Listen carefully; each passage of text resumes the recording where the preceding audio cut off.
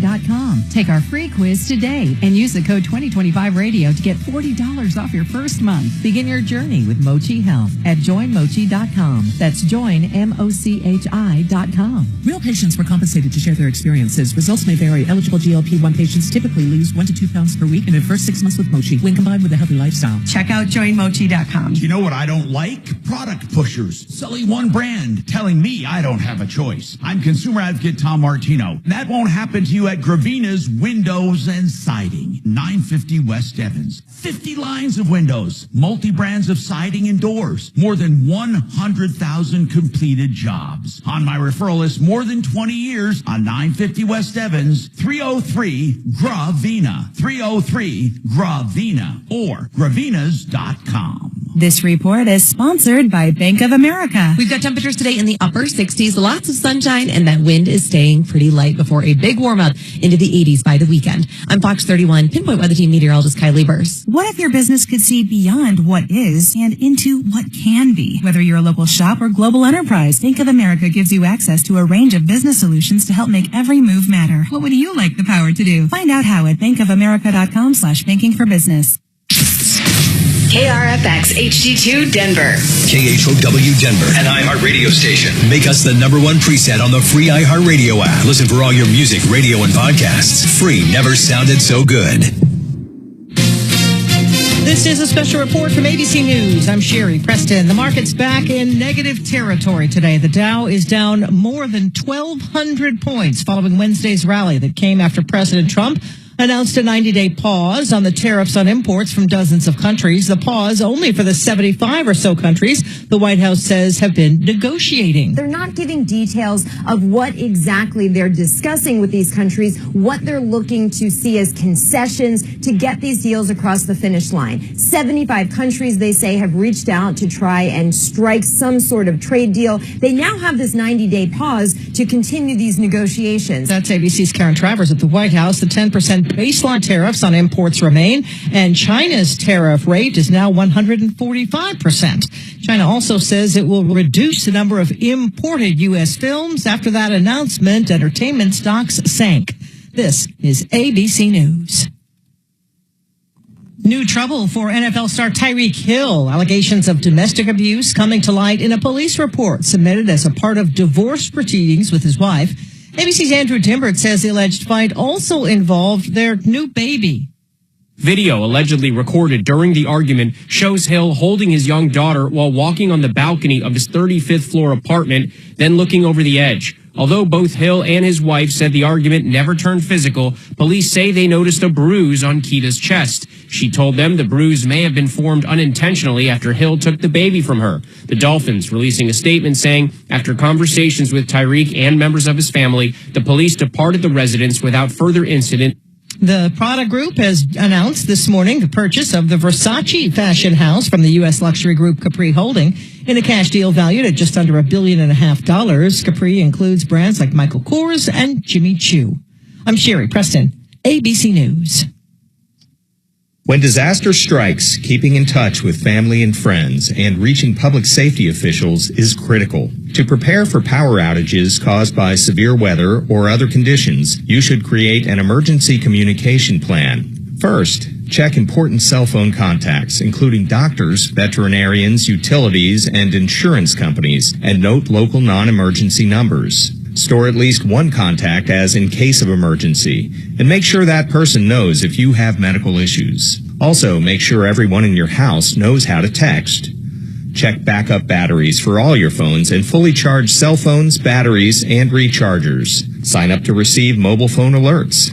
Back up and print out important personal data. You might buy a battery-operated, solar-powered, or hand-cranked radio or portable TV to monitor news. Start preparing today. For more info, go to fcc.gov/emergency. KHOW News Time, 10:03. A group of protesters is suing Denver's Auraria campus over how police treated them last year. The lawsuit claims the constitutional rights of the group were violated when they were arrested during a pro-Palestinian protest last April.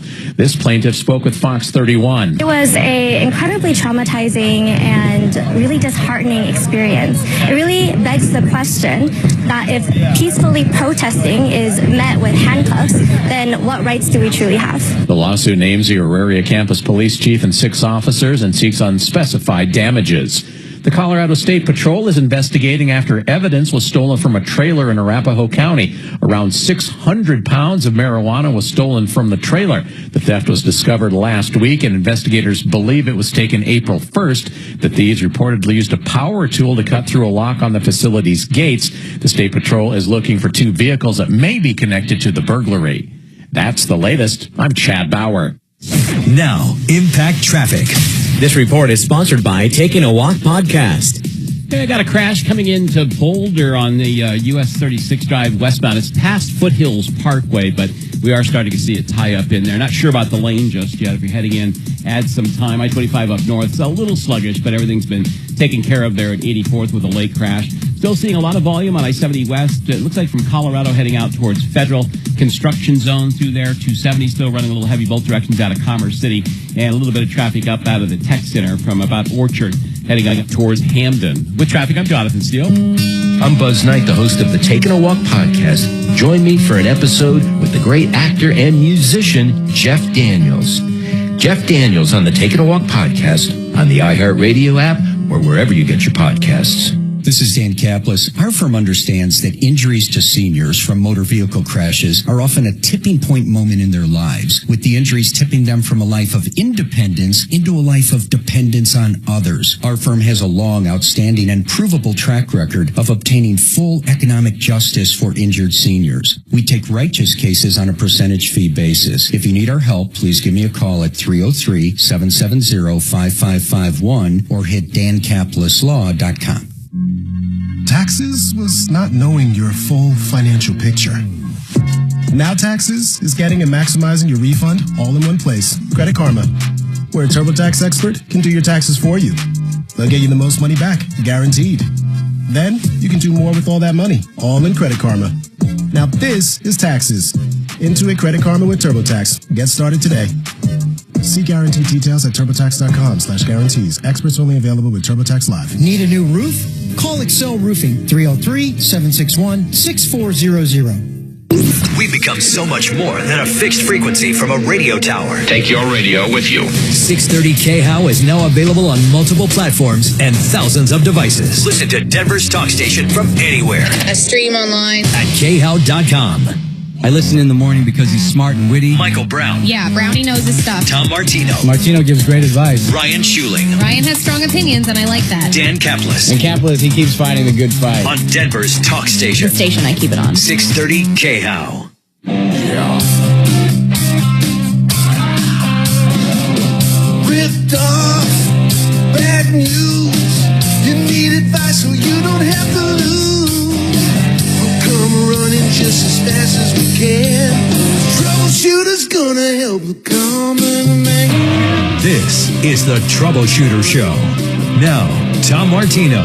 Welcome, my friends, to the only show that's got. We're here to solve problems, answer your questions, take complaints. We love helping you. In fact, to the tune, and I mean this, to the tune of over $300 million. Listen to that number. It's quite extraordinary. It's actually a lot more than that. There's a lot of stuff we just don't know how to put a monetary amount on.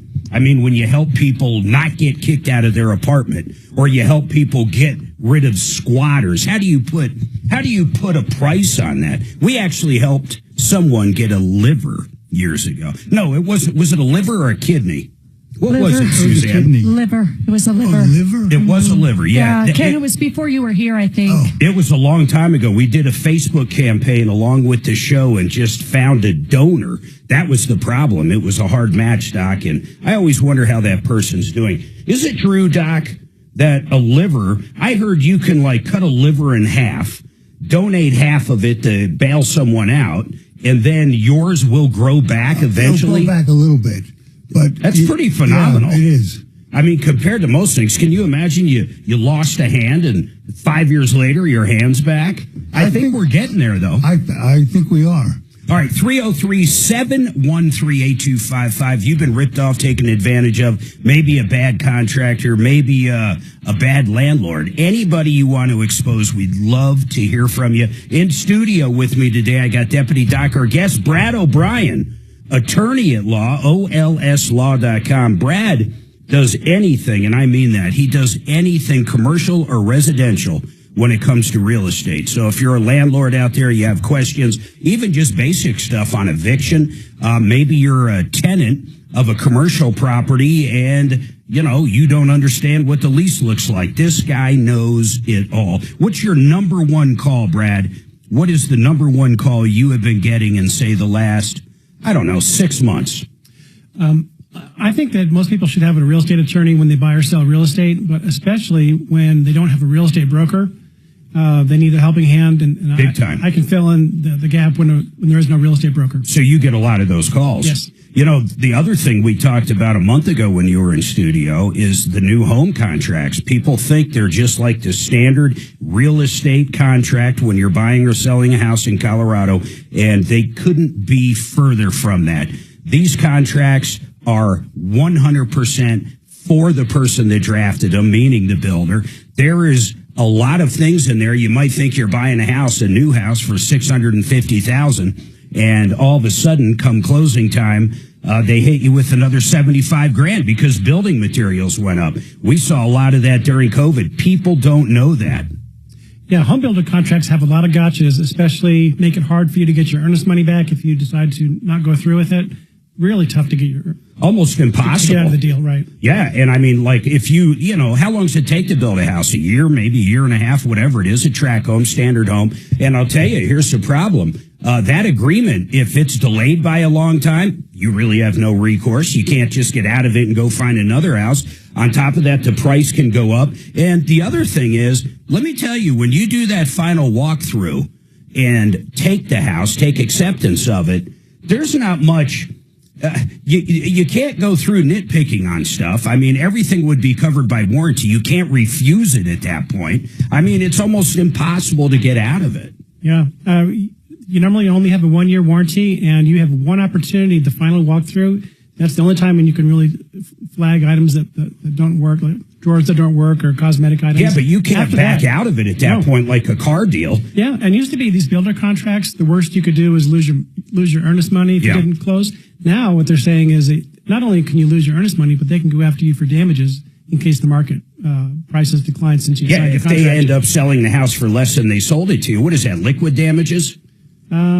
Liquidated damages, yeah. Yeah, so I mean, think about that. Like, all of a sudden you lose your job, you can't qualify, you lose your earnest money, and the next thing you know, the builder's coming after you for $50,000 because they had to sell the house at a discount. Really, if you're buying a home from these builders, please have the contract looked at. They're very different. We had a condo in Colorado Springs. We had probably 10 different callers call us up in a week's period. It was during COVID. And when their units finally got done, the whole building was being built. Everybody's condo was like $75,000 more. And some of them simply couldn't qualify for it. And they ended up giving it up. But the builder literally had other buyers lined up to pay the difference. So the people that actually funded the whole project, if you want to look at it that way, lost out. I mean, it's just not a cool thing whatsoever. So let's do this. Tracy, what is this update you have? Hey, Tracy. Hello. I helped with this one, Mark. Tracy, hey, it's Suze. Can you tell them the original problem with the AT&T that you called about? Yes, happy to do so. I received 2 letter final notices in March from AT&T. And Mark, I spoke with you back on, it was Thursday, April 3rd. Oh, okay.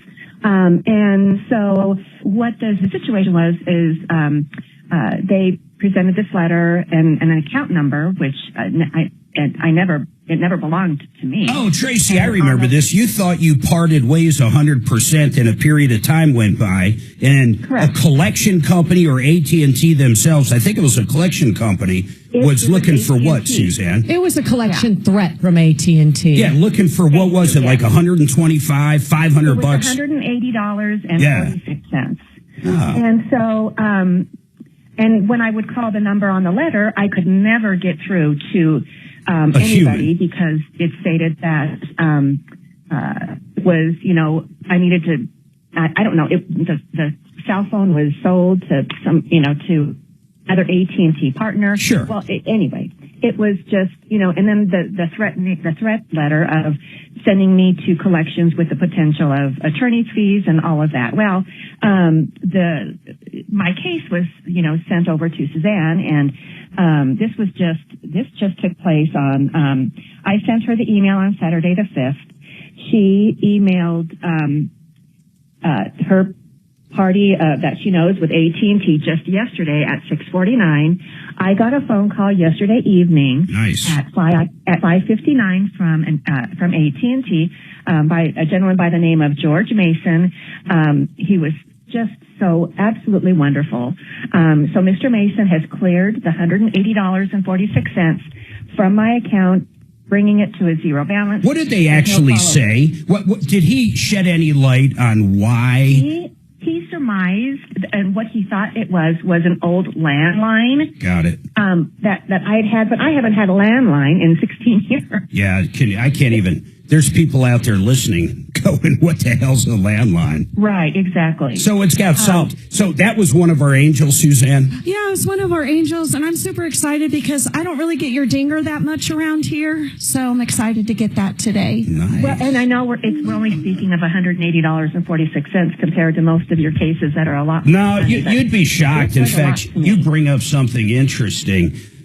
That dollar amount, anywhere between, say, 100 and 1,000, is really tough for the average person because you're not going to hire an attorney. A lot of people don't want to go through small claims court. I'm not sure why, but I get it. It's a pain in the ass, especially if you're doing it the first time. But we're here to help with that, too. Not legally, but the different steps you take.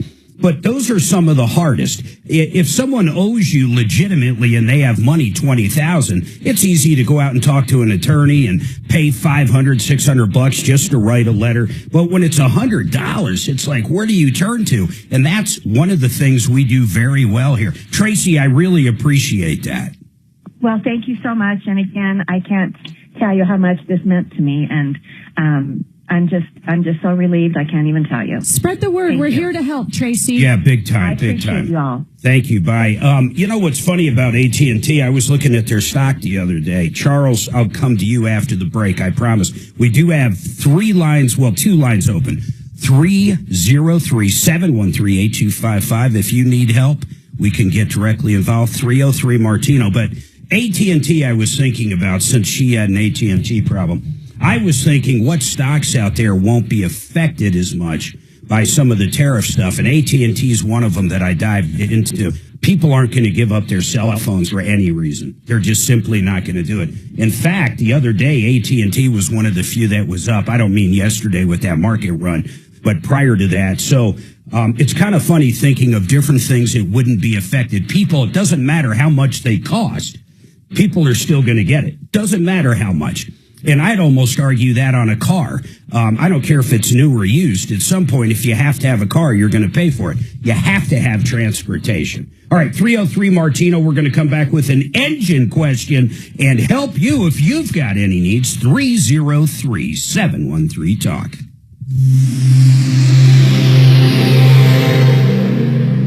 If addiction, trauma, depression, or anxiety are making you feel alone, the Raleigh House is here for you. With 2 locations in Denver, our team of professionals at the Raleigh House provides a premium level of care. Offering both inpatient and outpatient services, the Raleigh House can meet you where you're at. Our substance abuse and mental health services at the Raleigh House can provide a place where you can reconnect, find your purpose, and heal. The Raleigh House can help. Visit theRaleighHouse.com to get the help you need. That's the RALEIGH house.com.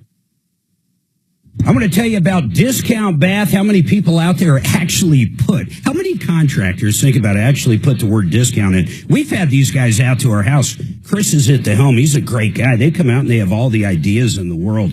Let me give you an idea. They looked at ours and said, hey, since you don't use that tub anymore, let's make the shower bigger.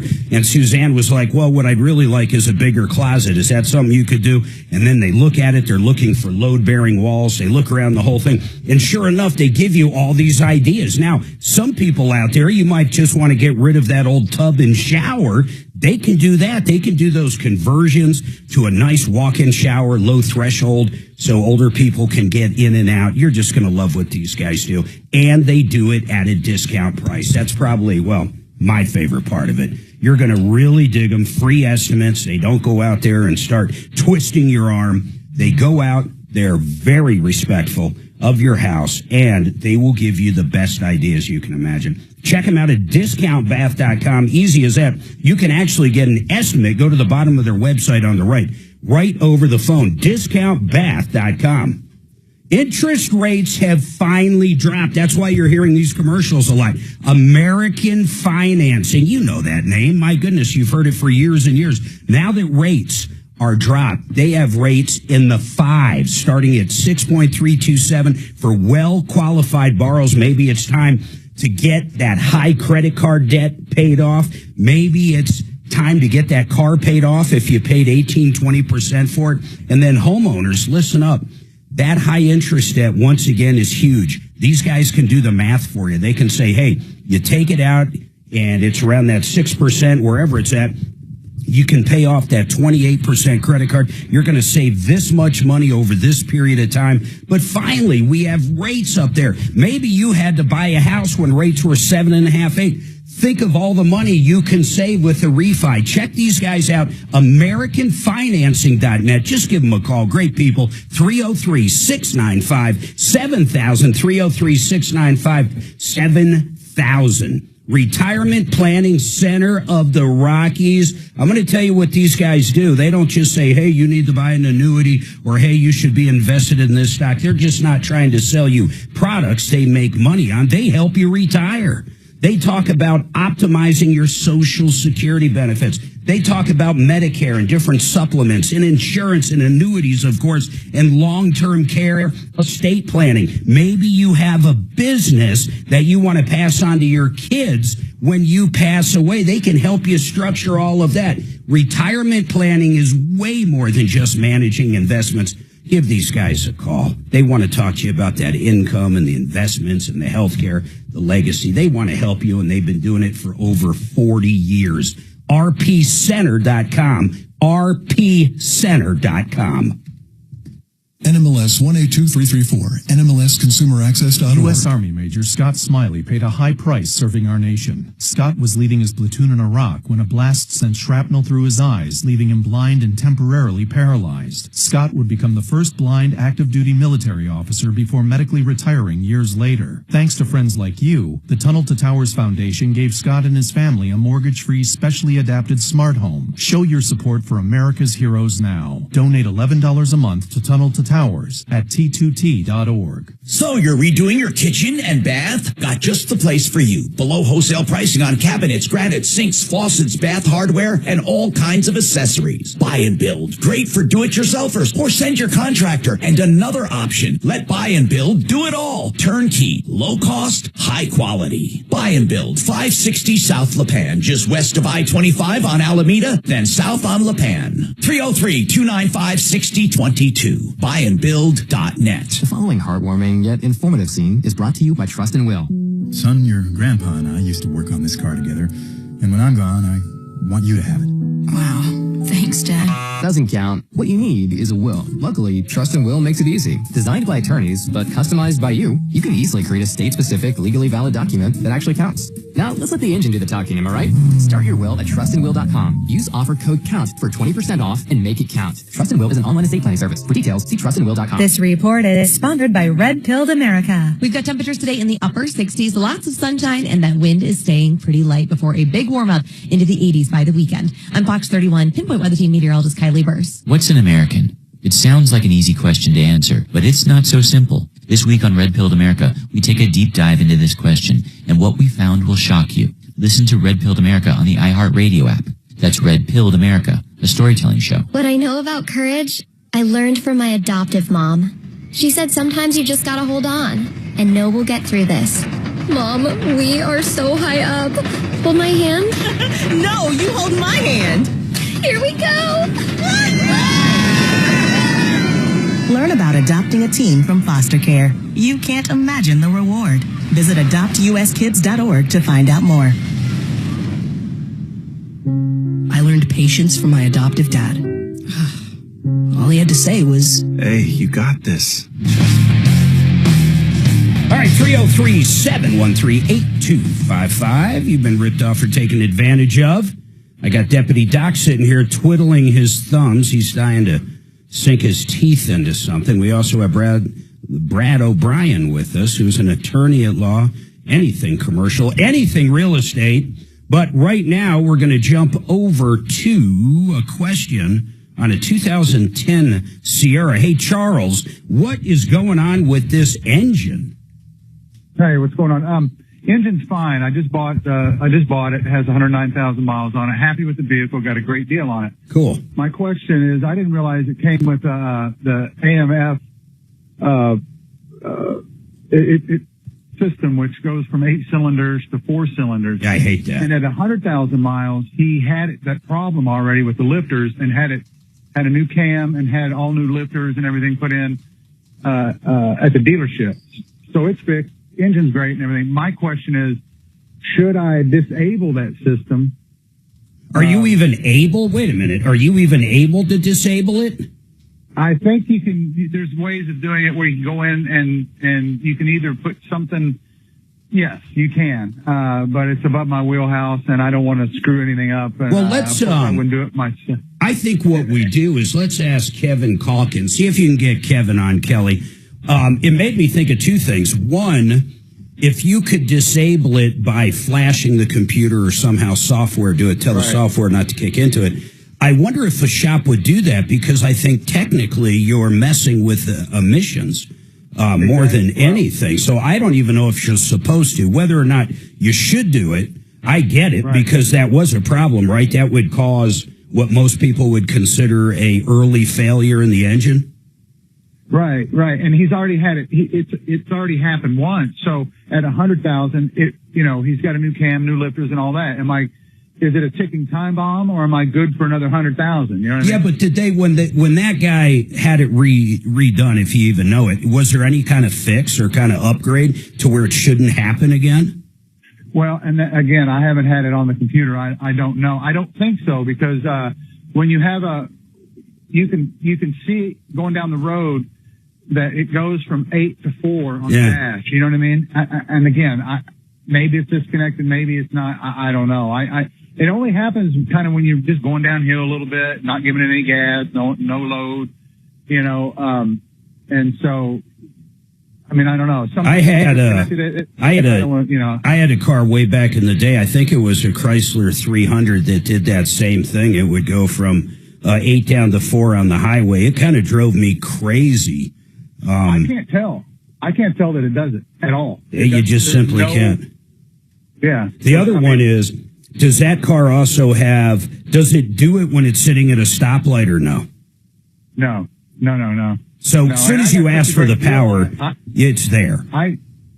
Yeah, and I've got such a great deal on it that I could drive it for a couple of years and sell it for as much as I paid for it. Yeah. Or give it to my son's 14, and in 2 years, he can drive it to and from. Yeah, hold on. I want to get Kevin or Jeff Vick on or somebody. Let me put you back on hold. Let's get an expert up and ask if they can do that. I'm a little hesitant if a shop would do it. I think Kevin would tell you, here's kind of how you do it, or where to find whatever the adapter is, or the flashing of the computer. But I don't know if a shop would actually do that, because I think it is tampering with emissions altogether.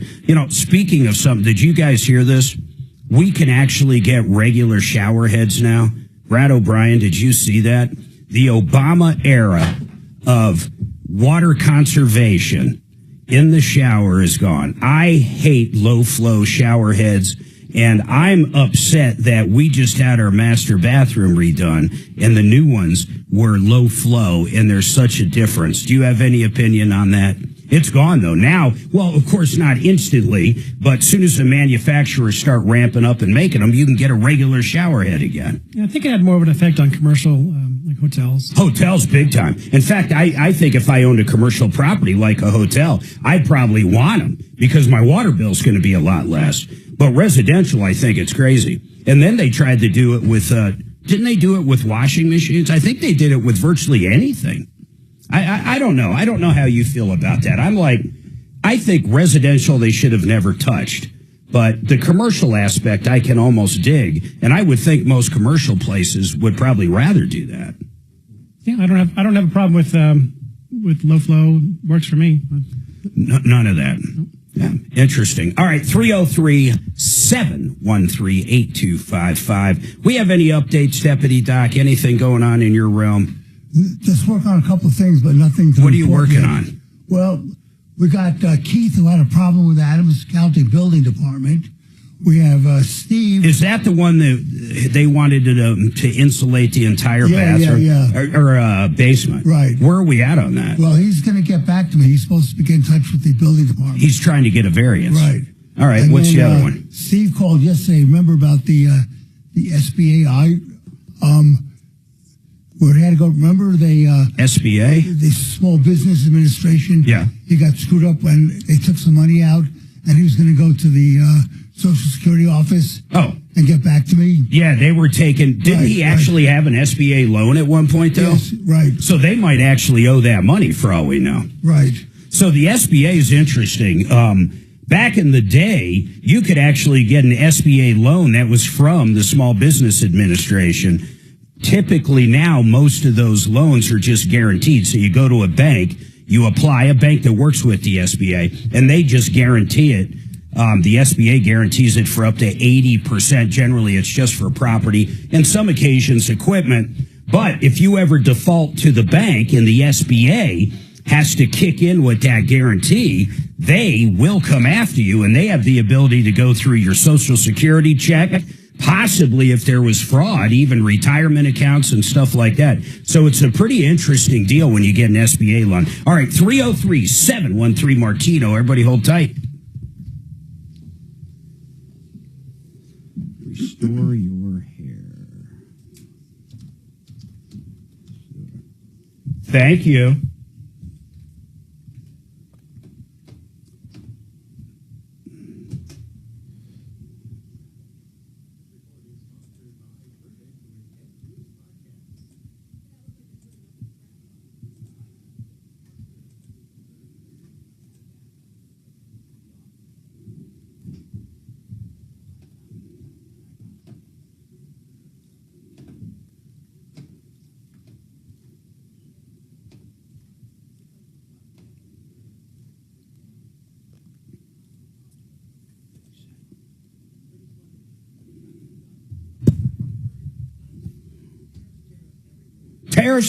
Tariffs.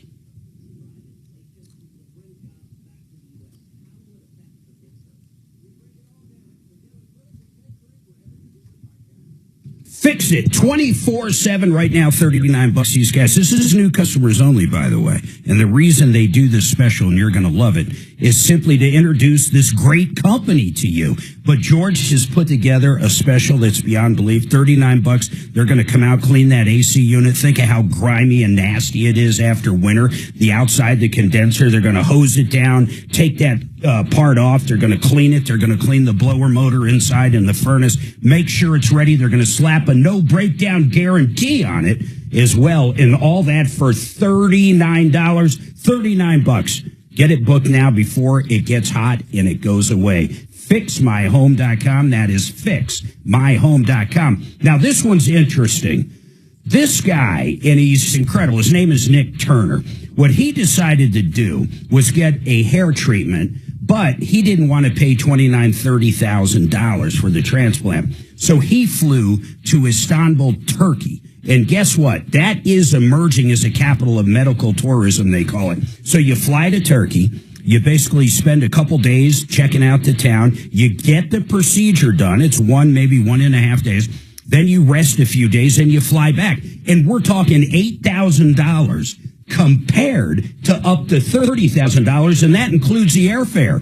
The aftercare is world-class. The staff is professional, and Dr. Nuri is a skilled physician. Save the money. You've been thinking of that hair transplant. Save up to, $22,000? RecoverYourHair.com. That's RecoverYourHair.com.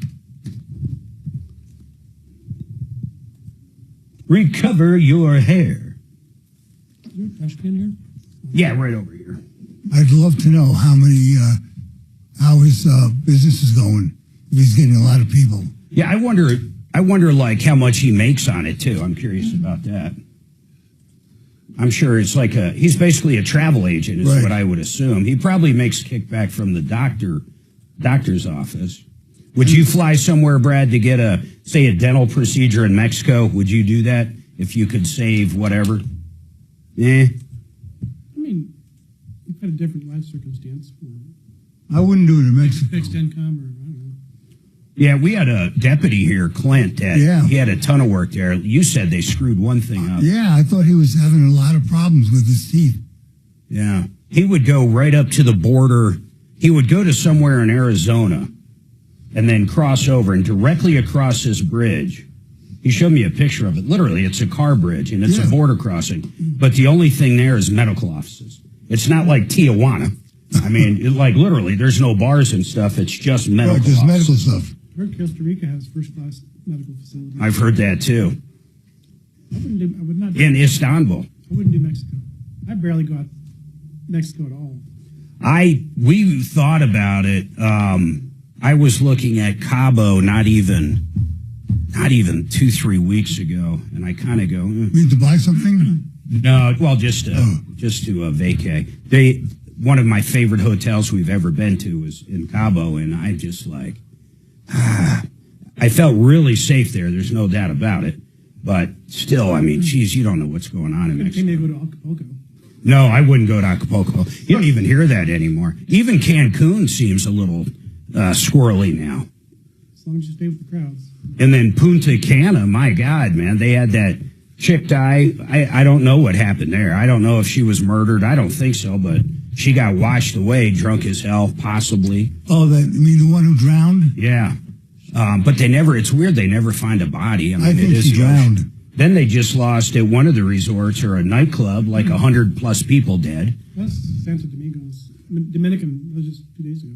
Yeah, that was a big one, the nightclub.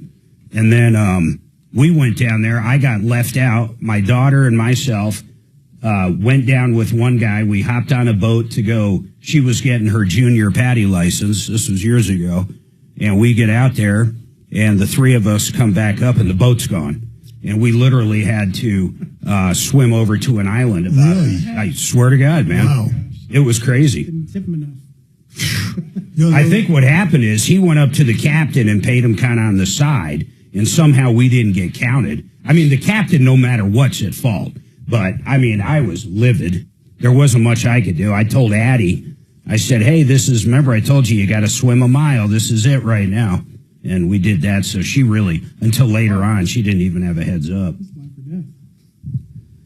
Yeah, we were lucky, man. It happened to be one where there was a reef and there was islands, within swimming distance. And you got oxygen and you got everything. All right, 303-713-8255. I would love to sink our teeth into a problem or any question you have, especially on real estate. Brad O'Brien will be asking you a lot of questions throughout the show, but I'm going to bring Charles back up. He had a question on an engine, and I'm going to bring our expert up, Jeff Vick. He's with Kimmer Transmission. And Jeff, listen, man, this one's curious. You know those vehicles? I'm pretty sure my Chrysler 300 years ago, it had that Hemi in it, and I think when you're on the highway, it goes from 8 down to 4 cylinders. You know what I'm referring to? Yeah, it's the active fuel management or displacement on demand. Yeah, so this guy's got a 2010 Sierra, and it does the same thing. He just bought it. The vehicle's running really good right now. The guy he bought it from had to put a new engine in it. at about 100,000 miles. Is that right, Charles? 110. When was the engine put in? No, he didn't put a new engine. What he did was he had the cam and the lifters replaced in it. So he did have the problem that it was normally, and he had the cam and the lifters, a new cam, 8 lifters. So let me ask you this first, Jeff, before I even get into his question.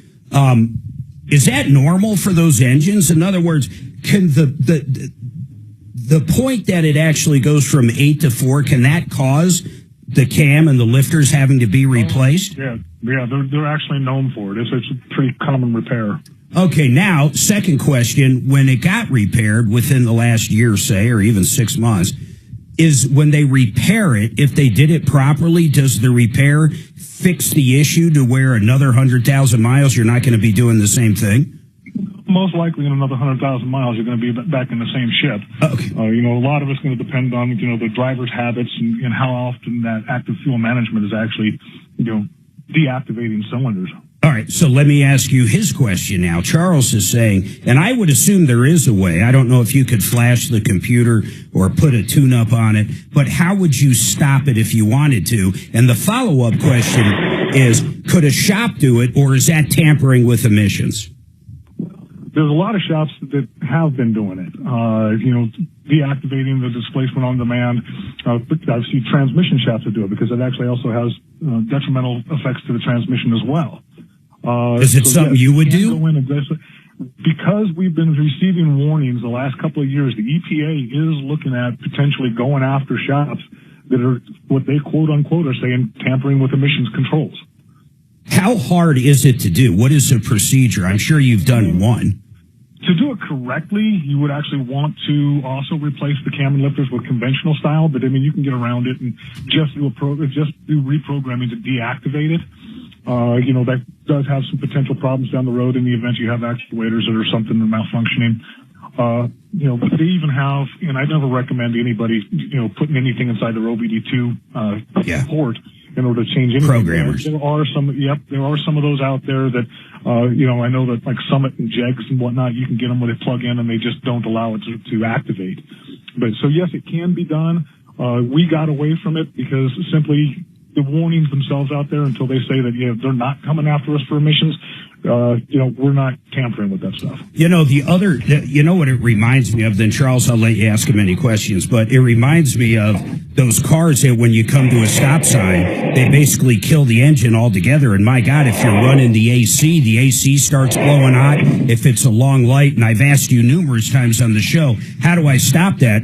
And my favorite answer from you is you simply push the button to turn it off, but you can't set it to always be off. You always have to push the button. You said you put a paper clip in there to stick the button. Yeah, it's actually what a lot of people are using is those bread clips that you get under bread bags. They snap those off, wedge it in there, and it keeps the button depressed. And that's it, because that's a pain in the ass with summer coming up. Now, my cars don't do that now, but they used to. Charles, you got any questions for Jeff? No, he pretty much answered it. I'm not messing with it. And it's already been changed at a maybe I got a few more, mileage out of it. What would have been perfect is if the guy that did it, or if you have to redo it at some point, that'd be spectacular if you got another 100,000 off of it. But, he should have done the different cams and the different lifters. And I guess that would have fixed it once and for all. Well, the dealer is the one who did it. So the dealer is the one who did it. So I'm sure, they did it just to spec. Of course they did. But get this, he paid almost $7,000. Wow. That done, by the way. Yeah, that's awesome, man. I went to sell, hey, Jeff Vick, Kimmer Transmission. This guy will save you a fortune out there, and I'm not kidding, people. If you check at the dealer and his work is top-notch, they rebuild everything right there, and you can reach Jeff at 303-693-1400. I'm sorry, what'd you say? Hey, me? Yeah. Oh, great. Hold on. Keep Jeff on. Hey, what's your question for Vic while we have him on, and what's your name? My name is Robert. Hey, Robert. So anyway, I'm getting ready to buy it's a 2015 Nissan Altima. It's from my company. They're giving it to me at a really good price. They replaced the transmission in 23. But the car, we've had plenty of these Nissans, and they kind of start acting up. Like it doesn't want to start right. Not this one, but I want to purchase it, but... Are you asking whether or not you should purchase it, or what's your question? No, my question is if Kimmer Transmission can check that transmission to see if there's anything wrong with it. Hey, it's been replaced. It was replaced in 23. Hey, Robert, that's a great question, Jeff. We hear about pre-purchase inspections, but since you're basically primarily just a transmission shop, what's the difference if someone has you check out the transmission compared to, say, like a Goodyear or a Firestone or, a Brakes Plus? I mean, what do you do different? And how do you tell if it's a worthy transmission? Obviously go farther in depth if we're seeing issues, putting on pressure gauges, doing other checks that other places, i.e., like you mentioned, a Goodyear or Firestone, are not going to be equipped to actually do. Still, like any other pre-purchase inspection, that's just going to give us a snapshot of today. We can't predict a catastrophic failure, but we can let you know the general health of it as it looks today. What do you charge for something like that? And then a follow-up would be, depending, of course, on the transmission. Some of them they claim aren't serviceable. I realize that's a bunch of BS, but do you go in there and look for, like, say, I don't know, metal shavings to make sure something isn't messed up there? I'm sure you test the fluid. But I mean, really, if it's driving and shifting good, we used to hear this. Here's kind of where I'm going. I used to hear, and I don't know if it's an old wives' tale or what, but you could put like sawdust in a transmission that wasn't shifting right, and sure enough, it would get rid of the symptom. But of course, it a month later, it could be worthless. Is that true? More so for stick-shift type transmissions. That were making noise. You might quiet them down for a little while. Of course, it'll just gum up and you've got a big failure on your hands. Other places and companies have sold all sorts of stuff over the years. Snake oil, like you say, coming out of a can. There's no such thing as a rebuild in a can. If it's broke, it's broke. Yeah, I love that. That's like my favorite back in the day when I had the Goodyears was I'd tell people they need a cat or something like that, and they'd say, well, I can go out to, Napa and buy a bottle of, God, what was it called? Guaranteed to pass, because they'd have to pass emissions. So they sold a product. They probably still sell it. It literally says guaranteed to pass. And you dump it in the oil, and I guess you're guaranteed to pass emissions. The problem is if you don't pass emissions, you got to go through 800 hoops to get your money back, so no one ever does it, Hey, Robert, any other questions for Jeff? I'd bring it over to Kimmer. Oh, I got one for him. How much do you charge for that, Jeff? That'd be $175. I think it's well worth it if that thing needs a transmission, Robert. Yeah, and it's a CVT transmission. And that's what my concern is. Yeah. Like I said, they replaced it in 23, but is that the only thing they check is the transmissions, or would they be able to check the whole car? Yeah, do you give it a good eyeball, like brakes? I mean, really, for that 175, Jeff, I mean, do you look at the whole thing or what? No, I mean, we focus primarily on the transmission itself, but if there's areas of concern, then we're definitely looking at them. Yeah, he'll check it out for you. He's done work for me. He's a good guy, Robert. On the transmission side, there's no doubt I wouldn't bring it anywhere else. I mean, he sells to municipalities. They rebuild it there. Unlike most places, he can actually give you different options. I mean, if you're only going to keep the car for 5,000 or 6,000 miles and you need a rebuild transmission, he's probably going to be able to save you money. So, I mean, they're just great guys. I appreciate that. Jeff Vick, Kimmer Transmission, 303-693-1400. We're going to take a break, come back, talk to Clint right after this. K&H Investera.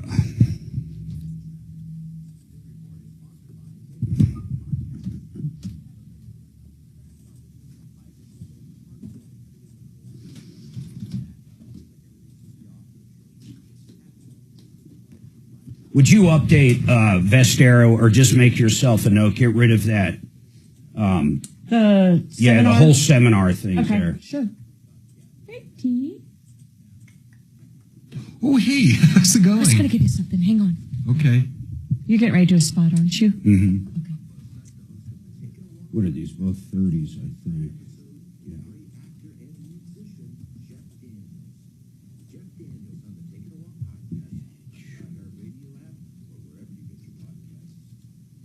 K&H Home Solutions, established 1956. That's like 68, 69 years ago. They have Alpine windows. They have a beautiful line of windows made right here in Colorado for people in Colorado. You got a nice house up in the mountains and you want that perfect window for not just durability, but the energy efficiency and the beauty and the custom fits. Very low maintenance. I want you to check these guys out. They also have Provia soft light windows. They have diamond coat siding. If you're looking for something on the outside of the house, these are your guys. And by the way, they now do painting. They have an entire department that does exterior and interior painting. Call for a free quote, 303-421-7100 or khwindows.com. Now I want to tell you about Vestera Investments. Listen to this. They had this seminar last weekend. It was standing room only. You can learn about 45% or more annual returns without the conventional risks or hassles. You got to call up and talk to Barry.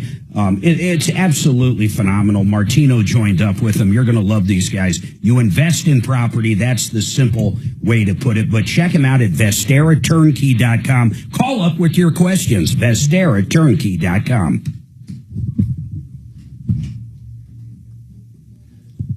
What was that, Suze? Did you need me? Oh, I was just thinking, I tried to ask Tom, but he didn't answer me. But I was just thinking, you see him more than I do these days, and I just wondered, would you be able to hang on to this and give this to him? It's his tag renewals for his vehicle. Oh, great. It's his stickers. Yeah. So I can give it to him tomorrow. Yeah, it came into the mail. Are you going to there tomorrow? Oh, perfect. Would you make sure? Absolutely. Yeah, I'll be happy to. Sweet. Thank you. Yeah, you're welcome. Who's Doc? Are you going to be here tomorrow with the guys? Yes, sir. Cool. Well, you'll be here at the helm then because we're going. Yep.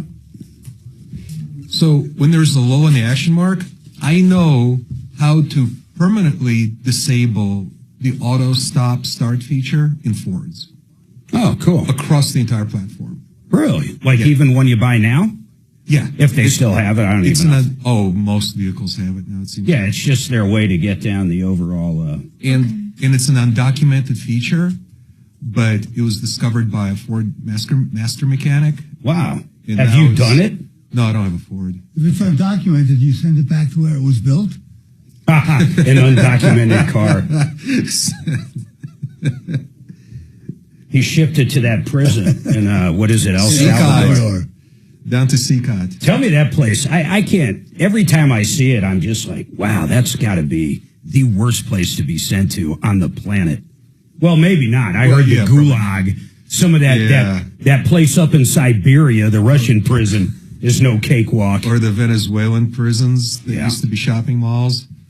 Is that what they were for real? I didn't know that. Yeah, well, because shopping malls went out of business. If you're gonna commit a crime, you got to do it in one of the Scandinavian countries. Yeah. If you see what their prison cells are like, they have beds and a desk and a TV. Yeah. It's like a hotel room. Coffee machine. Retirement plan. So this guaranteed to pass, now it's guaranteed or double your money back.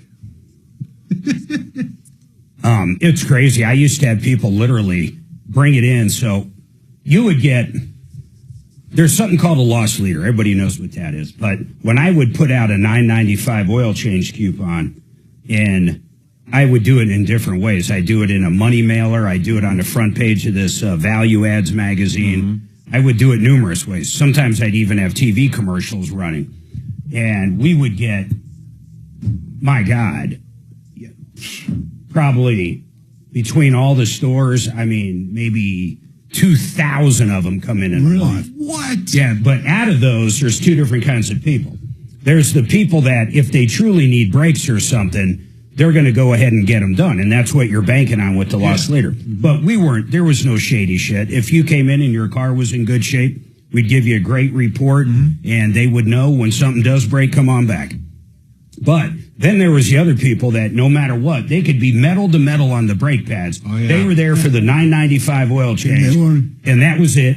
They'll go home and slap their own brake pads on. And those were the ones that would come in with like the additives they bought to guarantee the pass, or the additive you put in the gas that gives you 100 mpg more than your car gets. I mean, it's so funny. The mentality all comes into the same brain. Remember that Slick 50 additive? Slick 50, yep. That was a big one. It was huge in the 80s. Did you see that text I sent you guys of the that one that I found in our garage?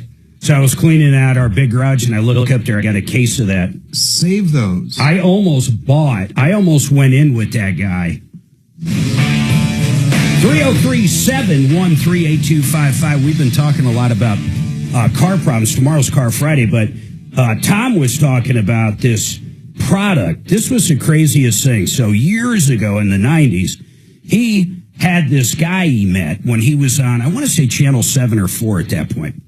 And they went out to a track, and they drained all the oil out of this car. And I'm talking to Brad O'Brien, by the way, Dimitri, Deputy Doc, my beautiful wife, Suzanne. They're all here today, so we'd love to hear from you. But here's the deal. They drained the oil out, and he did this as a news story. And then they, put the cap back on, and they pour less than, I'm trying to think how to explain this, not maybe a half a quart, maybe even less than a half a quart of this product in there. No, I'm sorry, 100% I got this mixed up. They poured it in before they drained the oil, and they drove it around the track just to get everything mixed together for about 10, 15 minutes, whatever that looks like.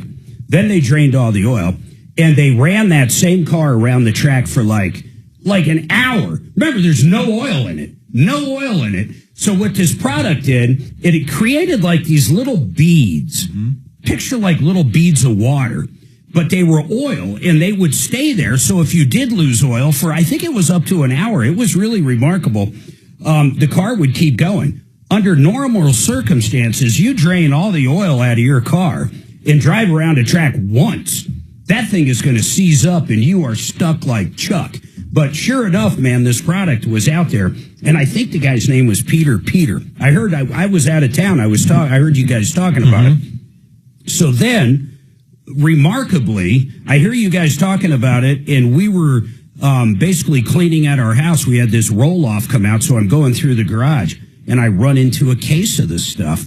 And it's so funny because it's got the old Troubleshooter.com sticker, which has not been around. Everything got moved from Troubleshooter to referral list because that's what it is. 25 years ago, and this actually had it. But I almost went into business with that guy years ago, but I think he died. He actually made it right down off of Santa Fe. He had this big warehouse, and he literally would order in whatever recipe it was, and then he would mix it there, and he had a bottling machine there. That was pretty impressive for the 90s. You would fill up the tank with the good stuff, you'd mix it up, and then it would self-bottle. It was really cool. That's pretty amazing. I'll bring one in now. I'd be terrified to try it. Mark, I don't even think I'd put it in a car these days. I don't know if it would screw it up. Yeah, that's one of the questions I have for Kevin on Car Day tomorrow, because I'm wondering how this kind of additive would affect the variable valve timing gears and the entire VVTi system. Even beyond that, would it void the warranty? I mean, just like that. And by the way, the two inventors, I looked up the patent, and the two inventors were named, you probably remember these guys, Jack Mack and Patrick Mack. Patrick Mack. I don't remember either of them. So I remember a guy named Peter. He was definitely of Asian descent. Okay. And he was a very smart guy. I don't know if he ended up buying it from those guys, but what was the product called? What does it say? Oh, so I'm looking at the... I don't think you're I'm looking at the patent. Yeah. And so I got the patent information and the attorney who filed that patent. He might have bought it. So, yeah, it could be. It was called CLM, right? That's it. In fact, that's what's on that bottle. Yeah, and there were these little metallic components in this additive that provided a boundary film in between the metal components Think of of the how engine. cool that was for back then. I mean, literally, your oil could drain out and you're still driving this car for an hour. Hey, Clint, what's going on with you? Yeah, I bought a 2006 Kia Sorento, and it was on his lot, and he had to jump the thing to get it going. But he had put a battery in it that was barely holding any kind of charge. And later on, so the check engine light wouldn't go off. And I've had nothing but troubles from this thing since then. I've spent $5,000 trying to get it to where 5,000. Like, wait a second. I'm sorry, Clint. Let's kind of back up a little bit. When did the check engine light first come on? Probably about 3 days after the car was in my possession. So how'd you get it? Was it passed down to you? Did you purchase it? What? I purchased it off of a 3B Auto. Okay, so you bought this, and it looks like it's a 2008 Sorrento, a Kia Sorrento. Yeah. So the 3 days afterwards, was it driving okay, and the check engine light just came on? Yeah, it was driving okay. And then what was the first diagnostic or the first trouble code that got pulled? I mean, did you bring it back to the dealer? How did you start down this road of spending $5,000 on this 08 Kia? Yeah, I took it to a mechanic. Okay. And it was saying the crankshaft sensor. Can you imagine buying a car and you hear the word crankshaft in the first 3 days? Hey, hold on a second, man. I promise I'll come back to you first after this break, and hopefully we can help you out here, Clint. $5,000, and my understanding is it sounds like he still has the same problem. I can't wait to hear the name of the shop. That and a lot more. 2 lines open, 303-MARTINO, 303-713-8255. Who wants what beverage? Didn't he say... Do you have an IPA? Okay, no, never mind. I got my coffee. The guy had to jump the car to get it started when he on the lot? Did he say that? Yeah. I didn't hear that. Why the hell would he buy that? Yeah. Didn't you were listening, right? Didn't he say that he had to jump the car to get it started on the lot? Yeah. That kind of not a good sign.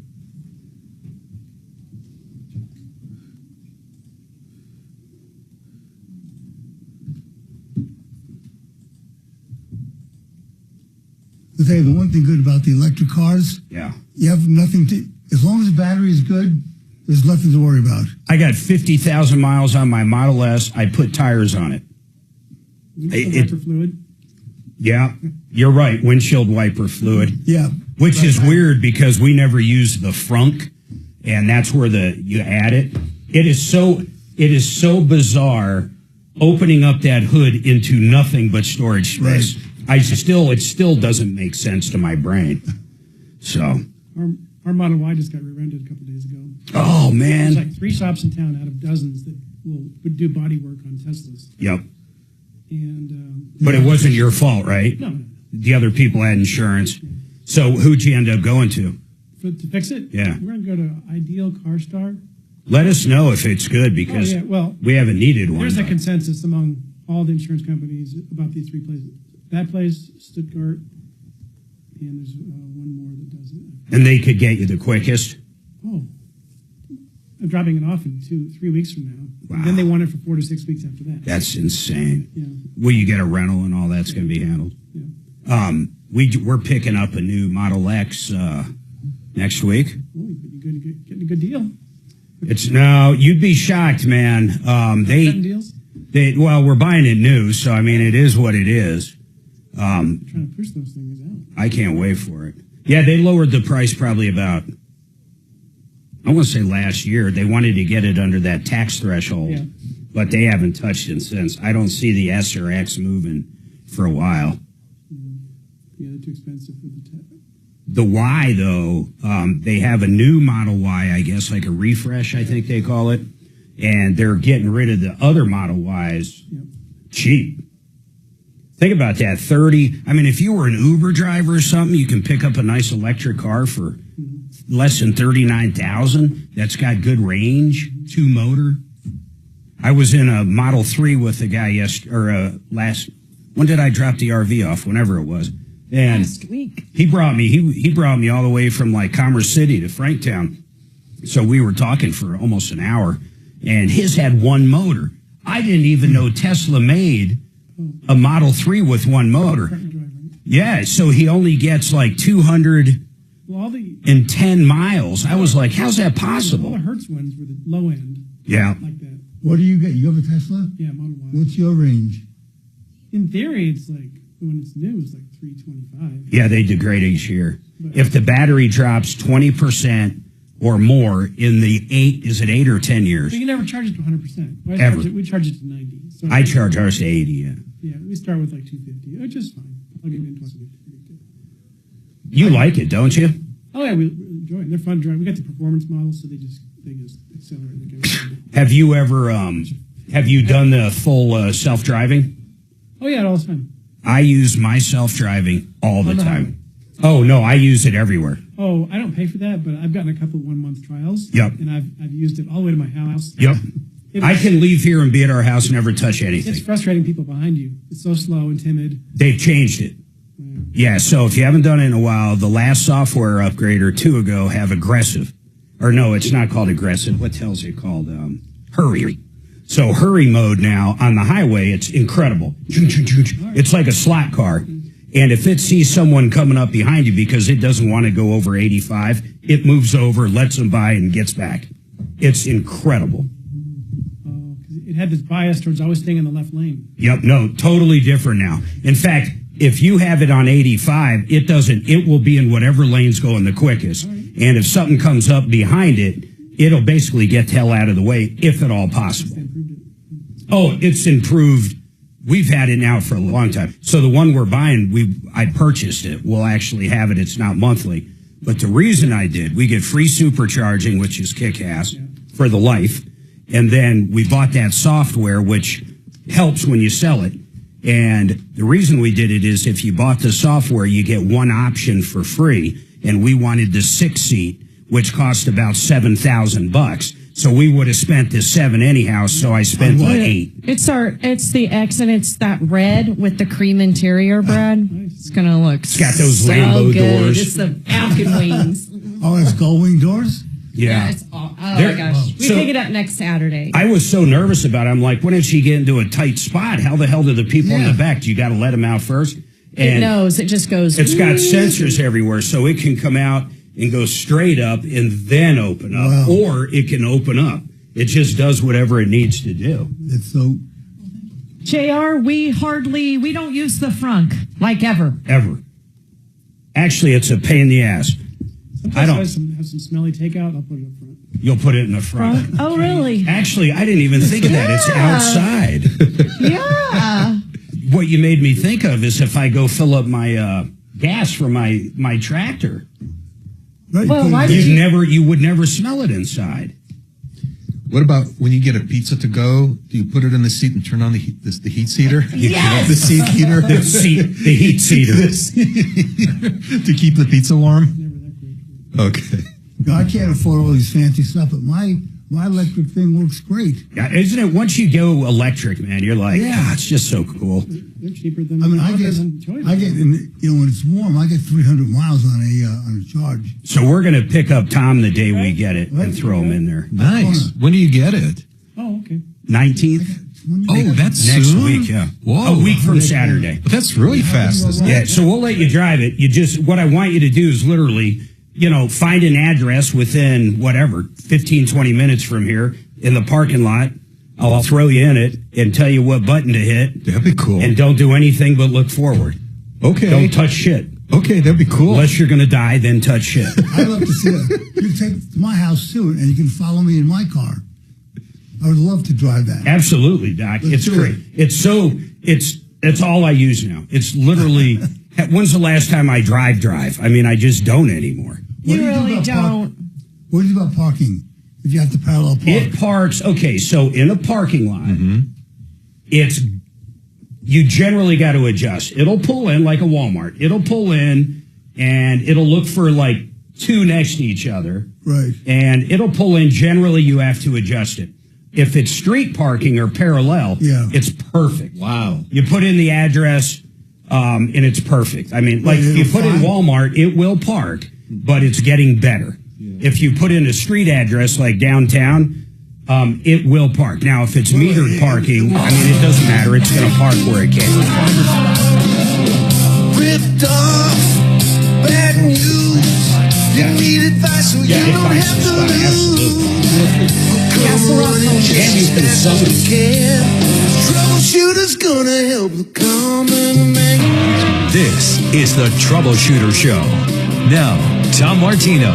Welcome, my friends, to the only show that's got. We're here to solve problems, answer questions, take complaints.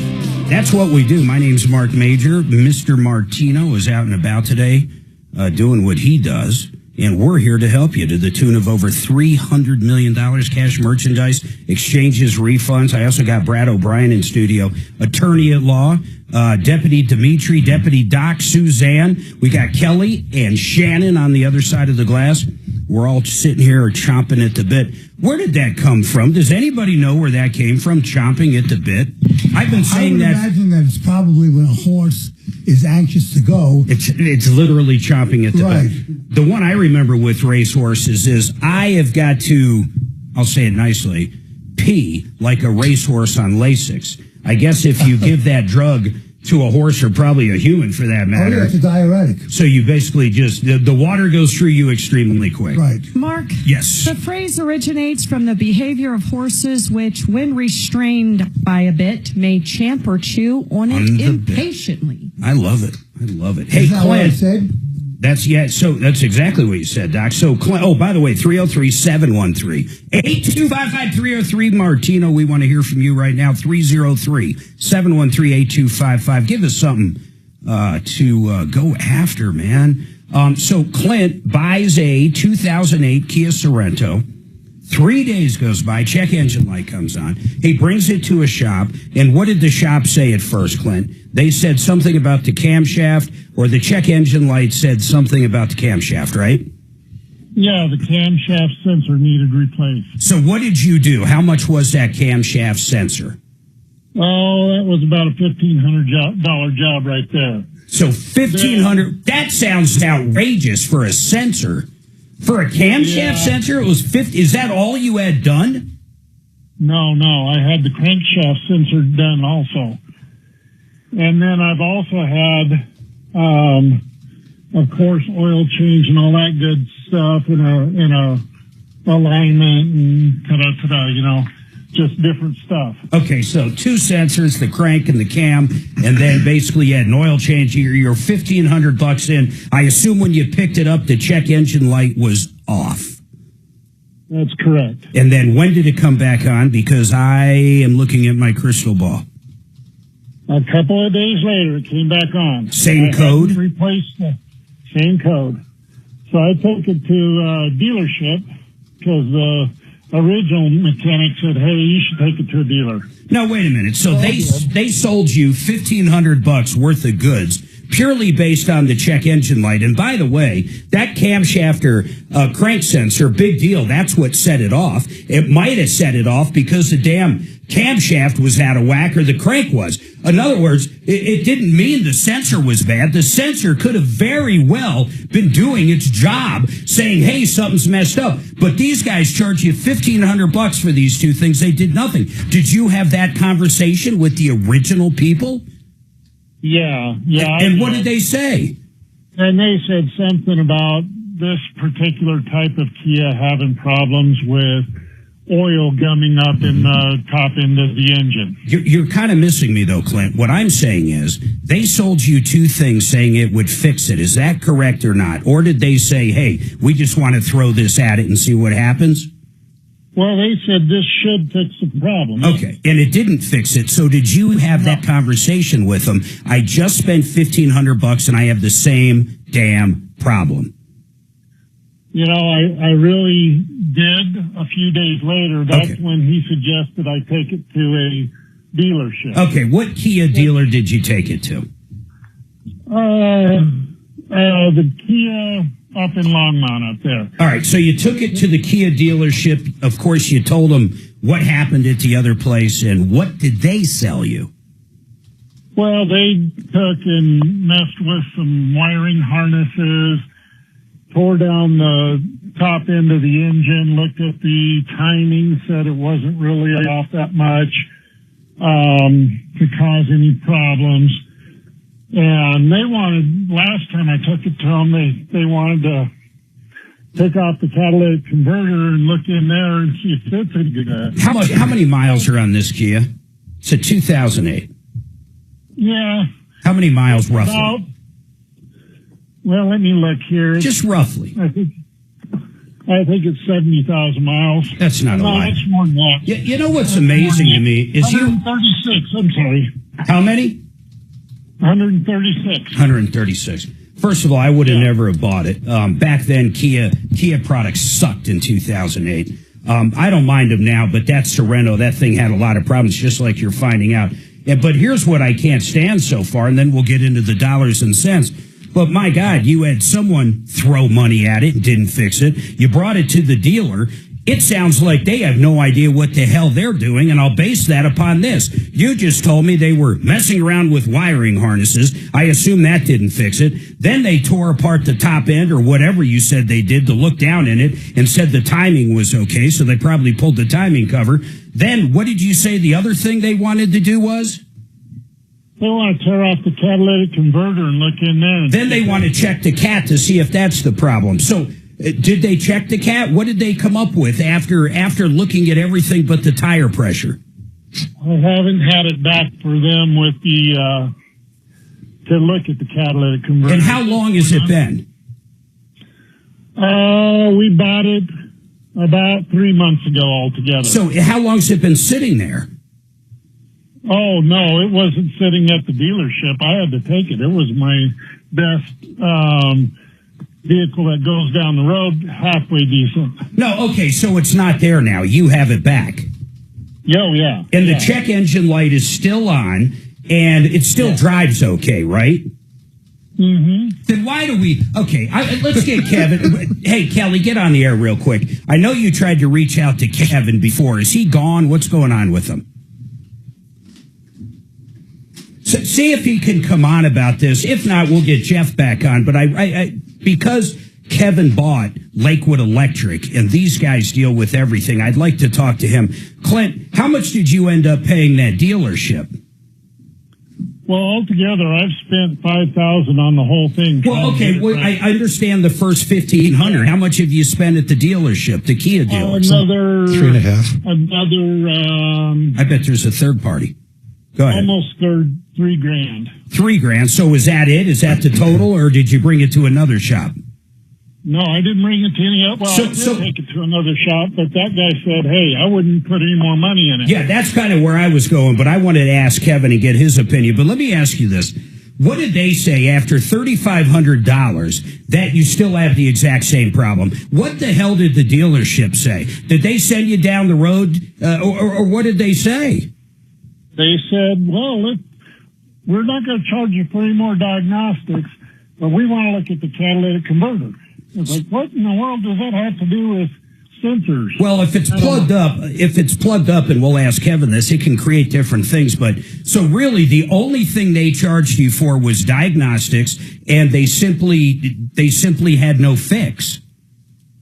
Right. Well, yeah, they tried this and that and the third thing. I am so sick and tired, especially dealerships. First of all, you pay out the ass. Let's just say what it is. You know what? Some of these places have $200, $300, $400 an hour book rate. Think of that. It's like an attorney. I mean, really. And here's the problem. The people that are doing it a lot of times know nothing. Mm-hmm. You're talking about a kid that basically got some kind of, I don't even know what he did. He went to Votech. He didn't work for the dealership. I mean, I'm not saying there's not great technicians. They're great ones. But someone that spends $3,500 of this poor guy's money, and he's got no answers, no fixes, and really no parts either, right? I mean, that was all labor, Clint? No, it wasn't all labor. They're the ones that did the crankshaft sensor. They're the ones that they did that wiring harness and all kinds of nonsense. But none of it did anything. Right. You know what? What a piece of crap that dealership is. What is the name of that one? I'd love to get them on to understand how they justify charging this guy $3,500 and literally he got nothing. He got nothing. He got nothing of value. He got nothing. His car does the exact same thing. So, Clint, is it my understanding then that after the dealership did all this work, they acknowledged that problems still exist with your Kia, but they don't know what the problems are or how to fix them? Is that kind of what this boils down to? Yeah, exactly. All right, hold on. We got to take this break. We're going to come back, and we're going to get Kevin up, too. That was a great question, Dimitri, and we'll let you finish that answer, Clint. But I got to stay on track. I start getting worked up because we just dealt with one. I think it was another Kia dealer. I think it was Arapahoe Kia. And I went down there personally. They spent this guy's money like it was nothing. And this guy was a hard-working stiff, man. I mean, he was a truck driver, works his ass off for his money, older guy, and they were sticking it to him. They were just throwing stuff at this vehicle, and no one could figure it out. Finally, after they spent $4,000 or $5,000 of his money down there, they had to call in Kia. Kia sent someone out, and Kia figured out what the problem was like that. So whoever was working on his car at Arapahoe Kia sucked. And I'm telling you, these technicians now know nothing. And we're going to talk about that and a lot more after this. They're ridiculous. They really don't. They know how to like change brake pads. But as far as diagnostics, they know nothing anymore. I'm sure there's some good ones, but the majority of them in the last few years suck. I agree. Is this the guy who showed up and says, my car needs a new transmission? That's the guy. That's how that got started, though. Hold on. Yeah. That was exactly him. Yep. KH Home Solutions, 1956 is when it was started. If you're looking for the most beautiful windows or siding or entry doors or sliders, you got to call up K&H. You're crazy not to have them out, at least for an estimate and ideas. They can help with color. They can help with anything. And their new line of windows from Alpen Windows, absolutely gorgeous. High craftsmanship, super insulating windows made right here in Colorado for Colorado. Check out all their products, khwindows.com. You're going to love them, khwindows.com. Vestera Turnkey. You want to learn about making 45% plus of returns every year. You got to call up Barry Miller and the gang down at Vestera. He's been doing it in Colorado for folks like you and me for 30 plus years. He teamed up with Martino to bring along some of that other part of the investment side. Basically, you're investing in property, and it's all backed by a deed in your name. It's not like you're just giving money out. You got to check it out, though. VesteraTurnkey.com. Make the appointment, the webinar, meet him in person. VesteraTurnkey.com. Hey, Jazz found something. I don't know if you're interested, so just hear this for Nashville. I don't know if we want to present it to the group or not. What is it? But, so I said, she's like trying to coordinate a dinner or whatever for all of us. And I'm like, well, I definitely know we'll want to go to Kid Rock's place, okay? Hell yeah. But they don't take reservations. But for $200 a person, it includes 3 hours of unlimited beer, alcohol, drinks. Each person chooses appetizer, side salad, main course. It includes VIP entrance, guaranteed good seating, and all sales tax and gratuity is bundled up in the $200 a person in Kid Rock. I don't know if you want to present that to the group or if we just want to try to show up and be a group. I think we just show up. I mean, I don't know about I don't know either. I mean, it would be nice to probably want guarantee to us all together, but it's like, do we want to ask everybody to fork up $200 a person? Yeah, but, Dave might want to be with the Van Halen band on the first floor, where we might want to be with the country band on the second floor. I don't know. It's an idea. I don't mind floating any of that out there to the group. Okay, sorry. Just so you know, you probably have 1,000 texts in this group text right now. Okay. Is it with all of us? Yeah. All 12 of us? Almost? Not the YouTubie's wife. I don't know her number. Okay. And not Jazz's dad. I don't know his number. But everyone else. And not Doyle. Really, any ideas? I don't know. $200 for dinner at Kid Rock's place. Well, it includes unlimited beer, alcohol, drinks. Each person chooses appetizer, side salad, main course, VIP entrance, and guaranteed good seating. It includes the sales tax and gratuity in that amount.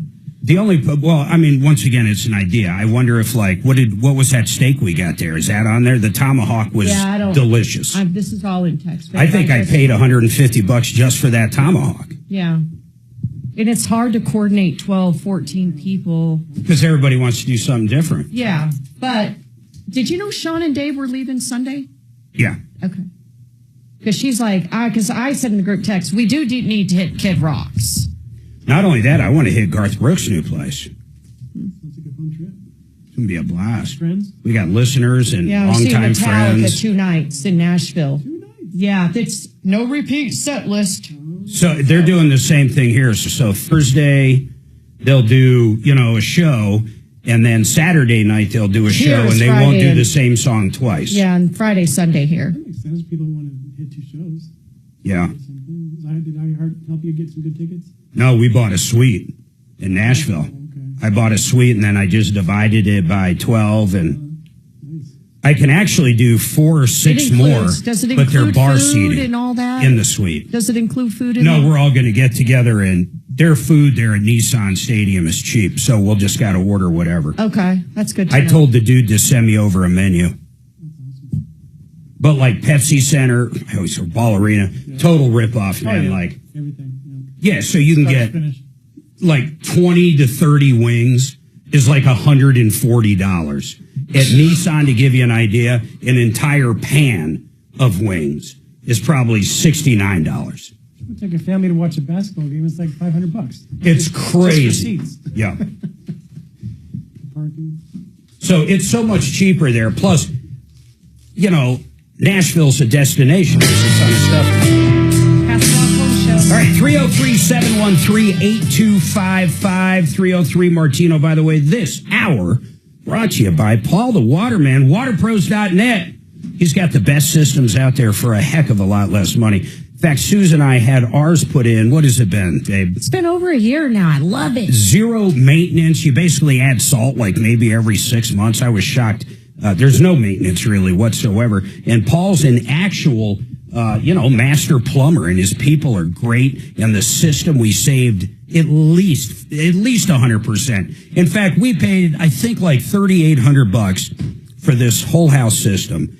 And I think the competition was over 9,000. It wasn't even close. We got 3 or 4 bids like we always do. But if you need anything with water, point of views, they've got a new system that does the water softening. On top of the water softening, it gets rid of forever chemicals in your entire house, all that plastic, and he's going to throw in a point of use, a reverse osmosis right there at your kitchen sink. All that for under $4,000. Competition's over 12. Check them out at waterpros.net. You got to mention the Troubleshooter Show. All right, so we're talking to Clinton. We have an expert now, Kevin Calkin, Sheridan Auto Tech. Hey, Kevin, what's shaking, bacon? Hey, Mark, what's going on? Hey, man, look forward to, well, actually, I'm not going to see you tomorrow. We're, Suze and I are running out of town, but you guys are going to have a full house here. Cool. You guys are going to have a good time. But listen, this one's curious. So, first of all, I'm really upset with this Kia dealer. But yeah, Clint, so he buys an 08 Kia. And would you agree with me, an 08 Sorento or pretty much anything Kia made in the early 2000s is junk, or do you not agree with that? Yeah, depending on mileage and everything else, they're usually pretty wore out by the time you get them. They're beat to hell. He had 136,000. So he buys it. 3 days later, check engine light comes on. He takes it to a shop.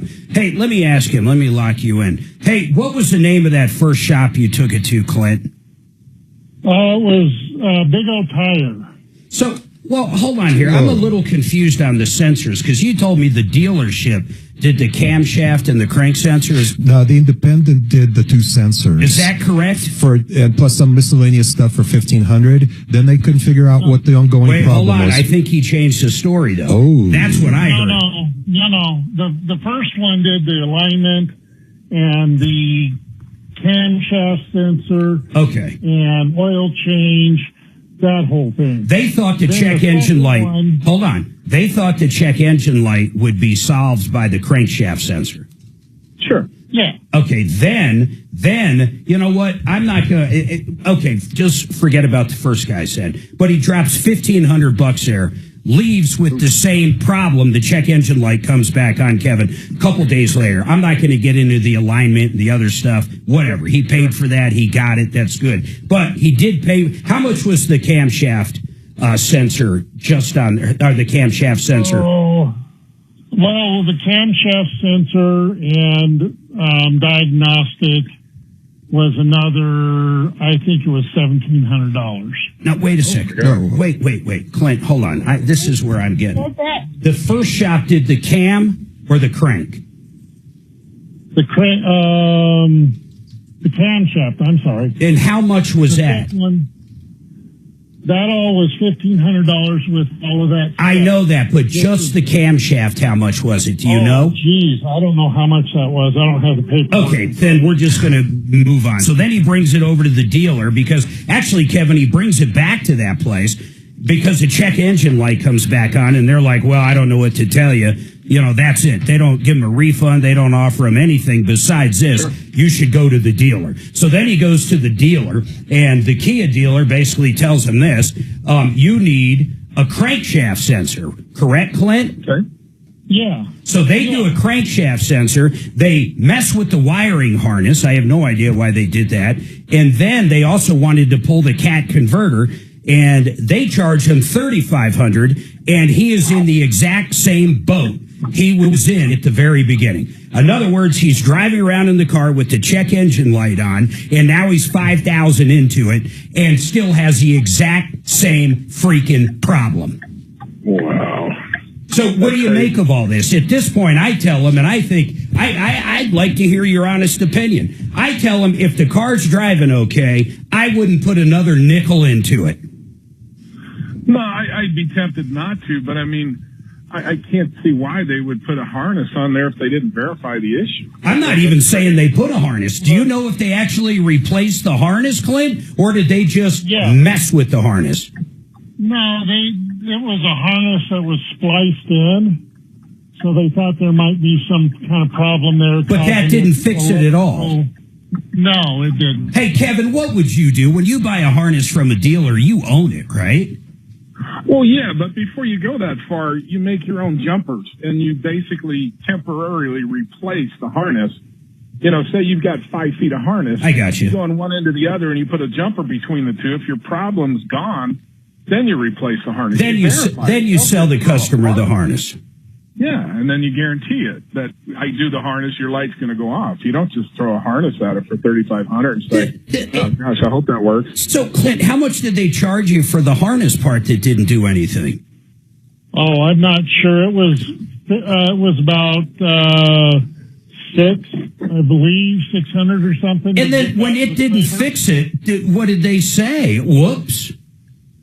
Yeah, they said, well, we're not going to charge you for any more diagnostics, and we're going to keep digging at this.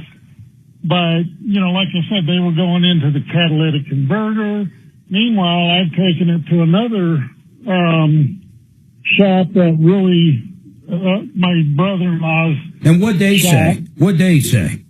They said I wouldn't spend enough. Yeah, exactly. That's what I said, and I agree with that at this point. Yep. What I'd like to do though is try to get you some of that damn money back from the dealer. What the hell's the name of this dealer?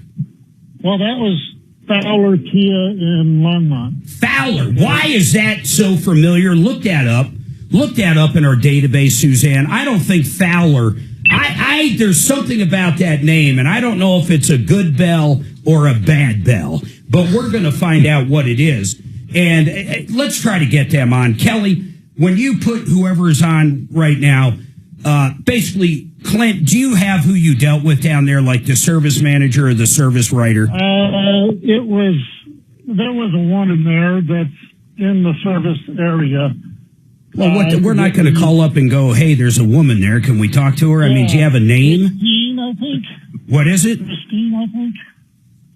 I'm sorry, Clint. One more time. I think it was Christine. Christine. God, I would have been so furious. Let me ask everybody at the table. Brad O'Brien, you're an attorney. And I want you to kind of use your legal mind plus your rational mind. Yeah. Are those different, Mark? Yeah. Okay, legal mind, rational mind. I think an attorney's mind is different than a rational mind. Yes, I do, actually. So you drop your car off there. What would you do in this poor guy's circumstance? You drop it off for a problem, the check engine light's on. Car's driving fine, but check engine light's on. You spend $3,500. They throw parts and labor at it. and nothing fixes it. You have the same exact problem, but you're out $3,500. Same exact problem. What would you do, honestly? Take it somewhere else and get a second opinion. But you wouldn't try to go after your $3,500? Well, the question is it reasonable under the circumstances? I don't. When you finally find out the answer, you'll know how difficult was it. Was it easy to find? They just missed it, or was it super hard to find? You know what? That's a hell of a good insight there, Kevin. What would you charge to figure out what's actually going on? Because Brad actually makes a good point. Is it possible that you would have... No, I mean, Kevin, you already said you wouldn't have done this. You would have basically created a wiring harness, for example, to make sure that wasn't the problem. That's just how you did it. What they did is ordered one, replaced it, and it didn't fix anything. They didn't even diagnose it. They just threw money at it, basically. Yeah, exactly. So that sucks. I mean, that really does suck. But how much for you to look at it and figure it out? I know it's an electrical... Possible. I don't know what the hell the problem is, actually. Yeah, it's hard to know what it is, but he's probably, between $300 and $500 to diagnose it. God, I don't know if I'd throw any more money at it. A 2008 Kia with 136,000 miles. I don't think I'd throw any more money at it. I mean, Kevin... Especially since he's not having any trouble driving it. Well, that's where I go back to. But if it is the cat, that could eventually get really plugged up. Couldn't the cat actually cause that check engine light that would have a crankshaft or camshaft? That's a reach. That's a real reach. So you're thinking that's not even possible. Well, you know what I mean. Not with drivability. I mean, if you're losing cat, you're losing power, you're losing other stuff. So if he's not having drivability issues, I would not look at the cat at all. Yeah, they were saying, hey, we're going to start. I swear to God, I think they're just, throwing a dart into a manual and looking at whatever it lands on.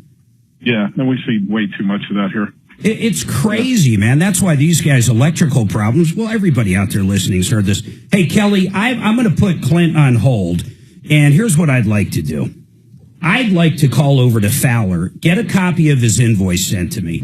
I mean, Dimitri, what would you do? Well, let me back up just one moment before we make we accuse Fowler of firing the parts cannon at this car. This car, I predict, has page after page of problems. Maybe. And it sounds like I heard Clint say that part of the wiring harness was replaced because it had been altered by a previous owner or some other mechanic. Well, they said they spliced in something. Something was spliced in. Yeah, but generally, if you have a rodent, for example, get in there and chew through a wire, you're not going to buy a new harness. You're going to simply repair that, right, Kevin? Well, we do, but the dealer doesn't repair harnesses. They replace them. Well, okay. I mean, but when they do replace them and sell you one, I mean, really, Dimitri, I don't even know where you're going on this, just on the wiring harness. They told him it needed one, according to Clint. Let's verify. Clint, they said you needed a wiring harness, right? Yeah. Okay, that's all I wanted to hear. But I think the context of that sentence is this.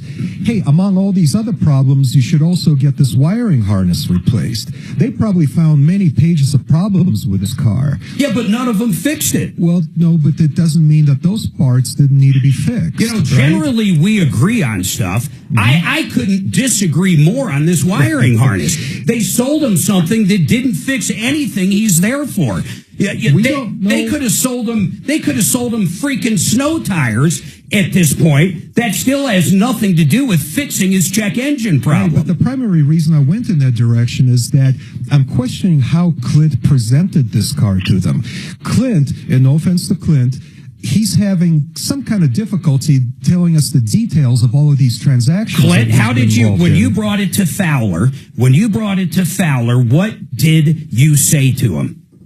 In fact, even better yet, what does the invoice say or the work order? Does it say check engine lights on? The invoice will state what's called a customer complaint. Yeah, that's it. What does it say? Yeah, my complaint was... No, hold on. Do you have the invoice, Clint? I don't, not in front of me. When can you get it to us? I don't care if it's tomorrow. We have car day tomorrow. We're going to have all these guys in. I want to dig into this. I really do.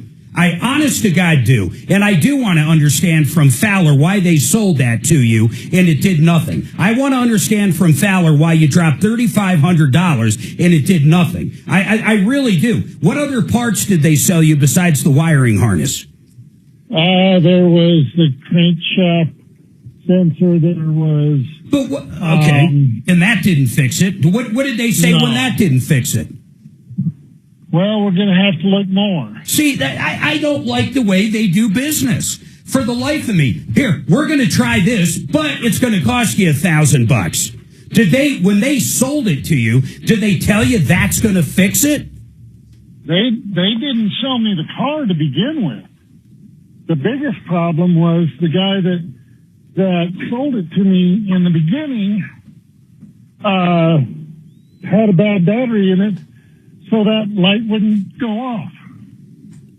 Well, so what does that have to do, for God's sake, with Fowler? Nothing except that I took it there. Yeah, I know that, but what does the battery have to do with anything we're talking about? You mean when you bought the car? Wait, Clint, you're telling me when you bought the car from the original dealer, you had to jump start it? Yes. No, they did, but it would start after that every time. But what's happening with it was that the battery was bad enough to where that light would not initialize for you. Oh, my God. I can't believe you went to pick a car up and it wouldn't start and they had to jump start it and you still purchased it. I need to see the invoice from Fowler. The only thing I see to go after here is Fowler. That's it. That's the one I'm upset about. If you were there, oh my God, Clint, if you were there to buy the vehicle at a dealership and they have to jump start it, and then I don't know what to say. They should have thrown a damn battery in it. Dave, you're up next. Clint, get that information to Kelly. I want to reach out. We need the work order, and we're going to dig into this tomorrow, man. I mean, really, the only avenue. In fact, I'm going to ask him one more time. I'm running so late, but I got to ask you this, Clint. What would you like from us? What would you like me to do? Well, I was going to try and get with the original dealer and tell him, hey, look, I need my money back. Not going to happen.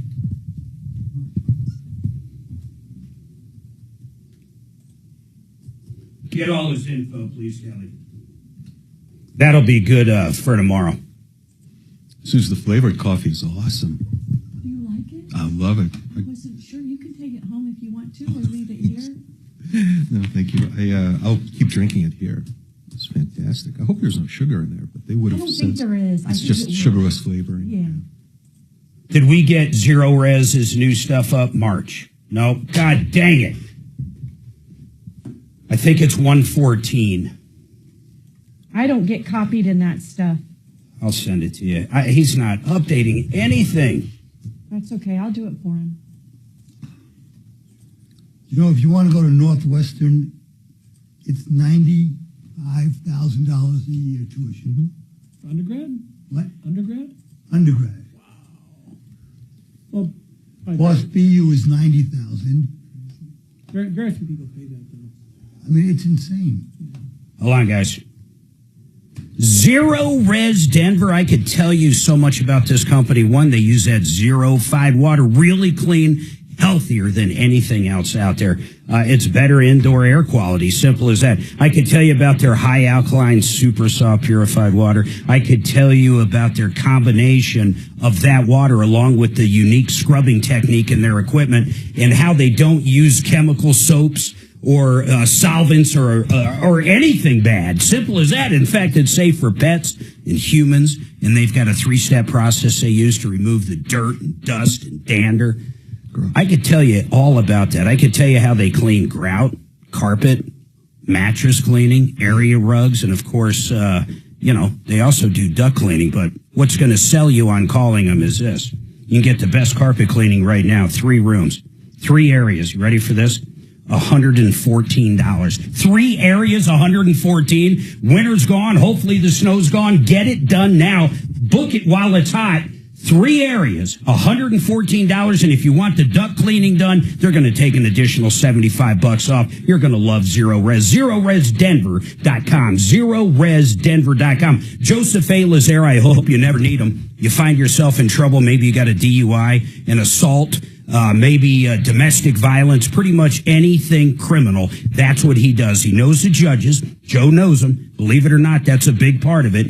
And he knows all the DA and the DA offices. They respect Joe. He's been around forever. If you're guilty, He will cut you the best deal you could imagine, and if you're innocent, he'll fight for you. Joseph A. Lazera, please put this in your phone for when you need it.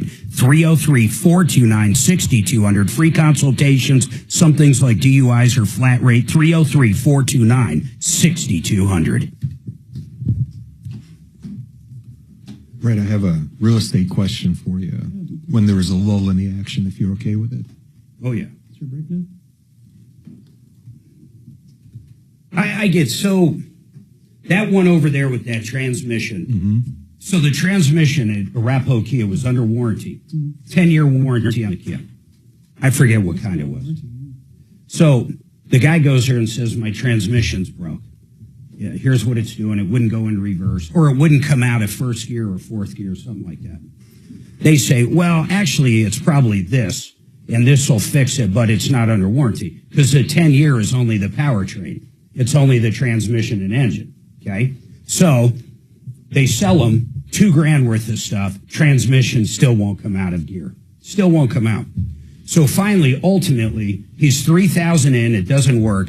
Then they finally say it must be the transmission, and they warranty the transmission. So they sold him $3,000 worth of stuff when literally he's the one that walked in and told him the transmission's broke.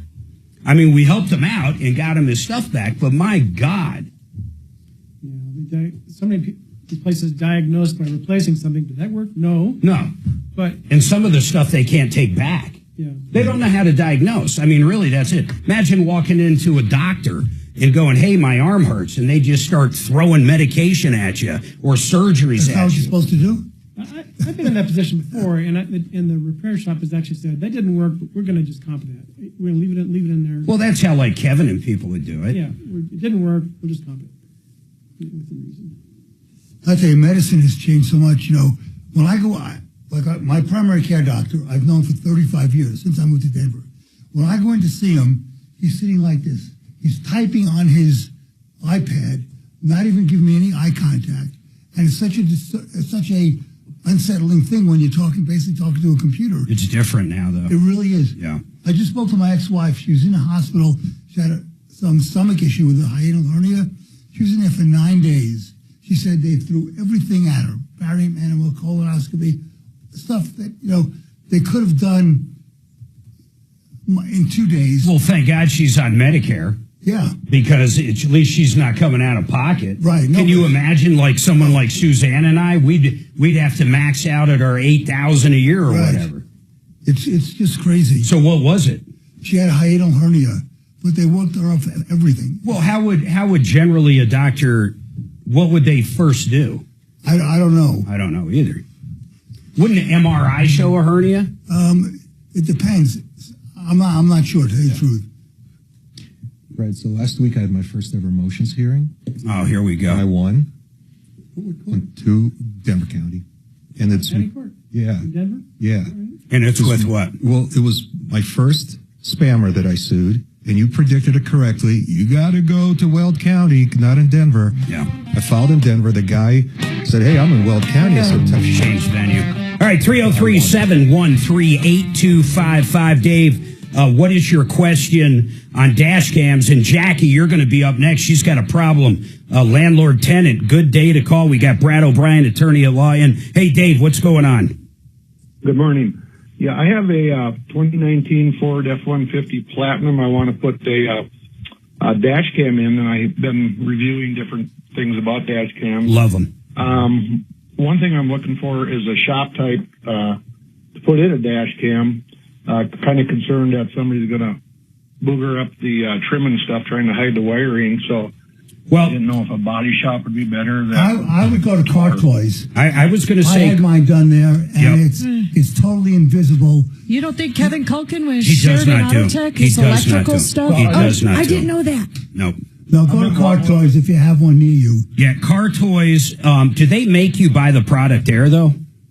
I don't know. I bought the product there because they had the best deals. I would make sure on that. And let me just talk about, I agree 100% with Doc. Don't bring it to like a Goodyear or a Firestone. There's some places over in Montbello back in the day I would use for that stuff. And my goodness, I don't even know if they're still there. But I found a little independent there that could wire anything. And he always did a great job for me. New car stereo radios, you know, fancy ones, including putting the bass in the back, all that stuff some of my customers wanted. So there is some independents that are pretty good. There was one in Montbello, I swear, I just don't remember the name. But Car Toys, for sure, they do a good job, and if they screw something up, you know, they're going to get it fixed for you. But when it comes to this, listen, man, make sure you get one that if there's any kind of impact, it's got that gyro to where it can go back 10 seconds. I would also get one that's got a front, a rear, and 2 side cams. The side cams are on the front unit, and they'll point out your windows. That way, if someone T-bones you, you have it all on video. But that little gyro or whatever it's called is really important. Because if it moves, it knows there's an accident, and it can go back in time 10, 20 seconds, so you actually see prior to the accident. You know what I'm saying, Dave?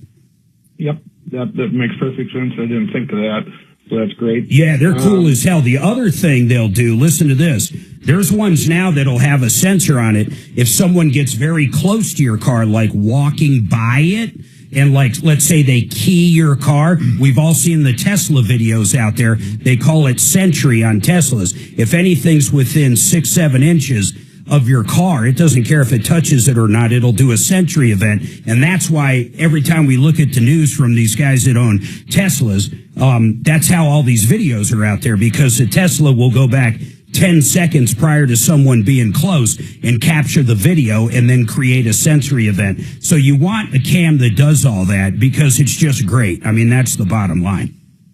Yeah, I did want to put in the parking mode, which brought up another question. Is there a device you need to install in between the battery or the fuse box and the camera to make sure your battery don't drain down too far? Well, that's a Car Toys question. I'll tell you in real life what I think. I don't know how much energy some of these fancy cams use. I can tell you this, a regular cam that has an awake sensor, in other words, when you're parked, it'll do what we just talked about.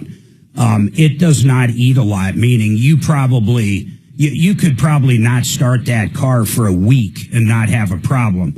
But the fancier it is, the more energy it's going to take. And that's a Car Toys question or an installation question. Maybe they can actually, I wonder if some of them actually have their own battery in. Why not have a good one with a lithium built in that's good? Mine does. It actually has 2 built-in capacitors. How long does it take to go dead?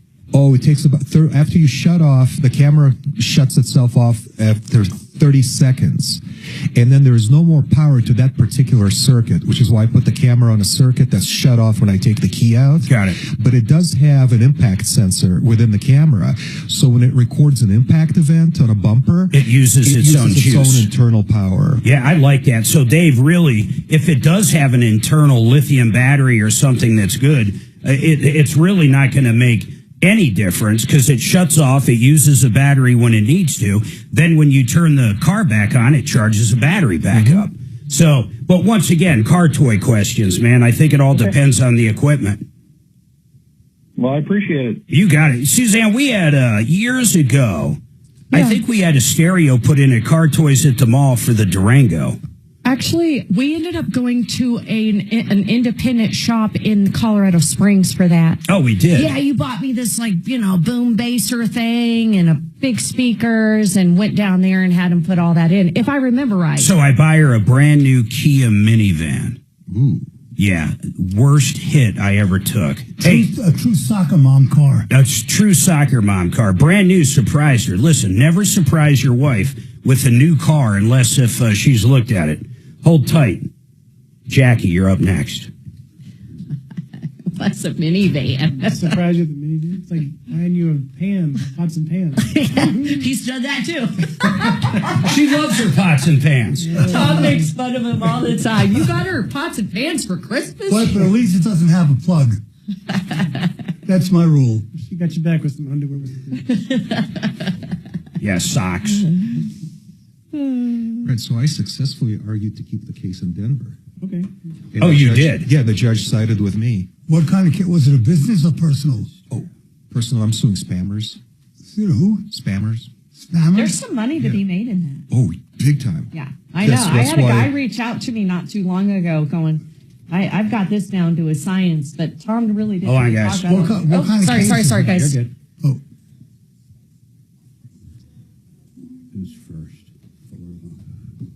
John Fuller Law, he got us the maximum. Susanna and I got T-boned by this lady screaming at her kids in the back seat. After we got back from the emergency room, Susanna had a broken nose and some back issues. I called John. Man, he took the case, and he did better than anybody could have done. The bottom line was this. He got us the maximum policy limits. Then, after we got all that money, he negotiated down the price with the ER and the ambulance and everybody else to put more money in our pocket. He also helped our daughter out with the same exact results. John Fuller Law, personal injury attorney. Please put it in your phone, 303-597-4500. Put it in there. John Fuller, 303-597-4500. Now, let me tell you about Vestera Turnkey. You can do 45% plus annual returns.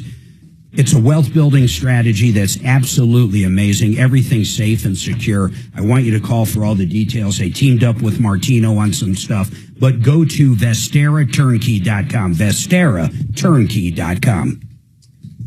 Did you see I updated his sheet? I deleted the seminar. Did you see that? What? On Vestera. What about it? I deleted the seminar stuff on his script. I just want to make sure you saw that I deleted it. I didn't pull it up. Oh. Vestera, I only pull up once a day, maybe. Let me look. Yeah, it's gone. Okay. You want to finish that thought? Who, me? Yeah. Oh, yeah. So. Oh, wait, there's still some of it there, though. The very first paragraph is, when time allows, would you please voice a 36th in promoting. The defendant is going to claim my suit in the wrong venue. But I had two arguments in opposition to his motion to dismiss, and the judge agreed with me on both of them. So the case stays here, and then the guy said, well, how about we just transfer it to instead of dismissing, transfer it to Weld County? And I argued against that too, because he does business in Denver, and the judge sided with me too. Because you're in Denver too. Yeah, I'm in Denver, even though the guy's in. Yeah. So a lot of times it's hard to get that venue back. In small claims, it's next to impossible. Yeah, well, the judge sided with me. The case stayed in Denver County, and the trial is set for June. And how much are you suing them for? This is my smallest case. It's $500, and it's the first one I ever filed. I have 6 cases now total that I've filed. What's it for? Junk text messages. And you actually traced it down to who sent it? Yep. Well, it says who sent it. Yeah, they try to sell you something, so they can't be impossible to trace. Let me hear it. Oh. It's like he's in a tin can. Yeah. Oh, no, junk texts. Do you ever get junk texts? All the time. Dude, so the first one is worth $500. It's under Colorado Consumer Protection Act. Quit giving Tommy crap. I never give him crap, damn it. Or more? I'm the only one allowed to give him shit. Just because he's not here, I don't mean permanently. Yeah. Plus attorney fees. And then you're leaving again tomorrow? So, we are out, dude. We'll be in Vegas, baby, Vegas. This was the very first case I ever filed. I'm pretty much, you're pretty much stuck with me for a while coming up. So if I mess them up, fine. Hurry up. Wasting nice opportunities. So Okay. enjoy your Hope peace all is and well. quiet. I wanted to inform you that Chris Brown was announced. Boo. Boo, Chris Brown. Boo, Chris Brown. With me is the lead. Boo Michael Brown, but what's wrong with Chris? I don't know. Guess he who's beats opening women? up for him? You'll never guess. They probably had it coming. Rihanna. Oh! For free. Shitted. You are sick. Just, pipe down. They think Yeah. Lay low. That's how I keep from getting beaten by you two. So the class What does this mean? bonus that they're asking the court for is $20,000. In addition to all my I don't understand where this statutory damages Suze hits me when from she's the in here. junk texts. Yeah, and it even says in the United States Court for the District of Colorado. Is it AOL mail that you do with it, or is it just text? Junk phone calls, so spam phone calls and spam texts. Because you left it right there. Not email. Yeah. No, you can't sue. Do I hear the A-team? Yeah. All right. You're the a-hole. Brad, you ever do any class action work? Oh, God, here we go. Want to? Oh, I got a great case. Don't do it. Okay. It's a different business model. Yeah. Yeah, but you're perfect for it. There's good money in it. Your whole practice has to be that. Yeah. You have to have 100 cases. One pays out and pays for everything else. It's that bad? It's that Maybe. tough? I don't know. Yeah. Just for example. It's not what he does. Yeah, I know. You got to give it to him for asking. 303-713-8255. Little backstory here. Anytime Dimitri's in studio and we have an attorney in, like today we have Brad O'Brien. In fact, we're going to go to Jackie. She's got a landlord-tenant issue, and we're going to help her out with that. But I'm right up against the hour, is why I'm diverting a little bit. But Dimitri actually sued a company for sending them unsolicited texts. Text message. Yeah. What company was it? Can you say or not? Not yet. It's an active case in federal That's court. fine, but it's a actual. Is it a storefront? Is it like a business office? Oh, it's a real company. So it's a real company that's based here in Colorado. No, this particular one is in a different state. So They you do basically business took nationally. them to Denver County Court. Oh, that's a different case, Mark. Well, how much? What were you doing with this one? Which one? The local? Oh my God, he's got like 12 cases going. 6. The one for $500 I just heard you talking about. That's a local company. And what did they do? They sent me a spam text message.Got it. So you're going after them for $500. Yeah, that's the statutory damages under the Colorado Consumer We're going to talk Protection about Act. that next hour too. Jackie, I promise you'll be up front or up first. So, and we got Brad O'Brien's going to help you there. So listen, here's the deal. 303 Martino, 303-713-8255. You can always email us at help@troubleshooter.com. We've got 2 hours to go. I need something to dig into. Give us something hard. I got a deputy sitting here twiddling his fingers, and the other one's got his fingers in his nose. Everybody hold on. You guys are going to Vegas? Tomorrow. Mark's birthday's next week, so he was blessed to be born on tax day. Literally tax day. So we're going to the Cosmopolitan for 2 days. That's the French place, right? It's owned by MGM now. I mean, does it look like the French? Well, that's called. I'm thinking La Parisienne. Yeah, no. Cosmo is like, it's pretty cool. I mean, it's definitely a trendy, totally trendy place. And almost every room has a balcony. Almost every room, which is interesting for Las Vegas. And then we'll spend 2 days in my favorite, probably her favorite too, is Green Valley, which is more of a resort. And it's in Henderson. It's off the strip. Yeah, it's off the strip. Massive, like, beautiful swimming pool, beautiful workout area. Just, it's more of a resort than anything downtown. What's the deal? Like, you shouldn't go swimming in any of the strip pools because you're just dirty and whatever. It sure could be.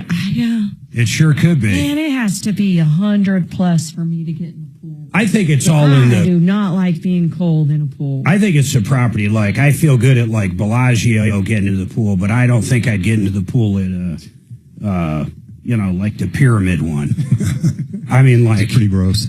I can't even imagine. I wouldn't even stay there. Oh yeah, Circus is like one step away from being condemned. I mean, it's just nasty. And Luxor, I stayed there once. Luxor is disgusting. I didn't know that, so I had a free MGM stay. Yeah. So I just picked the Luxor because I'd never been there. It's disgusting. It is so old and dirty. It's nasty. If they turned the lights on at Circus, so all the rats would scatter.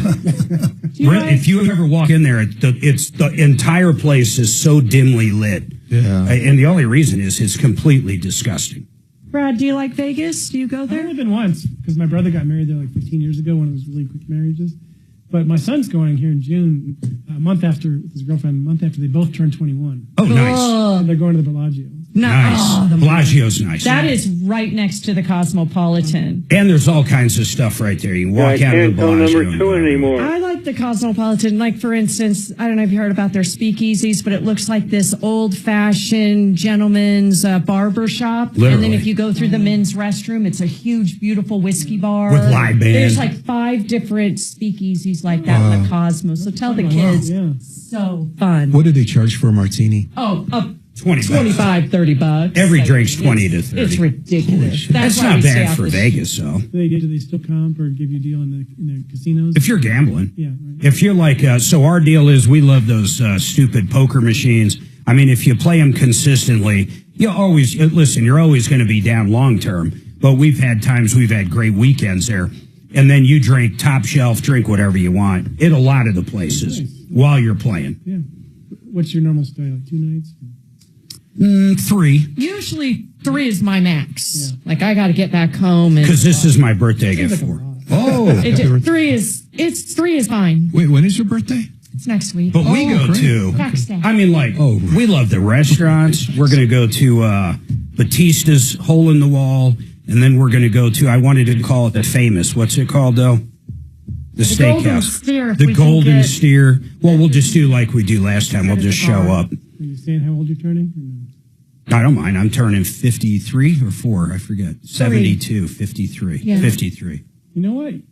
You're 9 days older than me. 9 days? That's funny. Mm-hmm. So you're April 23rd. 4th. Okay. Very cool. That's my New Jersey GED math.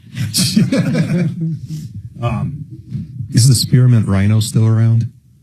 Huh? It's like a world famous strip joint. I was in Vegas once. What's it called? Spearmint Rhino. How would we know that, Dee? Well, they advertise all over the place. I don't remember seeing there's a lot of advertisements. Yeah. I don't remember seeing that one. The one I always remember because it's been there forever is what the hell's the name of it? It's in between like down Hustlers or something? No, that one's huge.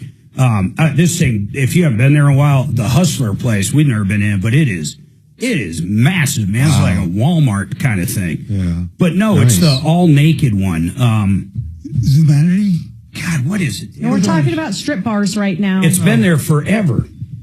I've only been to Vegas once, and that's where I spent most of my You and I went to that one like 15 years ago, 20 years ago. So, Brad, water was $5. But Heineken was $3. Yes. So, I did not understand that. Little Darlings? Little Darlings. Then there's the Peppermint Hippo. I think that's the only one I've ever been to is that Little Peppermint Darlings. Hippo, not Spearmint Rhino? Yeah, they must maybe. Could have been. Maybe that got changed to Peppermint Hippo. Yeah, like they went out of business and somebody wanted to keep the same. Peppermint Hippo. That's awesome. But Spearmint was an international company. What they call those watches is whoop. Whoop, whoop, whoop, That's what I thought. I love my whoop. Any shows over there? We see a lot of concerts, comedy clubs. Brad Garrett has his own comedy club in MGM. That's fantastic. I generally, like Coldplay, I bought 8 premium seats. Premium, we're talking it includes food, you get a waiter, the whole bit. In fact, better than suites, actually. They're called luge. A big recliner thing, everything's got its own TV. So to give you an idea, I spent $5,000 for 8 seats. You got to buy them in 4-packs. You can't buy 1, 2. You got to buy 4, and you get VIP parking, VIP entry, food, everything. So I'll do this, and then I will sell. I already sold 4 of them. I sold 4 of them last week. I bought them like 4 or 5 months ago. I don't remember where. I'm on a list there that I get first call on anything outside of the Raiders. So it's all at the Raiders Stadium. So I bought those for $5,000. I just sold 4 of them for almost $7,000. Jeez. And we'll go. So we're already get to go for free. We're already going for free. Plus I got $2,000. I love Coldplay, so we're seeing them. It's sold out. And I'll sell the other 2 for $2,000 or $3,000. Well, it's really the experience. It's not. I mean, just the regular tickets are probably $600-700, but it's that whole VIP. I got a guy premium seats. PremiumSeatsUSA.com. That's how you resell it. Yeah, I've been using the same guy. They only take 10%.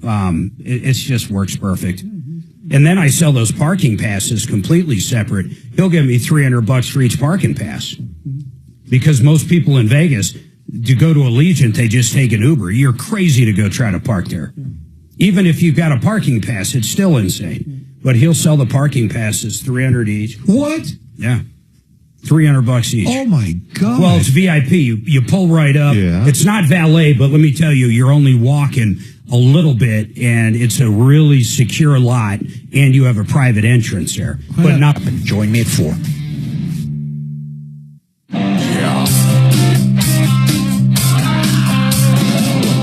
Ripped off, bad news. You need advice so you don't have to lose. I'll come running just as fast best as we can. Troubleshooter's gonna help the common man. This is the Troubleshooter Show. Now, Tom Martino. All right, folks, 303-713-8255. That's the only number you need to get justice. We bring it to you right here every day, day in and day out, or, of course, on our YouTube channel. You type in Troubleshooter Network. You can also find our, I think it's one of the top downloaded podcasts in the entire iHeart scene. No kidding, like 50,000 plus. So you can listen to us that way. Of course, on the iHeart app, you can make K-Hal your favorite, and you'll always find us. And, of course, I'll say it, I think, hey, Dragon, if someone's listening on the iHeart app after the show, not the live show, first of all, they can do that, right? Or am I not? Most definitely, you can listen to the live show right now in the iHeart app. But can you listen to yesterday's show in the iHeart podcast app? That's podcast only. And you can even favorite the podcast on the new iHeart app redesign. You can pick your own favorite stations, not only K-Hal, but the Troubleshooter Network show. Oh, no kidding. And it'll send like reminders and stuff? Yep, you can set it to automatically download, so you don't have to worry about it. So come 2 o'clock, 2:30, boom, it's already on your phone, ready to go. Did you know we were one of the top downloaded in the country? I figured as much. It's absolutely insane, man. I think because we don't dive too much into politics, I'm not saying we don't get into political issues. I mean, during the election and stuff, I mean, whatever, it happens. But in general, we try not to. All right, 303. But I will say this, I can't stand our mayor. I'm going to start off by saying that, and I'm going to tell everybody why. I almost think they're suppressing stabbings now. I think more stabbings happen than, I think 9 News, even Fox 31, I don't think they're reporting a lot of crime. And I'll tell you what, he asked for a lot of money to rejuvenate the 16th Street Mall, and the place is still a hellhole. He asked for a lot of money to get rid of homeless, or to take care of the homeless problem, or the undocumented, or whatever it's referred to these days. People without a home. I don't know what they call them now. People experiencing homelessness. Thank you. People experiencing lack of a green card. And they're called whatever. So I will say this. Really, us taxpayers threw a lot of money at you, Mike, and all the problems are still there. But the 16th Street Mall, we used to go downtown all the time, Suzanne. Oh, we miss it. We love going down there. It's a hellhole now. I have good news for you, Mark. Please. So I live literally 1 block away from the 16th Street Mall. Is it getting nicer? Oh, boy. I saw a change. You remember that weirdo that stabbed and murdered 2 people? Yeah, like 3 months ago. Yeah. Things have changed. There are cops everywhere. Oh, I like that. Motorcycles are back. I like it. And what I really like, and I'm there almost every day, I kind of walk around a little bit to go get some coffee. You look like one of those shady guys walking around down there. Keep with a samurai sword strapped to my back. With the samurai sword. Well, what I really like about what the cops are doing now is they actually park on the mall with their lights on, not blinking, just solid You know reds what, and solid Dimitri, blues. you're making me feel better. And there are the normal people are back. They are. The zombies are gone? Yeah, the cops are definitely doing a great job cleaning this up. And then I saw on the news a couple of weeks ago, Denver assigned 10 more cops to work specifically. So he's really doing something. Well, I don't know if it's him doing it. Well, he's the damn mayor. It's got to be him. Well, the police department can also do their own thing, But he hires right? the police department. Yeah, no, I agree. So they're Well, doing I will. it. I'll give credit when credit's due. My God, if it's really like that, we'll go down. I'll tell you what. Go this weekend. Well, we're in Vegas this weekend. We will go in the next couple weeks. Maybe we'll go down and see a show. Well, you know what? We have to go down for those pictures in a week. So, we are going to be down there right in front of the Capitol. Yeah, or no, right in front of the federal. Hey, the we 10th Circuit Court. Yeah, Bradley O'Brien. Where's the 10th Circuit compared to like not the mayor's office, but I mean, what do I know down there? I mean, the regular Denver County Courthouse is the federal courthouse right there, basically. No, no, it's a few blocks away. It's all on right. the north side of downtown. Okay. Yeah, they're not that close. So there are 3 federal courthouses, and they're on 19. Which one are we going to, Suzanne? 10th Circuit, the Colorado 10th Circuit Court. The 10th District I know Court. I'm not saying that Now, right. if anybody out there can guess, I will give them 2 free tickets to either a Rockies game They can guess what, Mark? or hold on, or a Nuggets game. I don't think I'll be able to do Avs right now, but I'll get 2 free tickets to something good. But you got to guess why. Why we're going for pictures? Suzanne and I are going to the courthouse for pictures. You're because getting married. Yeah, we're getting married. Yeah, 32 years ago. Finally. All right, 303-713-8255. Hey, Jackie, this sounds important. What is going on with this property? I have a tenant that is terrorizing the building, doing criminal acts, and nothing can be done in the city of New York because that's just the way that it's. Is it New York City? Where is it? It's New York City. That's all I want to say right now. Yeah, and you know what? I mean, Brad does not practice law in New York that I know of, Brad. No, I don't. Yeah. And I know New York, somewhat like Colorado, is very tenant friendly. Hey, I'll get my Uncle Guido. He's in New York. Yeah. He'll take care of the problem. Guido might. But Jackie, out of curiosity, let's pick Brad's brain and pretend maybe it's happening here. But how big is this building? What do you own? It's a two-family building, so it has 2 floors. And the problem is on the first floor, but it's affecting everyone that's in the building. The super. Well, when you say everybody that's in the building, it's only two different tenants, right? Well, I normally have them share it. So there's like 2 people upstairs and there's 2 people on the first floor. Okay, so what is the one person doing? Give me an idea. What's going on here?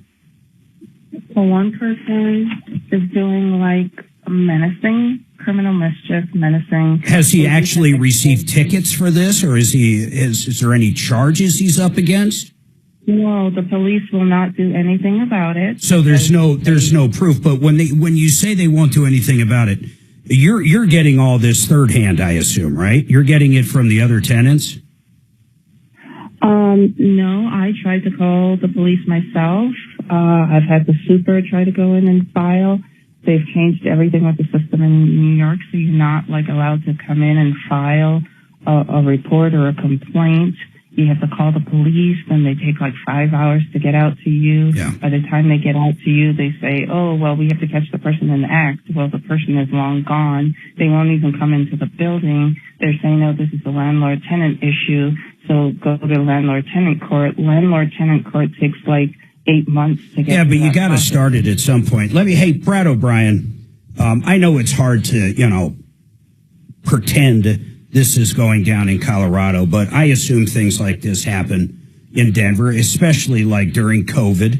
There might be some issues, some tenant going nuts, and basically the cops don't want to do much about it because we're in the middle of COVID and you can't even evict people or start anything during COVID.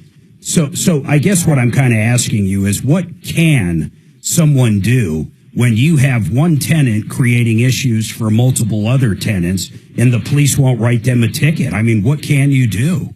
Well, first of all, I do recommend that Jack contact a New York real estate attorney because landlord-tenant law is very state-specific. If this were in Colorado, she's done the right thing, which is to call the police first if there's a police issue. And if they won't do anything, then it's unfortunately going to be a civil issue. Yep. Now, here in Colorado, we have an expedited way to evict somebody who's been a problem with violence. So it's called the substantial violation statute. So if it's drug-related or it's violence, there's a way to terminate their tenancy on a 3-day notice. Go into a little more depth on that. And once again, though, Jackie, we're talking Colorado, but New York must have something similar, you'd hope. But so if I find out, for example, they're using my house as a meth lab, I can actually get rid of them in 3 days if I can prove that point, Brad? Yeah, here in Colorado. Yeah, and then, give me a violence one. Like, if there's a domestic altercation between, between my tenants, I can get them both kicked out, or at least the one that did it? Well, the statute here in Colorado says if this tenant substantially endangers the property of the landlord, of any co-tenant, or the landlord themselves, then the landlord can invoke this quick eviction statute. And how does that work? So you or the person themselves or an attorney like you would basically go to the court and file a motion for that exact thing? No, you'd give a 3-day notice to quit based on the substantial violation statute. But inevitably it probably will turn into a court case. Because you got to prove it. You'll have to prove to the judge that there was, in fact, something so substantial that it met the statute. So, but how do you you put the 3-day notice on? Let's say this woman, this guy punched somebody else there. Right, that's a good one. Yeah, so they punched somebody else there. So I guess I don't understand this. You post a notice of the 3 days, and then if they don't want to leave, what? The sheriff just ultimately comes out, or how does that look? On day 4, if they're still there, then that's when you can file your court complaint for eviction. Got it. And then how long does that take with the court? Well, that's the normal process, which could be 2 to 4 weeks. So really, they might not be out of there in 3 days. Correct. God, it's so crazy. But it's a whole lot quicker than evicting somebody who didn't pay their rent. Yeah, way quicker. Jackie, I don't know. I mean, really, you've got to contact an attorney there. What were you hoping we could do? Just give you some advice on it? I'm trying to figure out a way to get her out because right now she is naked in the hallways. That's a crime, but the police won't do anything. She is defecating on the stairs. And now what? She's defecating and urinating, spewing. Is there any video of this? I mean, is she a drug addict? What the hell's wrong with her? She's not a drug addict. She's trying to live in the house for free and launch claims. So she's a squatter? Yeah, so I'm being framed. Go ahead, Brad. Well, it sounds like a mental health issue where you might be able to get her committed through the county or state medical authorities, where they could just pick. But you can't do it without going through the police, and the police won't help. Okay, first of all, Jackie, listen, the crime in New York City sucks. It absolutely sucks. But I want to say this. I have a hard time believing police show up and the woman is naked, using the bathroom anywhere she plans to use it, and just strung out, just crazy, and they do nothing. I find that very hard to believe. Because they can't catch her in the act by the time they... Well, why can't someone take a video? Why don't you put a camera up there? The camera's there. They don't want to speak to me to get the footage because they have... So you've got, wait a minute, you've got footage of this woman doing what? What footage do you have? Of her out in the hallways naked. Okay, I'll tell you this. I'm going to tell you something. I'm going to help you out, Jackie. I really am. I want that footage. And what we're going to do with that footage, I'm going to get Dimitri involved, and he's going to reach out to whatever precinct that is. I don't care if we're sitting in Colorado. If she's got footage of some wacko taking a crap in the middle of the hallway, buck naked, I'm telling you right now, we will get the cops to do something. I mean, do you doubt that at all, Dimitri? Yeah, in fact, I would wager $20 that the cops won't even answer a call. No way. Then I'll call myself. No, I want to do it. Okay, when can you get us that footage, Jackie? I could get it to you ASAP, except for the fact that she has threatened me that if I release that footage... Well, I don't care if she threatens you. You're not even there. You're not even there. She sounds like a nut. You want to get rid of her, get us that footage and we're going to dig in. If we've got to reach out to the damn precinct every freaking day for the next week, just to get... Listen, I've got lots of ideas how we can make this happen. Honest to God, but I got to have something to give them. What did she threaten you with? What part of the city are you in? Yeah, where are you? Where is this? Like Brooklyn? What borough? What? I don't want to say the borough. Is it in New York City, though? It is in New York City. Okay, listen, are you going to get us a video or not? If you want help really to get her out, you send me a video of what you're describing. I will do everything in my power to get her out. Okay. It's in your court. I'm putting you on hold. Honest to God. Now, listen, if this was Colorado, in downtown Denver, Brad O'Brien, attorney at law, olslaw.com, you know more about evictions than anybody I know. Anybody I know, from both sides. That's what's remarkable, too. You know the tenant and the landlord side like the back of your hand. Can you imagine in 100 years if I sent something to Denver Police Department, of some wacko running around doing what we've discussed, bare naked, that they wouldn't do something? Yeah, I think you'd get a good response here in Denver. I can't imagine you would in New York City. Because I'll tell you what, I'll tell you what, I know someone I can send that to at a national news source, and I think I can make the thing go viral. I think if I can literally prove New York City isn't doing anything, and she literally has this video of this wacko, I bet you anything I can get that on one of those TVs up there. No kidding. More after this.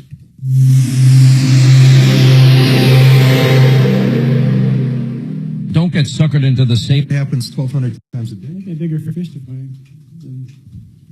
I don't know, man. To me, that's a pretty big fish to fry. If it's going on, like she says, every day or whatever. You know, she's drunk one day and, you know, gets naked and takes a shit on the floor. That's different than if this is like going on every day. Have the footage of what you have so we could actually go to authorities. Zero Res Denver High Alkaline Super Salt Purified Water.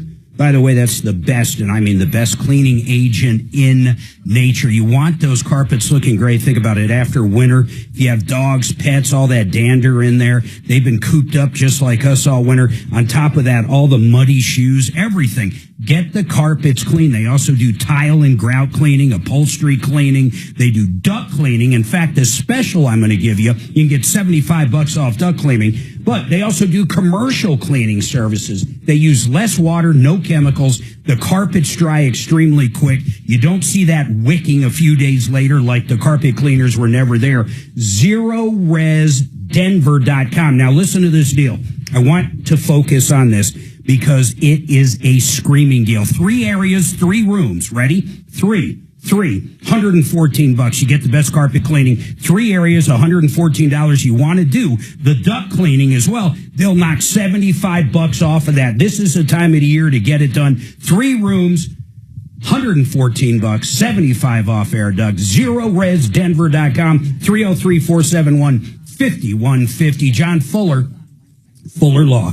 Here's what I love about John. I'll be very honest. When we were hit by this woman, Suzanne and I, he got us every penny her insurance had. Maximum payout. That's what I love about John. I also loved any time I had a question, I had his cell phone number and I can call and talk to him. You try to deal with one of these big companies you see on the side of the bus, like the Big Ass or any of these other people out there, the chances of you ever communicating with that person that you see on the bus are about 0. In fact, I would guess most of the time you're going to be communicating with somebody different every time you call on your case. My guess is you're going to have a different attorney at least once during your case and about 500 paralegals.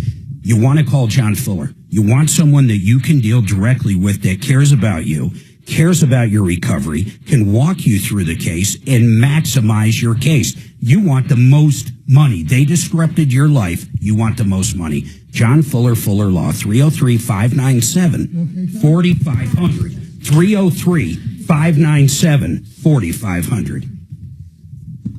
Y'all, no talking during breaks. Ken, Kelly, no talking during lives. Please. Let's see. Jesus. She thought I was talking to Brad O'Brien about carpet cleaning. So Jackie is very, very freaked out. Who's Jackie? The caller you just talked to. The New York lady. Why is she freaked out? Say what borough she was in. She wants to send you the footage, but she didn't actually get to tell you the whole story. All right, I'll talk to her again then. She has threats against her. I'll bring her. I'll bring her back up. But I'll tell you this. I want that footage, damn it. I want that footage. I think she's there. She just wants to. We'll get it. Basically feel She won't even tell you what borough she's in. I think we get Kramer and Costanza on the case. I'm not sure if it's a real deal. I mean, I just don't know. I just started by footage. So we had this car accident last week. The other insurance company said, we're not going to admit liability. Sent them the videos, front and back, instantly. We accept liability. Liability, yeah. You know, these Teslas have everything. Videos all around. So we had one. Why did this go dead? There it is. We had one, a call like 2 weeks ago. It was a great call. The guy says he was in an accident. The cops came out. The cops gave the other person the ticket. Okay? The other person was at fault, blah, blah, blah. The whole bit. It couldn't have went better for the guy.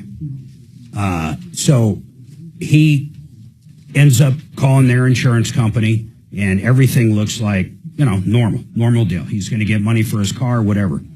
So about a month goes by, or 3 weeks goes by, and they said, guess what? It was your fault, not our guy's fault. They had the dash cam. So he sent us the dash cam, and I got to look at it a couple weeks ago. In fact, I put it up for people to look on our feed. It was his fault, 100%. He somehow, you remember that? The rollover? Yeah. And he rolled over like 4 times.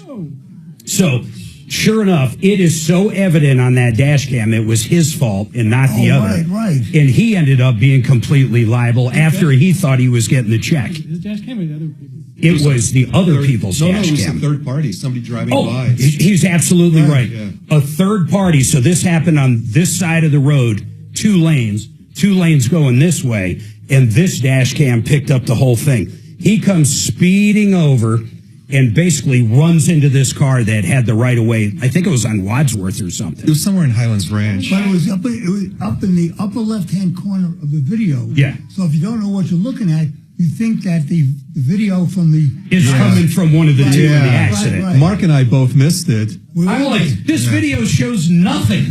There's nothing here. And he's, no, look at the upper left. So the guy... Dragon came in, showed us where to look. Yeah, Dragon told us. Yeah. It was crazy, man, because this guy, the other guy got the ticket. It couldn't have been more wrong. Oh, yeah. And if that dash cam didn't exist... The video's powerful.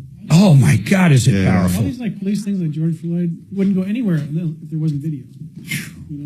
And then these Teslas getting keyed and stuff, man. That Sentry picks it right up. Yeah. Did you see the one guy? He goes up and just confronts him. He's like, what are you doing, man? He's like, well, my anger is being not, what did he say? He goes, not misrepresented. He was basically apologizing, going, I'm mad at you. Trajan Wealth, your trusted local fiduciary advisors. TrajanWealth.com.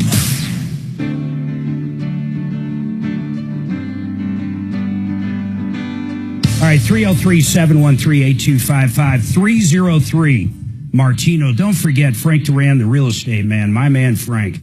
You want to make the most money on your house when you sell it, you call Frank. Excuse me, I had to cough. In fact, Frank sells more homes, listen to this, in 1 month for more money than most Colorado realtors literally sell in over a year for more money. FrankDuranHomes.com. I use them. Tom uses them. Everybody in this place uses them. In fact, Deputy Doc, you used Frank, didn't you? Or no? Oh, you bought a new condo. You bought right from the builder. I forget. Yeah, I bought right from the builder. Yeah, who was it that used Frank? It was... God, I don't know. We've had everybody here use them. But anyhow, 303-713-8255. I'll let you know when a line's open. I'm going to go back to Jackie in 1 second, but Alan's got a guess for me. And the question was, and it'll either be 2 Rockies tickets, 2 Nuggets tickets, whatever I can come up with. I'll come up with some tickets. And why Suzanne and I are going to get pictures done at the 10th, what is it, the 10th Circuit? What is it? I think that's what it is called, the 10th Circuit Court for in the downtown Colorado Denver. Supreme Court. Brad, does that sound right? Am I saying that right? Is it the 10th Circuit? Yeah, it's the federal courthouse. Downtown. In Denver. So we're getting pictures taken there, and I said, if you can guess why. I know we're going to hear it all. To get your mugshot updated. Well, maybe. Could be it, but I'm not going to answer. So go ahead, Alan. What do you say? What's your guess, sir? My guess is you're going down to get your passport pictures. A damn good guess, but you're wrong. Thanks for trying. That is incorrect. 303-713-8255. Gilbert, I'll see what your guess is in a second, but I got to finish up with Jackie. Jackie, here's the deal. The short and sweet of it is, Kelly said you want to send us the video, but. So tell me what you would like to do at this point. I do want help, but it's just that the tenants, they're kind of like professional tenants. Sure. So they orchestrated a story, and her doing the things that she's doing is for the purpose of substantiating her story, which I found out later on, is not fully legitimate. Okay, I got to understand this story that she's trying to substantiate, where she gets naked and uses a bathroom all over the hall. So what story does that help with? So she was sharing the bathroom and the kitchen with the roommate, and they came up with a situation where they had an interpersonal issue whereby one roommate locked out the other. Okay, while I was trying to solve that problem, I couldn't solve the problem, and it escalated to the point where she was calling the city building department down on me and saying that I did not rent out the place properly. Okay, given that, I still have 30 days to correct it if it was not rented out properly, whereby both people could be on one lease and they couldn't be on the same lease because one was long-term and one was short-term. So I offered to pay for housing and hotel for her, and I've been doing that for months, and she will not go to the places to have a bathroom. So, Jackie, I've got to ask this question again, and maybe I didn't ask it right the first time. Mm-hmm. What does that have to do with her running around in the hallways in between the two units or wherever she is, completely naked and defecating everywhere? And you have that on video. I don't understand what any of it has to do. What I can help with is if you actually send a video like that, and it's what you're describing, I will get it to the right people in New York City, the right borough, and try to get her taken out of there because she's a Looney Tune. Okay. She's just using that as her reasoning. Her reasoning? What would she possibly be using that for? Your Honor, you cannot evict me because I run around naked. What do you mean? I don't understand what you're saying. It sounds like Jackie thinks that the crazy lady has some sort of an end goal in mind, and to that end, she is defecating in the hallway. So, Jackie, what is this crazy lady actually trying to achieve? Can you summarize that for us? Yeah, she's blackmailing me and trying to extort money out of me. So I've offered to pay her to get me. Listen, I'm not even going to let you go on because I don't understand this, and I'll say it again. What does that have to do? She's trying to extort you by getting naked and crapping everywhere. How is that extortion? She's a nut. Okay. Seriously, Jackie, how is he? I'm just frustrated. I don't understand what you're saying. No one in their right mind. Okay, I'm gonna blackmail you, Dimitri, and here's how I'm gonna do it. I'm gonna strip down naked right now and go over there, and I'm blackmailing you.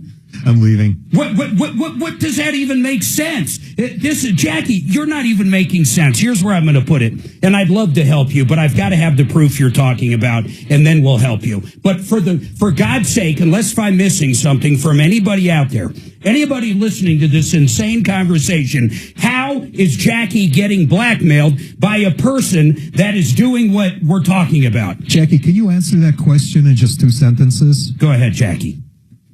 Because she's trying to say I rented out the property improperly, so that's what she's using to buy. Okay, Bradley O'Brien, you have helped landlords evict tenants in Colorado forever and a day. Have you ever in your life had a landlord come to you and say, I have a tenant that is stripping down naked, defecating all over the floors, trying to blackmail me? No. Not once.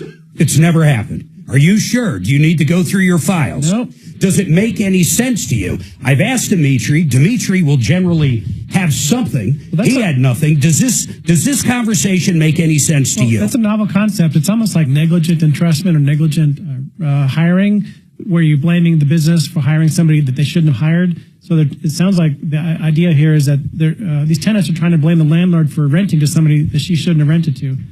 And they're trying to blame her by getting naked and doing that stuff. stuff. She should have done a mental check on the rental application. You know, if she rents to Drew, she won't have that problem because he can't go number 2. You know what? That might be the funniest thing I have ever heard from Doc. Doc? That was I can't go number 2 anymore. That was pretty dang good. Gilbert and Scott, hold on. We got 2 lines open. 303-713-8255. Jackie, I'm done on air with you, but honestly, you send us over that video. I promise we will help you get rid of that nut, whether she's blackmailing you or not. Okay, Jackie. I'm going to blackmail you by me getting naked. On video. It's the dumbest thing I ever heard. I think that's the kind of call your listeners love to hear, right? Oh, of course. Stuff like that. That's the whole, yeah, of course. You get somebody with a weird-ass story like that. It's some of them I go, is this real? I mean, like, really? That's the solution. Just rent to Drew. That's pay dirt right there.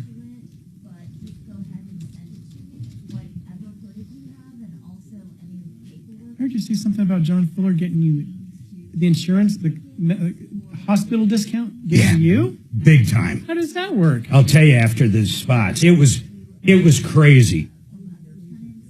It's about the same deal.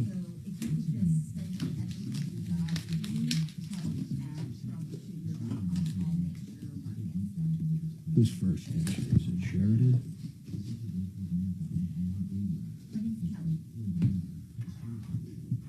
American financing. Let me tell you about these guys. Listen to this. Rates have dropped, and now more than ever, it is time for you to get rid of that high-interest credit card debt. Finally, you can get a refinance with some cash out without breaking the bank and get that high debt paid off. And then homeowners, listen up.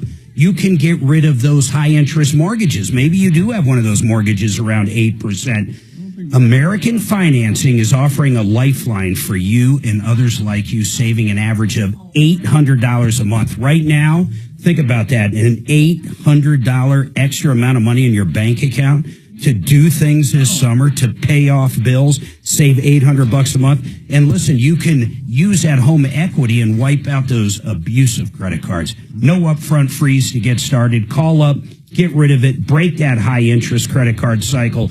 AmericanFinancing.net. Remember, .net. AmericanFinancing.net. Or give the guys over there a call. 303-695-7000. You've been waiting a while. We all have, because rates have been stuck up there in the 7s.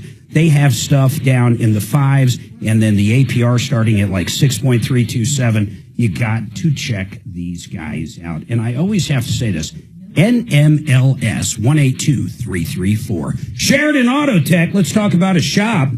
Let's talk about Uncle Kevin. He was on today helping us out. He helps people out like you every day. Maybe you just need an oil change or a tire rotation. Maybe your tires are starting to wear. We know how expensive those are. He can do an alignment. Maybe you need brake pads. Maybe you just need a brake check. Maybe your air condition isn't working as well as it used to. Maybe. You get the idea. Sheridan Auto Tech. Their nationwide warranty is unbelievable. 3 years, 36,000 miles nationwide. They bought Lakewood Electric. You got a strange electrical issue. They can track it down and fix it right the first time. Check them out at SheridanAutotech.com. Uncle Kevin and the gang, SheridanAutotech.com. Hey, do you have that NMLS number? Yes. If you do American Financing second, then I will play it. Yeah, when we do it again, I'll just stop and then you'll hit it. If you do it second, then we can just let it roll because it's only like 3 seconds. Okay. Right. So they'll have one next hour. So okay. I'll do it second. Yeah. And then I'm not going to hit next event. You're going to pop it. Yeah, you can hit next event. That's fine. Will it be the next event? I'll make it the next thing in the log. Nice. I had to do one for CMG. Mine sounds like this. I said it quick, then I went in and sped it up. Mine literally sounds like this. I wonder if it'll pass the muster. Sure, why not? I don't think if I say a rate. In theirs, they want that rate.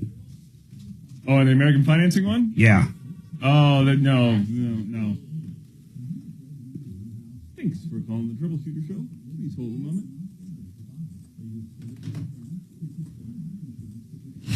Oh, God. You didn't put anything on YouTube about while we're there, right? No. If I find out it's a YouTuber that's cheating the system, they're going to show up and be thrown in Pepsi jail. That's so funny. I've been talking about Vegas today, and I just get a thing from Fontainebleau. Siri's always listening. Oh, it's Fontainebleau. No, I haven't been back to Vegas since I had that accident with my girlfriend. There's no allure for me because I just want to go there to gamble. And now that we have, Black Hawk in Central City and my fraternity Order of Eagles. I played poker there when Mike and I went. It was just Mike and I. You were at home. Oh, it's when you were with, you and Addie, I think, went to Trish's. I don't remember, whatever. Mike and I flew there, and I played poker at Caesars. And I played for maybe 2.5 hours, Doc, and I made $40. And I was just like, that's why it drives me crazy. Poker to me now is it's like a job, man.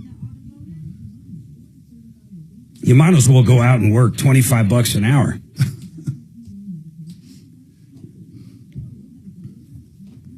This line one, it's a follow-up, so it's not solved.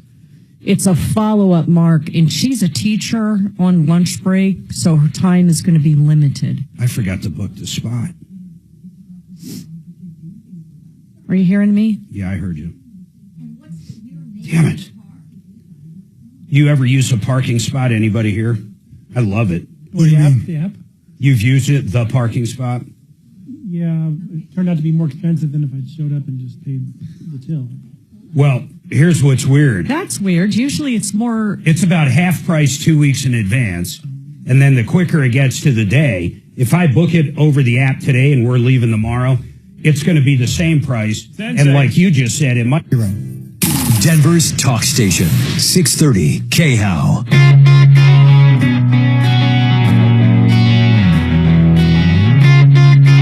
All right, 303-713-8255. We handle it all here. If you really think about it, if we do get that video, first of all,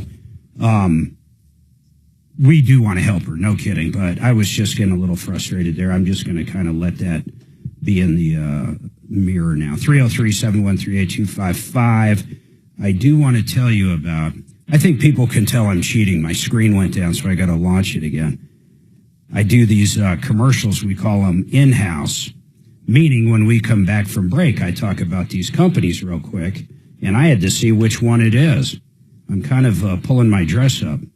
That sounds weird. Your skirt? I'm pulling my skirt up. One Clear Choice Doors, that's who I'm going to talk about. And let me tell you why. I've personally used them numerous times. In fact, they came out, put in this beautiful new belt-driven, beautiful new, and more importantly, quiet, belt-driven garage door opener. At the time, I spent $299. I know there are a few bucks more now. But think about that. You got that old one with the chain that rattles. Oh, my God, it'll drive you crazy. The dogs hear every time someone opens a garage and starts barking. You get these new ones, you can't hear anything. On top of that, if you need a new garage door, these guys have it all. They have got the most beautiful stuff, and they got showrooms from one end of the front range to the other. OneClearChoiceDoors.com. Now, we're going to go back to the phones, and we have someone else that's got a guest for us.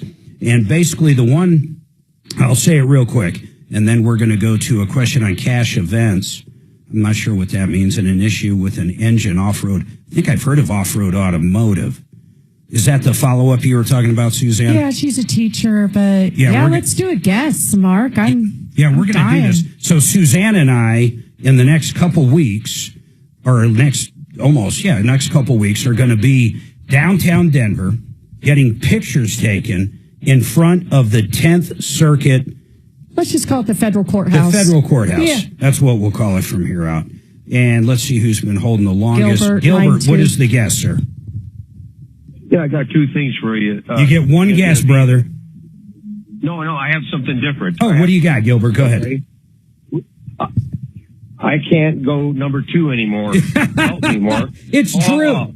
Wait, I have X-Lax. I'm okay now. Thank you. Anymore. So, X-Lax.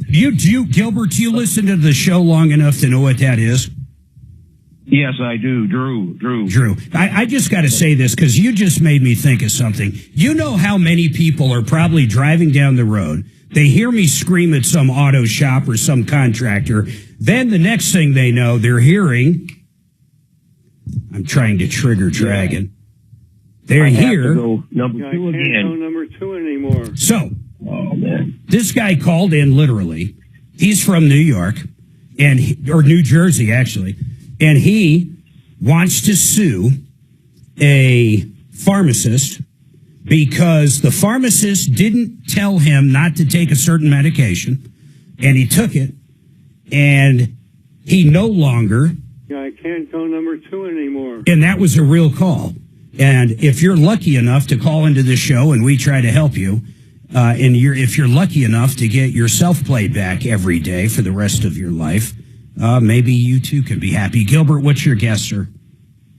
Oh, you're going to do a promo for advertisement in front of the state. I see. The federal courthouse? No, nope, sir. That's not it. No, sir. Okay. No, sir. You can free that up for Gilbert. Here's the deal, folks. Suzanne and I are getting pictures taken in front of the federal courthouse in Denver a week from this Saturday. And why? If you listen to the show long enough, you'll probably have a good idea why, but nobody so far. And you will get 2 tickets. I don't know to what yet, but it'll be probably either a Rockies game or a Nuggets game, possibly an Avalanche game. A game. You'll get tickets. I think it's because you've had the most frivolous lawsuits in small claims court. Well, they're not frivolous. I've won every single one of them, Doc. Every one. I have never filed a small claims suit, not once, and didn't get what I wanted. Now, have we gone to court? Most of them know we settled way before the court date. Sometimes we settle at mediation, but not one time have I not got what I asked for. Stephanie, I'll go to your guess in a minute. 303-713-8255. Scott, what's going on with you? Hey, Troubleshooter. Thanks for taking my call. What's up? So I've been to a couple of events recently, one at the Ball Arena and another one at the Denver Coliseum. And when I go to the concession area to get my drink or food, they have a policy of credit cards only, no cash. They sure do. And I'm really trying my best to get away from using credit cards. And my understanding was there's a state law that says that if there's a person there who can take your credit card, they're also supposed to take cash. I don't think that. Check my ID, so I don't think there is a law that says that. No, there is. Is that right? Well, then how do they do it? Well, are they exempt because they're the city and county or something? I would take a look at that law and see what facilities are exempt from that. Well, okay, there might be exemptions because you're a city and county, fine. But I can tell you right now, whether it comes to parking anywhere, well, not anywhere. I guess really the only examples I can use right now is parking at Ball Arena or parking at the Broncos Stadium, Mile High. Both of them don't take cash anymore, and I'll tell you why. Because the employees rip them off. They don't want the employees taking cash. They want an audit trail. They're not going to be able to grab your credit card and steal from you easily or steal from the employer easily like cash. Now, the other thing I'm sure you can do, how about like Apple Pay or Venmo? Do they accept that stuff? Oh, I don't know. And then, Scott, I understand you want to wean off credit cards or where you were going with that, but the theft is the issue. But how about just a debit card? That goes right from your bank account. It could be. There might be fees associated. No. I don't know. I guess my angle is, my understanding was, at least from the rumor point of view, is that it was a state law of some kind. I don't know if there's some exempted entities. That would be interesting. Well, I guarantee there are, because the Pepsi Center's not going to get away with it. I'll tell you the other one. Colorado does at DMV. It drives me insane. So you're not allowed to give a cash discount. Did you guys know that? If you take credit cards in the state of Colorado, you're not allowed to give a cash discount. So in other words, we'll take 2% off your bill if you pay by cash. You're not allowed to do it. Okay? And you're not allowed to charge an extra fee on a credit card. But if you go to DMV, they can charge an extra fee because they're exempt from it. That drives me nuts.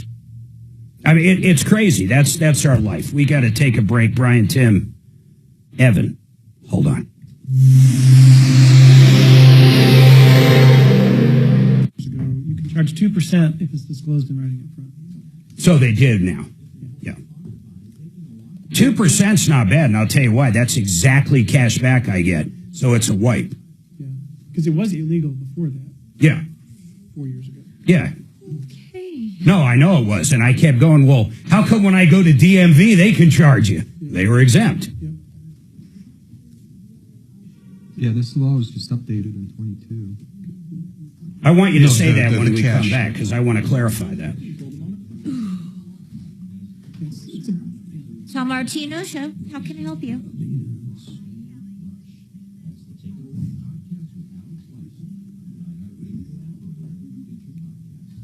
Guess what we got coming, Suzanne? You know what's coming. I'm excited. When is Gravinas coming out? Tuesday. So Nick Gravinas came out, sold us a beautiful new sliding door. We had our hardwood floors resanded, and the door was just a mess after 20 years. It was an OEM door from the original builder, and they came out. They showed us every single sliding door they had. We talked about different colors. I love dealing with Gravinas. These guys are unbelievable. And unlike a lot of other companies out there with windows, siding, and doors, they don't just try to push 2 or 3 brands. These guys, for example, with windows, have 20 different manufacturers they deal with, over 200 different lines of windows. What does that mean? That means whether you want a cheap window for a fix and flip or the most beautiful window you could ever imagine, a custom fit window for your house up in Vail, they got it. Their entry doors are gorgeous, and of course, all their products are made for durability. But check them out, Gravinas.com, Gravinas.com, Gravinas.com. Maybe I said that too many times. Let's talk about Joe Lazzara.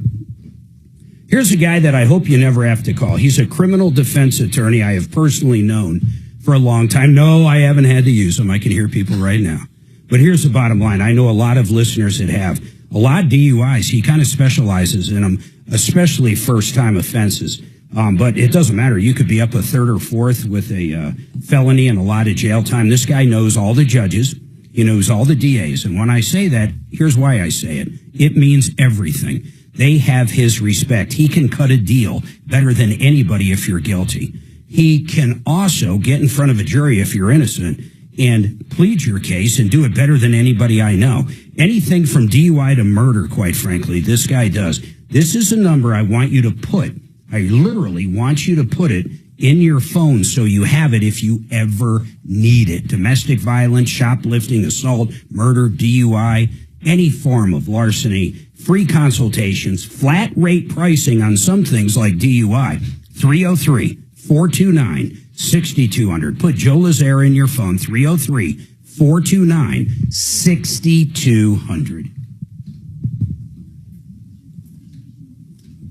I'm getting pretty good at that Gravinas, right? Does it sound like the old commercials? Sounds pretty good. You think so? Bonus for doing that? What's that? You get a bonus for doing that? No, but I haven't heard them advertise that since Larry hasn't been around.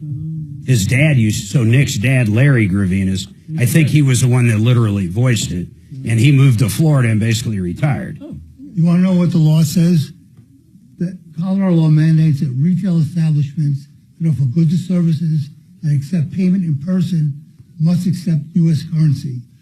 The exceptions are if you don't have an individual there, if you have a debit card, or transactions on security deposits.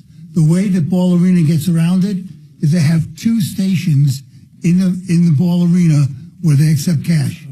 So interesting, Doc. So you can go to some place. We'll talk. We're going to do that on air when we come back. Are we taking YouTube guesses or do they have to call in? No, you have to call in. I'm not taking YouTube guesses. They're lucky. They already know behind the scenes. I'm shocked none of them don't know. But maybe they do. I'm shocked we don't know. Yeah, that's probably true. I'm shocked you don't know. We just found out last night. Yeah, but people can put that. Whatever. I'm not going to say anything.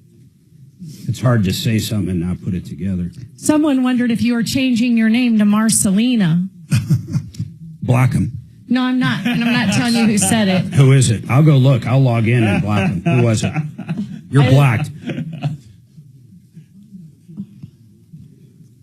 Block him. Or her. JR from the Savvy. road? Block I'm not blocking JR. In fact, just get rid of them altogether. Get rid of everybody. We'll be the only ones chatting. That would be funny. Just me and Paige, you you're can out. chat. Chris Cartwright, you're out. Cartwright. Tim, you're going to be gone. Walmart Brian, later Gator. That's fun. Oh, I didn't talk to Miles. You know, the Nuggets fired their coach, and they won last How many night. minutes do I got, bro? 2. No, when we come back. You will have... You don't. 45 seconds. I can't believe it's already won. It's more than Tom would have had. Hospital bills discounted and you get the money. I'm sorry? How do you get the hospital bills discounted and you get the money? Mark? Tell him that. I missed it. So, the John Fuller getting the discounted hospital bills? Oh, yeah, man. So, she got rear-ended. The one I remember more than anything is my daughter. Rear-ended I-25. She just left the restaurant with us. Calls us up, just got rear-ended. I'm like, sit right there. We left Maggiano's, headed down. She's right in the middle of 25 by the hospital right there. Get her over to the side of the road. I didn't want her walking around. Stay in the car. Got her over there, and basically cops showed up. It's evident the lady just didn't see her slowing down, hit her. So we bring her up to the hospital. They do an MRI, a CAT scan, and... She got hit. Skyrim. But she was at a stop. Yeah, she got hit. The car was totaled. Pretty new car, too. So she had an MRI, a CAT scan, and something else to the tune of $32,000. They just make them up. Like, literally, make up their prices. So we're looking at $32,000. So Fuller goes through. I think she had $50,000 in insurance, so he got the $50,000 for us. Then he went to Skyridge or whoever the main bills were from the emergency room and got that $32,000. Listen to this, brought down to $7,000. So then we had that extra $4,000. How do you get that? Because in personal injury, you go after the amount. Next 4 years. For your kind of talk. Just going to be incredible. Can't wait. Denver's talk station. A nice, healthy conversation. Definitely moving in the right direction. 630 KHOW.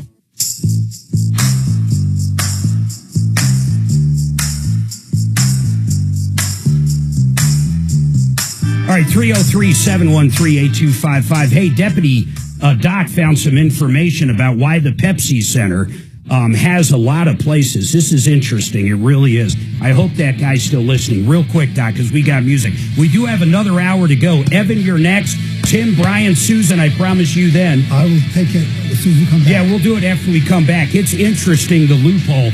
And Brad O'Brien just told me they changed the law on credit cards and given discounts not long ago, about 2 years ago. We'll talk about that and a lot more coming up right here on the Troubleshooter Network. At discountbath.com, Brad, you want coffee, water? I've already had 2 coffees, but I don't know about the discount part, but I know you can add the 2%. Yeah, for the fee. Yeah, I think the no discount is a contractual thing with your Visa or whatever. I'm not sure if it's the contract with the credit card. Yeah, Troubleshooter Show. Where it was getting weird was in Colorado Springs. If you used a credit card at a gas station, it would cost more per gallon than if you paid cash. Really? And it drove me absolutely crazy because here in Denver, I've never seen that. But I go to the Springs, and in the Springs, you would pay more. It's just wild. Wow. So I guess they're making up that 3% that the credit card is charging them, right? Okay, what's your name? Whatever it is. 5. But I think you could always give a cash discount. And this is a 3rd grader? You just couldn't charge more for credit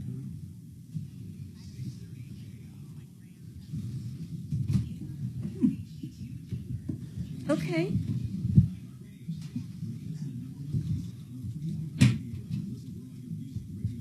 All right, hold on.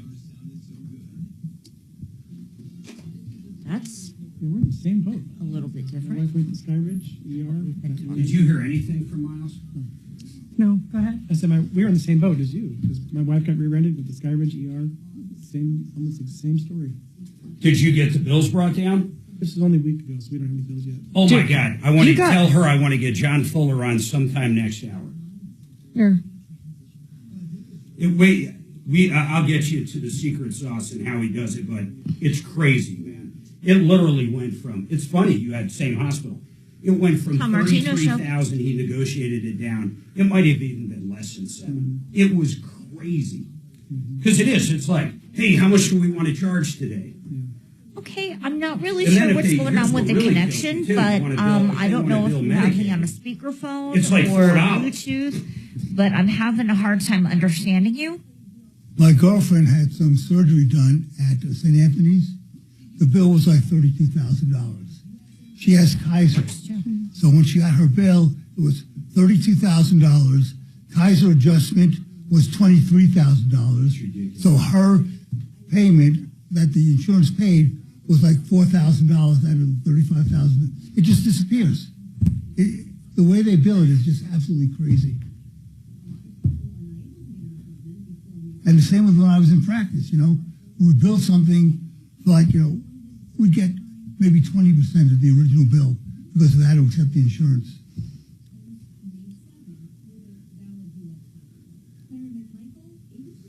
Did you text him? I just texted him. I texted son, and I just said, how did interview go? And no answer. How long ago? I only sent it about 40 minutes ago, but... I called up and his phone doesn't even ring. Well, that's funny because on iPhone to iPhone, it took a long time to even say it was delivered. Might be where he's at. Might be. Anyway, John Fuller is available. Yeah, tell John, not right now. I'm going to do it after the 30, basically. So after 1:30? Yeah, tell him right. Okay. Mark wants Negotiating. to do it after Negotiating hospital. 1:30. I'm going to ask him, too, is it always Sky Ridge? Topic basically is going to be negotiating hospital bills. At 1:30? Is that what you said, Susan? Yeah, or a little at. Mark just wants to do it after 1:30. So. What do you think our whiplash is worth? You'd be shocked. I have no idea. Brad, it's worth a call I'm telling you. If she got hit so hard, she was in the hospital. Oh, you the have hospital, to have an attorney. You're crazy. I mean, you got to call Fuller. Really? I mean, it's just like our daughter was what happened, it was like basically Lincoln and 25 South, all the traffic came to a stop, and whoever was behind her, she never knew the traffic came to a stop. Bam. Oh man, it was hard hit. Oof. Okay, then I'll set my timer to have Kelly call him in just a little bit here.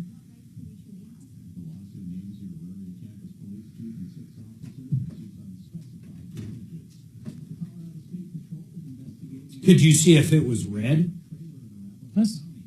Miles doesn't do red with me, and this is why. So, do you have an iPhone, right? When somebody's read your message and not on some contacts, right? So, son is afraid, Mark, that if I see it red and he doesn't answer me back right away, I'm going to be worried about him or something. Like I am right now. What? Yeah, but it's so absurd. Like, I'm never that way with the kids, ever. Because both of our kids share their location. I'm like, you guys are in towns where you don't even know anybody. Like, I don't make them, but it's like, especially daughter, being up in college and stuff. But it's just like, you're in towns where you know nobody, you have no family. All you do is work. I mean, for crying out. And they drive back and forth a lot. It's just like, I'm glad they share their location. I have one who doesn't, but I can track his car. Okay, there you go. We did that forever. Yeah. My son never answers his phone, but he'll respond to a text. Is Miles and Addie like that? They'd answer their phone if they weren't in class or in work. But I'm always the type, hey, you got a minute for a phone call text. So they know. Not an emergency. They'd answer the phone because I never called them. I text first, so they'd be going, what the hell's going on? Yeah, why is she calling me like this?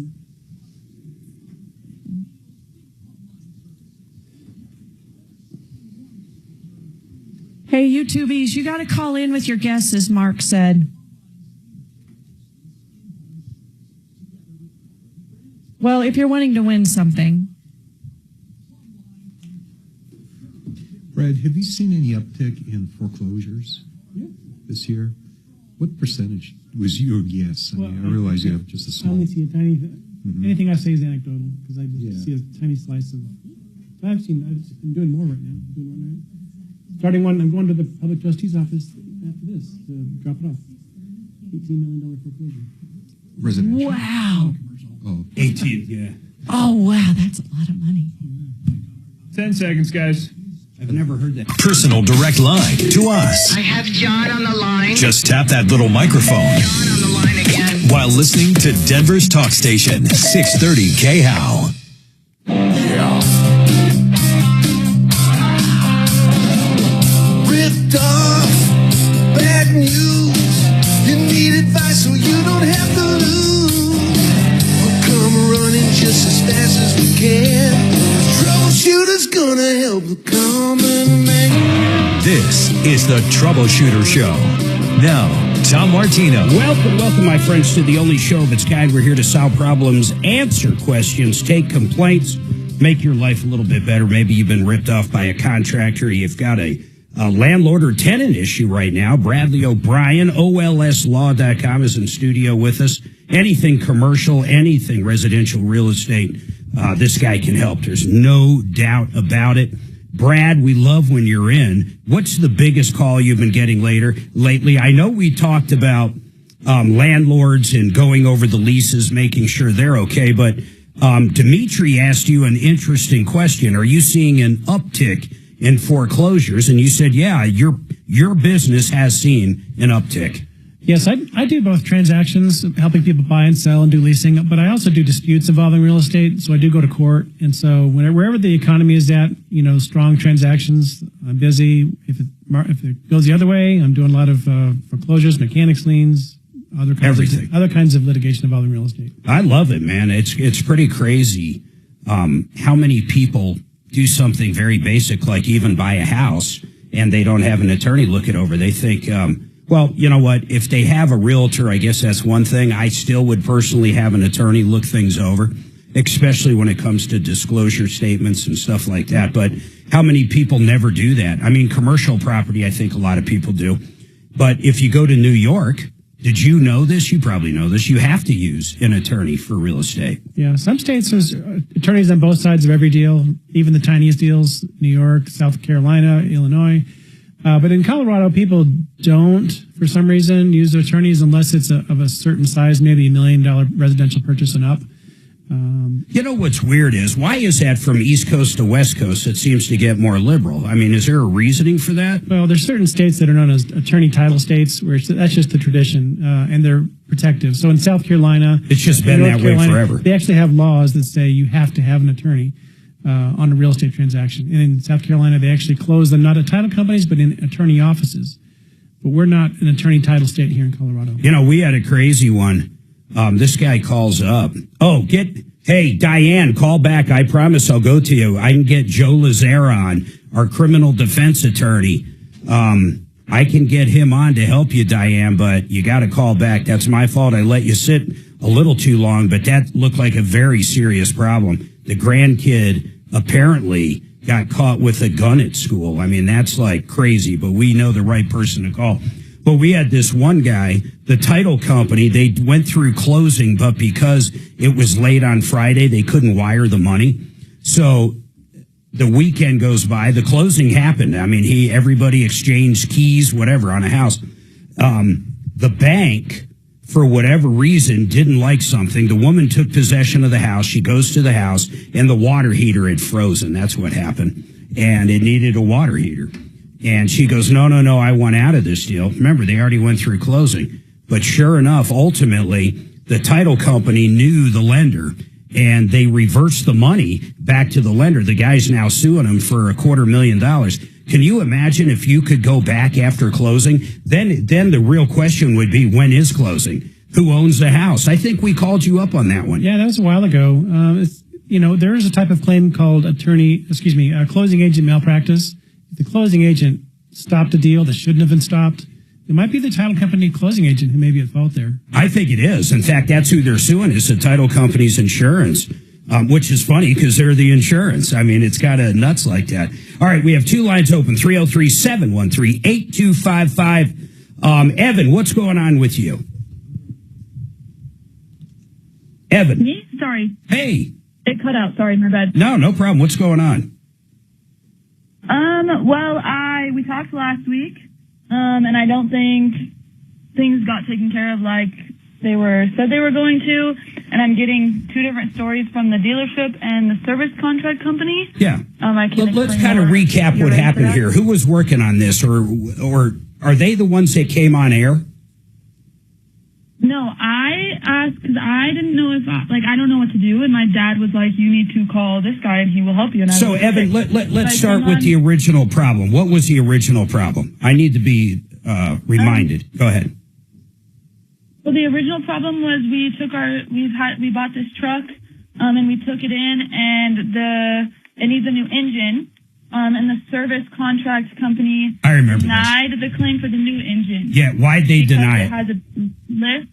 Because it has a 3-inch lift and aftermarket tires on it. So we did have these people on. In fact, I want to tell everybody this story real quick. This poor woman bought a vehicle from this company, and on top of that, she bought a service contract for, what was it, $3,500? Yes. And I remember the place was in Fort Lupton, but I don't remember the name of it. What was the name of it? Off-Road Automotive. Off-Road Automotive. That's who you bought it from, right? Yes. So you bought the service contract. How long did it take to figure out it needs an engine? It was pretty quick. Well, in December, that's when we originally took it in.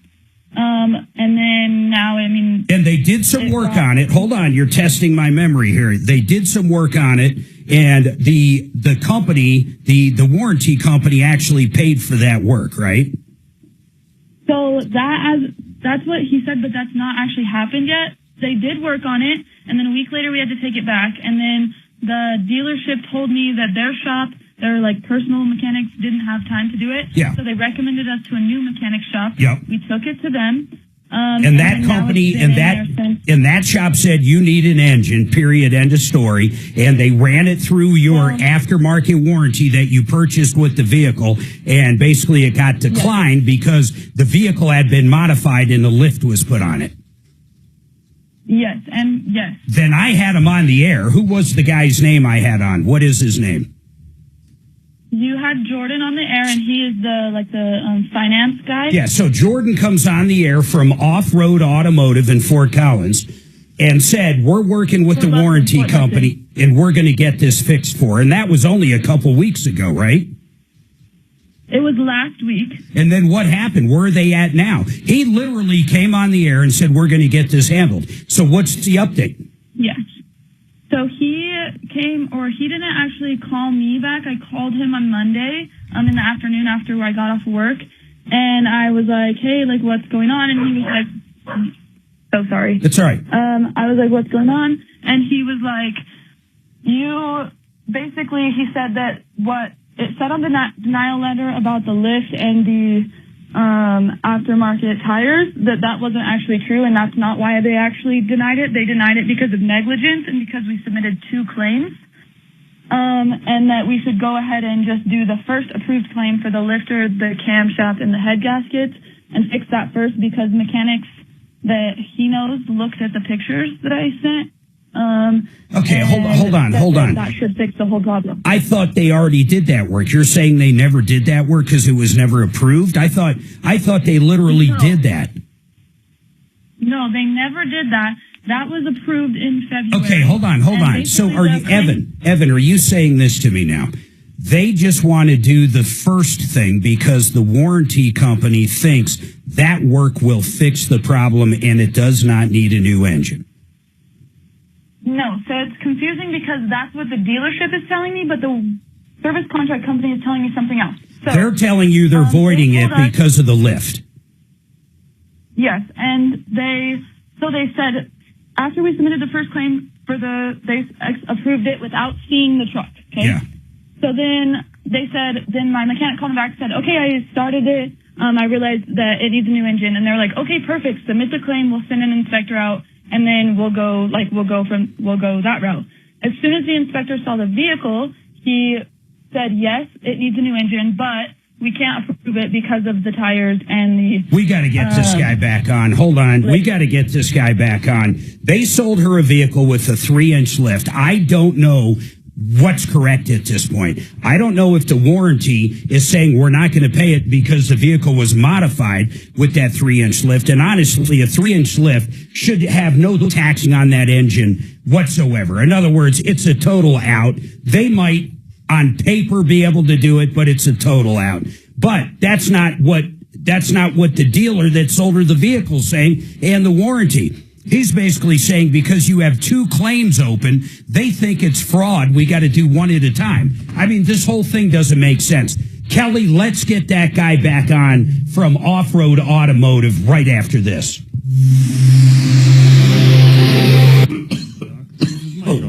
Hey, Evan, do you have Jordan's phone number?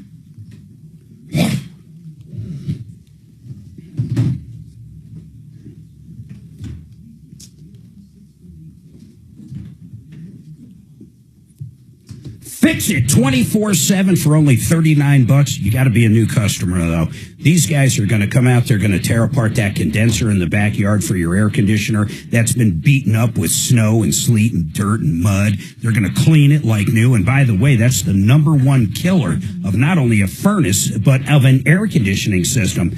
They're going to get it clean for you. They're going to slap a no breakdown guarantee on it, all for $39 for new customers. And of course, the reason they do this is very simple. They want to earn your trust and earn your business by giving you a great deal like that. Then, if you ever need an electrician or a plumber or drain cleaning or an HVAC tech, you know who to call. You see these guys on TV all the time. FixMyHome.com.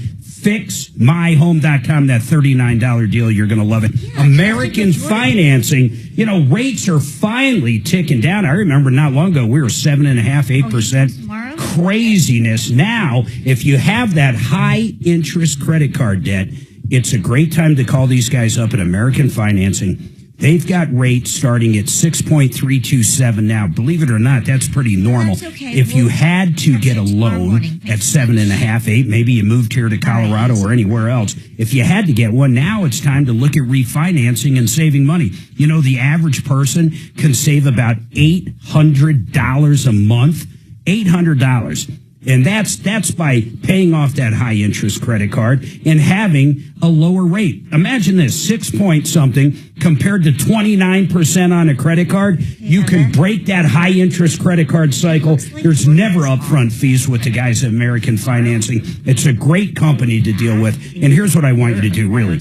Reach out to them, talk to them about your particular circumstance. Ask them, hey, I want money to pay off the credit card debt. They can actually punch all the numbers and tell you how much you're going to save. 303-695-7000. 303-695-7000 or AmericanFinancing.net. I'm sure that Mark still wants to try to help you. But in case we need to call you back tomorrow, is there a better time?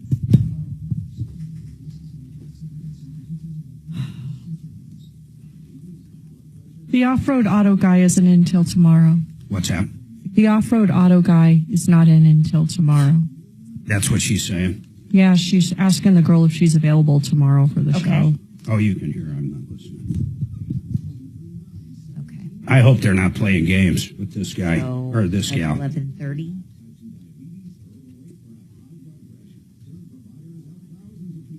It's just going to be confusing because now Tom's going to take over the call tomorrow. Do you know what I'm saying? Yeah, I won't be listening. Because I got confused just what she said. I was confused. The question? My mind had wandered. I didn't even hear what you said. No, it's okay. The off-road automotive call we were just the guy came on and said they would handle it, and it's not. Yeah. Now he's not available till tomorrow. Oh, great. So I'll fill in Tom. You'll fill Tom in. Yeah, I'll be over there. Okay, you get the idea though of what's going on? I totally do. I'll have a cat sleeping in my lap. He did come on. And say they were going to make this right. Just make sure Tom knows that. And make it right doesn't include doing some weird trade-in with her where she gets fucked. Hey, by the way, Jordan is off today, so I can get it. I can try to get him on tomorrow. Did they say he'd come on at 11:30? He's not in there. Just tell me on air when we come back. I'll ask you about it. All right.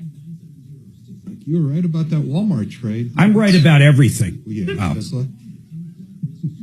I'm in Tesla for $110. That Walmart was a good one, though, wasn't it? Did you jump in? No, it's the only thing up right now. I've been trading. I've been making money on 2 other trades that I come in and out of almost every day. What are they?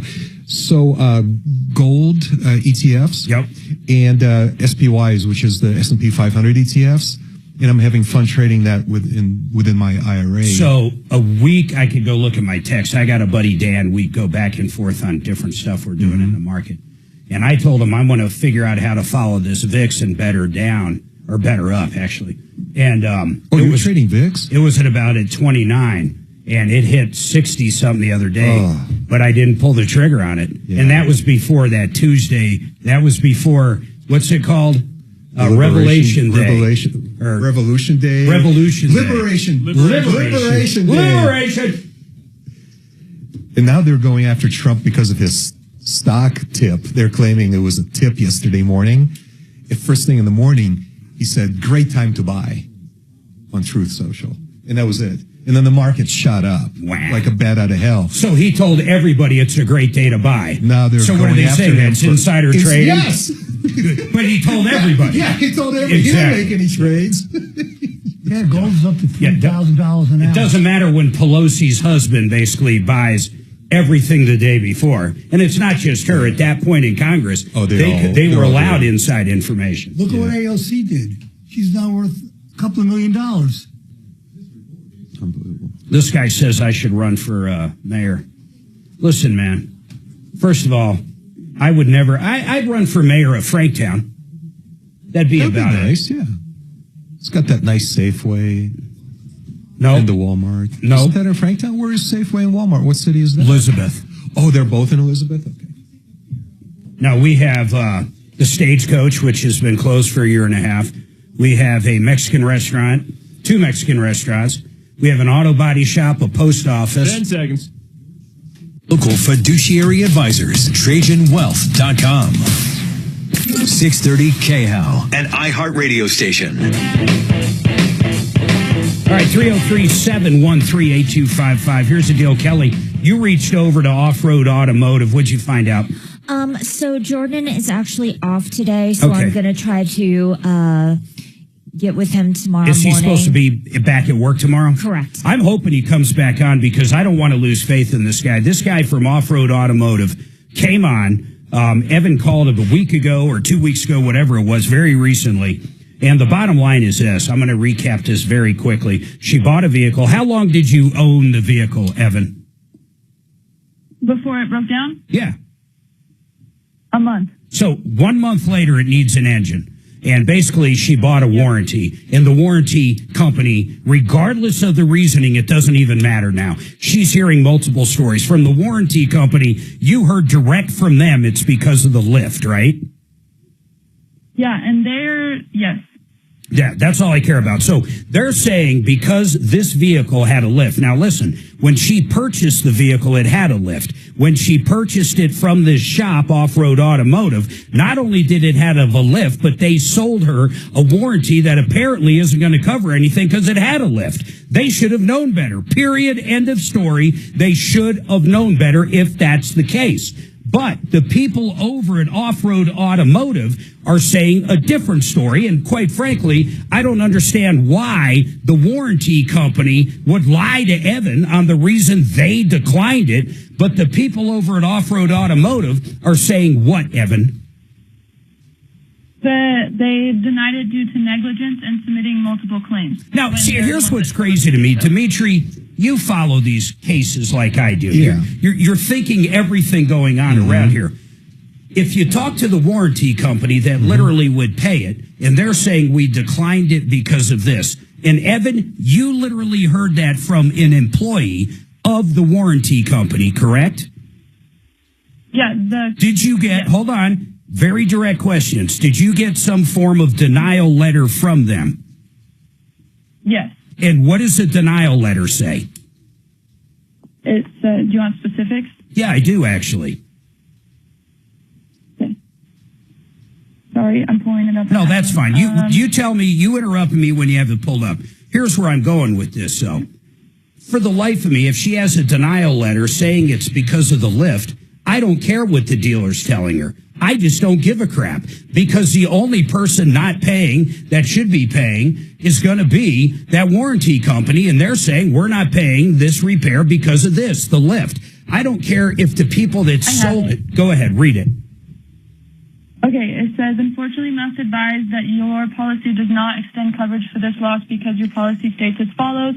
On page 6, under exclusion number 7, misuse or abuse, negligence, modification, alteration, tampering, disconnection, improper adjustments or repairs, installation of parts not equivalent. Yeah, that's it. I don't need any more. It says modification. Yes, it's not negligence. It's not. Yes, it's modification. It's modification, which is a really common And that- exclusion. Yeah, it's a big time exclusion, and I think they have a valid argument. Here's the problem: the dealer, Off-Road Automotive, they promised me they were going to get this handled through the warranty company because they sell a lot of them, and if they didn't get it covered through the warranty company, they were going to make it right by either letting you out of the deal or giving you the full value of what you paid towards another vehicle without any monkey business. And that last part's the most important, because there's a lot of dealers out there that go, oh, well, we're going to trade her out of it. All that means is we're going to kick her in the face and take more money from her. And that is not going to be acceptable to me whatsoever in this circumstance. Evan, we're going to try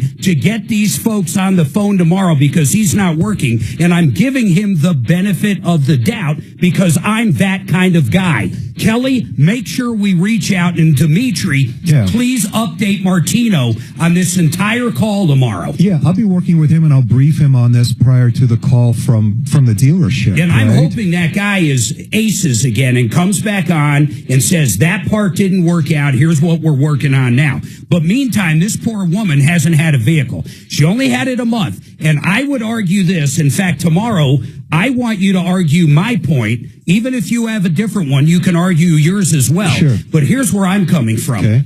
She bought this vehicle thinking anything that happened to it is going to be covered. It turns out it's not. There is no warranty on this vehicle. They sold her a piece of paper that's worthless. Not only should she get her $3,500 back with no one blinking, that should just be handed to her. She should be allowed out of the deal because she's got a vehicle she thought would be covered if anything happens, and it turns out she's got a vehicle, nothing's covered. I think she should be 100% let out of the deal. I think the automotive board should get involved. I think we should do only, and I'm going down the bad outcome. I think we should do free commercials for off-road automotive either way. If they do handle it, we do good stuff for them. No, I think that's a really great approach, and especially when you consider that one of the key conditions of that purchase was that she thought she was buying a vehicle that's covered by this warranty, which she paid for the warranty, right? That's my argument. So refunding her the purchase price of the warranty is not enough. No, because now she owes $20,000 on a car that's dead. Well, and it also doesn't address this issue, which is the only reason she bought that vehicle is because she could also purchase a companion warranty for it. I want to bring our attorney in, Brad O'Brien. Brad, I know you don't get into it. It's not even lemon law. Lemon law is for new stuff. But if you go in and you purchase something, I don't care if it's a VCR. Boy, am I dating myself. I don't care if it's a USB stick. I don't care what it is. And they try to sell you the extended warranty. Hell, if you buy a blender at Walmart, they want to sell you the $2 extended warranty. When you buy that warranty, a lot of people that buy warranties, and you might be one of them, it gives you that peace of mind. You might not buy something if it only has a one-day warranty, but you might buy something if it's going to be covered for a year. So you walk in, you buy something, you buy the extended warranty, and you think you're going to be good for the covered stuff for whatever, a year, 36,000 miles, whatever we're talking about, whatever it looks like. But then you find out that warranty isn't valid on that product at all. My argument is they should undeal the total deal because I might not have purchased that. The only reason I purchased it is because it had a warranty. What do you think of that as far as a legal argument? Well, you first have to look at the actual warranty document. It sounds like a classic breach of warranty claim, but you have to actually say, what is the warranty? Many warranties say that here's what it covers, and here's what you're giving up. So it might say, without looking at it, that you give up any claims to the purchase of the car in the first place, that your only remedy is to is for what the warranty says. But the dealer that sold her the car and the warranty represented that this warranty will cover that car and charged her $3,500 for that extended warranty. What she found out was because that vehicle was modified with a lift kit, that the warranty is no good from day one. She literally never had a warranty because the vehicle was modified. Okay. Well, so she might have an alternative type of claim instead of breach of warranty, maybe a misrepresentation claim. That's what I like. Maybe a fraud claim. Yes. Maybe a Consumer Protection Act violation claim. Yeah, it's just amazing. I mean, do you understand at least where I'm coming from, that if I buy something that's represented with the 3-year, 36,000-mile warranty, these things are covered? But it turns out it doesn't cover the product you sold me. I mean, it's an absurdity. And that's exactly what I think these guys did. Now, I don't think they did it on purpose. And the second thing is the warranty company's being sleazy, but they all are. They do have an out for modifications. This 3-inch modification, in my opinion, would not have anything to do with the engine blowing. It's got nothing to do with it. It's not like they built Bigfoot and they're trying to run Bigfoot on a straight 6 or something. The reality is, I don't think the two are even the same. But it doesn't matter because the warranty says any modifications. That's a bad fact. It's a bad fact. I want to get John Fuller on after the break. Brad and I were talking about something very interesting. I promise I'll get to the phones too. But we were talking about something very interesting. He said, Mark, I heard you in that John Fuller spot say that he negotiated the bills down. How did he do that? And I told him the numbers, and it's crazy. And I'm going to get John on, and we're going to pick his brain, because you guys ended up in the exact same hospital that we did, and the bills are crazy, aren't they? Yep. It's absolutely crazy. So Adeline, our daughter, got rear-ended on I-25. She had a CAT scan, an MRI, and I guess just the emergency physician charges, whatever they are, the ER charges. All of it was well over $30,000. Well over. John went through the entire case, got us the maximum payouts. He got us, I think it was $50,000, $75,000, whatever the insurance company could pay out. We got every dime. And then he went to Skyridge, the hospital, and negotiated that $33,000 down to less than $7,000. And maybe he'll remember when we have him on. And what was interesting is Brad said, how can they do that? Because you would think, most of us would think, whatever you actually paid would be the damages, right? So therefore, if he negotiated them down to that, we would have to give back some of that money or whatever that looks like. But I'm going to have him explain after this, because really, I didn't know any of that up till John Fuller. And Jan, you hold tight. You'll be up next.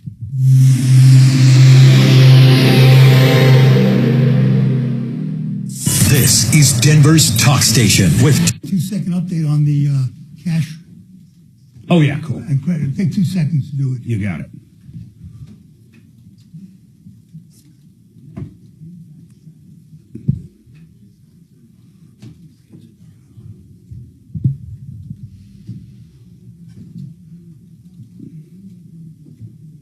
So this is a friend of yours? My wife. Oh, wow. How long ago was this? Last week. Oh, Rear end? Yeah. fantastic. Yeah. Say it again, man. How's she doing? Oh, I think she's okay now. I mean, she had a couple days of stiff neck. And, classic whiplash. They gave her morphine when she got to the hospital. Oh, my God. Did that have that kind of effect on her? I'm going to follow this script a lot closer this time and just go through this. I'm not used to these at all. Yeah, okay, listen. Interest rates have finally dropped. It is time, and I mean to take advantage. And what that means for you, listen, a lot of us are struggling to keep up with everyday bills and even groceries. Many of you listening right now have unwisely used high-interest credit cards for this, so I want you to listen up if you own a home. You can get rid of that high-interest debt right now and save money with a refi or home equity loan with American Financing. Interest rates have fallen into the 5s. That's unbelievable. In fact, you can save, the average person can save an average of $800 a month by using a home equity loan, wiping out that abusive credit card debt and that abusive interest. No upfront fees to get started. break through that high interest credit card cycle. And I mean that. Listen, if you do have high interest, you're crazy not to get a refi now that rates are down. Call our folks over at American Financing. Of course, there's no money to get started. You talk to them, telling your circumstance, and that's it. It's simple as that. But you have to get rid of the high debt. AmericanFinancing.net, or give them a call at 303-695-7000.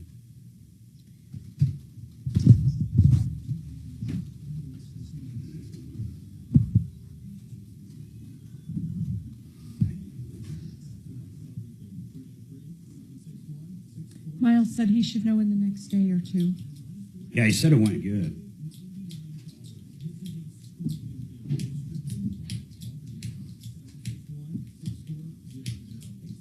You want a great? So I had a car that I just didn't like. So I used to park it all over the place. Didn't leave the keys in it, but I left it unlocked for 2 years. Couldn't get it stolen. I wanted to get it stolen. It never did. Somebody rear-ended me. Wow. And they totaled the car. Oh, good.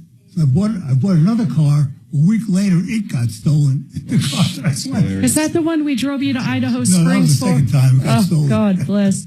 I've never had a vehicle stolen.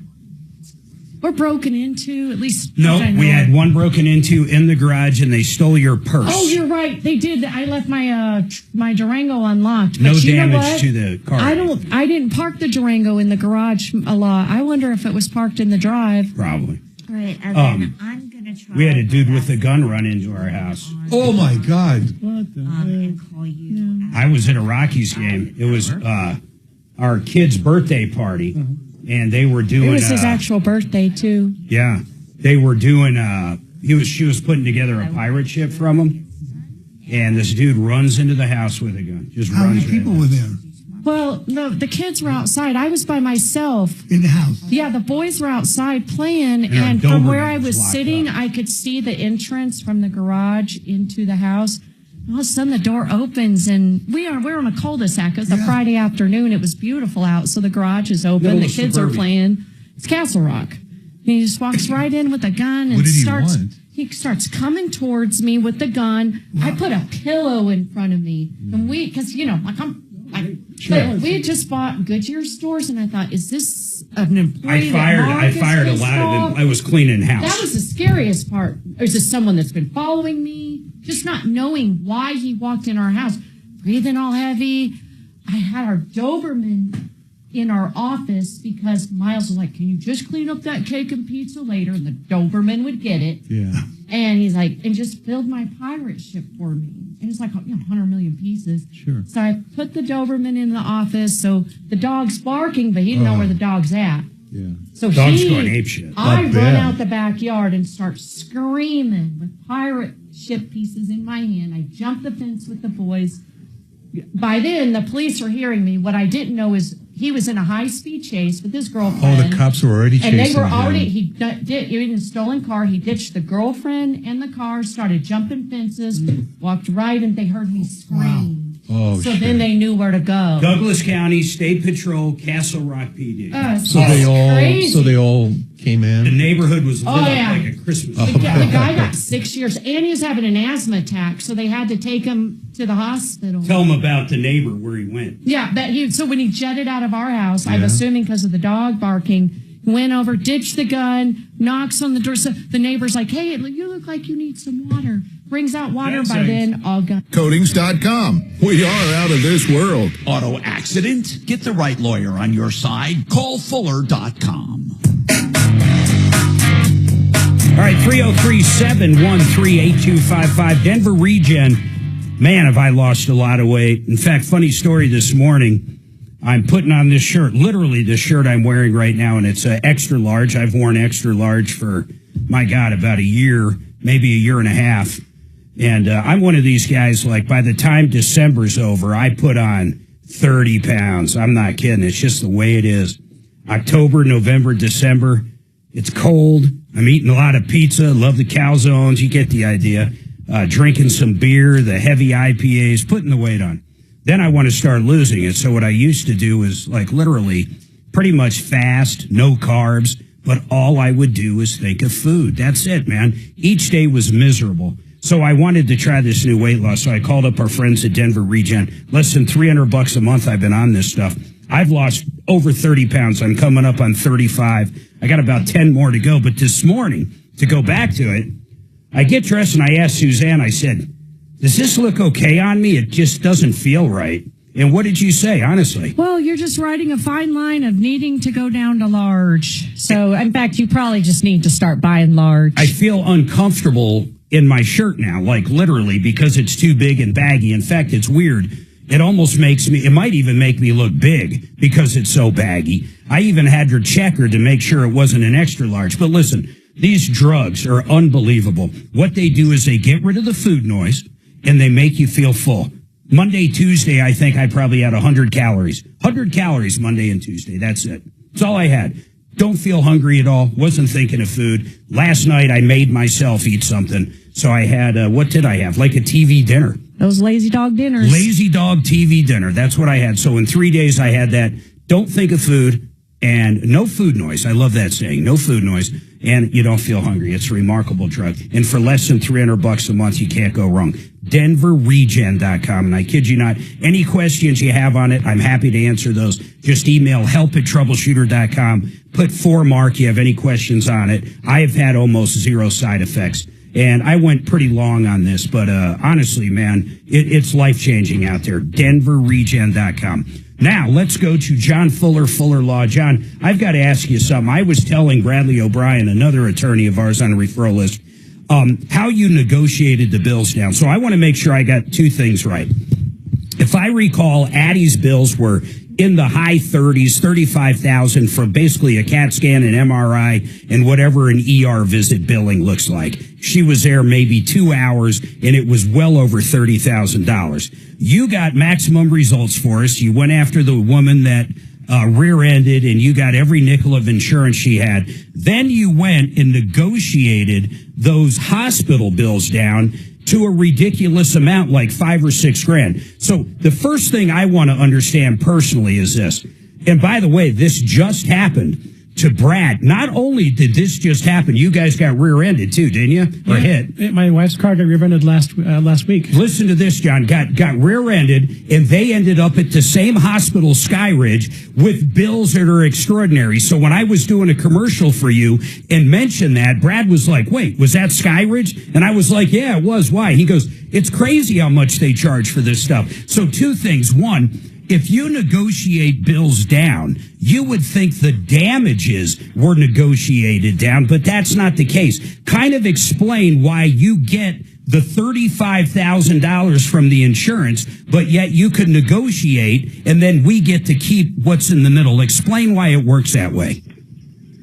Okay, so that concept is known as the collateral source rule. And basically what it says is, if I go out and spend my money buying insurance, health insurance, med pay, whatever it may be, and that's a product that I bought to protect me.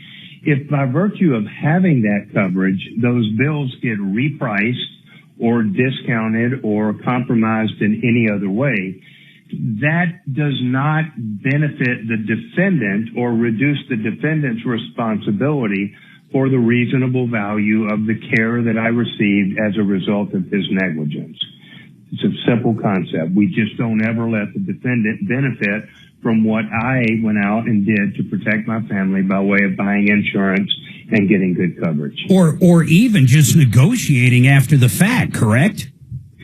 Well, yeah, but negotiating is not a legal concept. That's just more of a reality check. Got it. And when we talk to these insurance companies, you know, part of the negotiation, in all honesty, a good chunk of our negotiation is in making the billers, the hospitals and so on, you know, making them follow the rules and making them bill stuff in a certain order, making them apply repricing per their contracts. I mean, making them take the discounts that they're contractually bound to take before we let them take a pot shot at the med pay and the things that don't carry discounts. So that's a big part of the secret sauce, is just making sure that all of these different players that all have their hands out and all want as much money as they can are not taking advantage of people that, you know, never been down this road or have never gone through this experience in the past. He really, do you remember what you went from, like, honest to God, I think it was like 35,000 to $5 or $6 grand. I mean, it was so remarkable. And then the other thing I want to throw into this, and I'm coming up against the clock, is it is so crazy, the concept of an emergency room. It's the only place that I know of besides Thunderdome where anything goes. It's almost like you walk in there and they can look at you and go, $20,000 for an MRI. Next guy walks in, $500 for an MRI. I have never in my life, John, seen a more unfair system in my life. In fact, if you're a cash-paying customer, most places like cash. They save money on credit card fees. Yeah. These guys like cash more than anybody in the world because they'll charge you whatever the hell they want. There's no negotiated price with Dimitri or Mark. There's only negotiated prices with other people.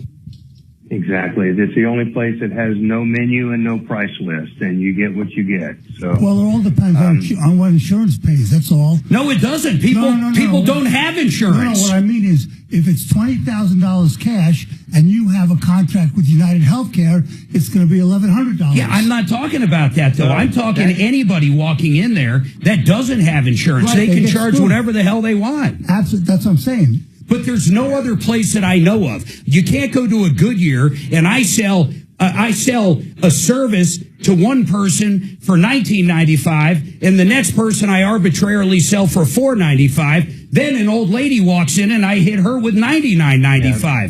I'm going to be thrown out of business. John, wasn't there a law that the prices had to be posted? There's no teeth. No, there's not.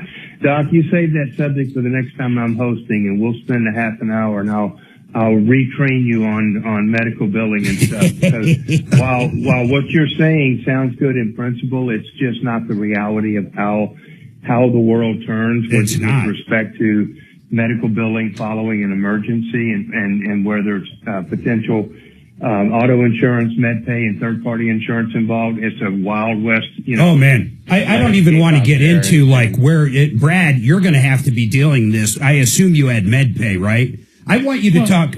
Go ahead. Well, I have a question. I understand, yes, we have our own health insurance, Blue Cross. If we ran it through that insurance, the final bill would be a fraction. But this is not being run through our insurance because it was a car accident. They want to bill. It better be running. You absolutely need to run it through that insurance. Through our own personal health insurance? Yep. Then you get the money and get reimbursed. I understood that if it's a car accident, it has to be billed to the vehicle insurance company directly.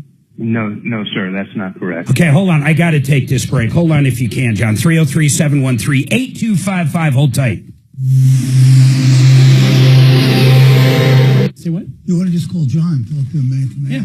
No, he's it's all he does. It's like you in real estate. He just lives and breathes this. That's it. Well, we were in the hospital and they said, are you running this through your own insurance or through the vehicle insurance? And yeah. So we said vehicle insurance. And they do that to trick you.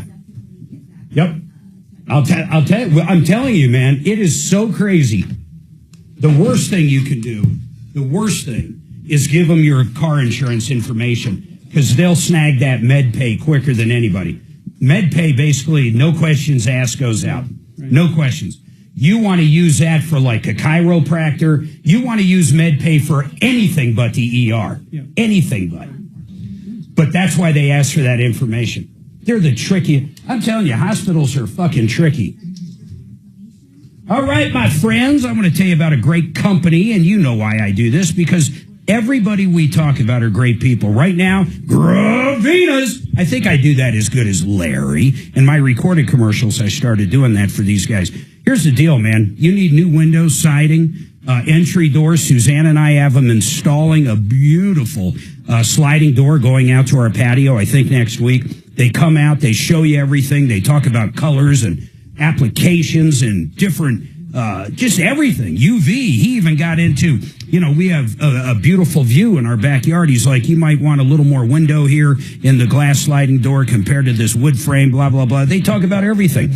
Their pricing's unbelievable. Great pricing. I got 3 different bids, and I went with Graina's. Now, here's something a lot of these companies do. They push 2 or 3 different brands. They're kind of very brand loyal. Graina's has, listen to this, 20 different lines of windows. That is crazy. That's over 50, I'm sorry, I got that wrong. 20 manufacturers with 50 lines of windows.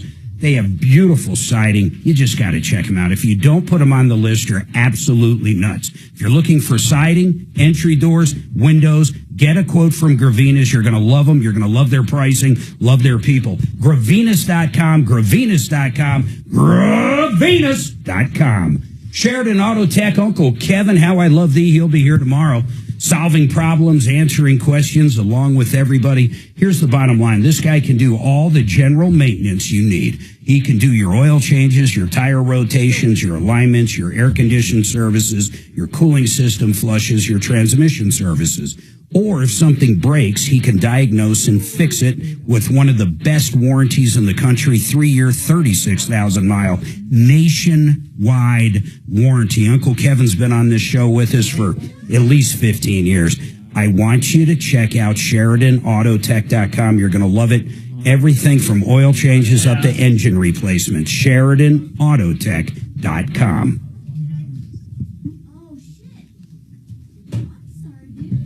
So we're going to do... Evil comes in little packages. Get Jan set up purely for tomorrow. It's car day. It's a great way to kick off the show.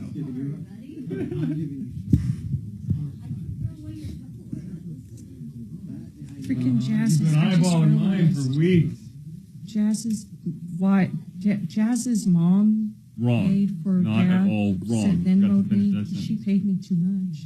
Well, I don't even know how that works. Yeah, Maybe it's towards Jazz's. Ask Jazz. No, because Jazz paid half. I said, you still owe the other half. Just want to be sure. She's like, yeah, I was going to do that. How much did they overpay? By $300. Why? How did that even? I think maybe I got to text Jazz right now. There might not be pizza. There'll be pizza tomorrow. Doc's buying. Hey, I'm buying tomorrow. You like him. You think he's hot. Hey, I'm thinking of something interesting, Dragon. I want your opinion on it. What? So it'll be a Monday. I'm going two ways. One, I'm going to have in Fuller can't do it. Tom's out. I'm out. There's no way I can do it. I just can't. I'll be in the air. So I was thinking of two different things, and I don't want any of your opinions right now because I know Doc's got one on this. I was thinking each deputy opens up 1 hour. I don't know if that's too risky. You guys are going to have to be on it to be playing the like lives because none of them can do commercials. Right. Yeah. Or I get Marco Bendinelli in along with the deputies. But I don't even know if Marco can come in. I love having attorneys in. In fact, I'd even invite someone like Brad O'Brien, if you're ever interested, when it doesn't come up a lot, but if you ever want to host, you don't have to do commercials or stuff, Brad, but I love when attorneys do it, and it's always good for you. Yeah, where's Fuller? Fuller's out he's in Florida. He's doing Thursday, Friday. Okay. He's got to fly to Florida on Saturday, and he's got a closing or something on Monday. He does the host? Yeah. John Fuller does? Yeah, Fuller hosts probably, I'd say at least 3 to 4 times. Do it. No. Kelly. But what do you think do you think it's too risky on the deputies or what? Any way you look at it, it's risky. Yeah, I mean, of course. You got somebody who's not used to doing radio. I know, that's the problem. Yeah. That's the problem. That is literally the problem.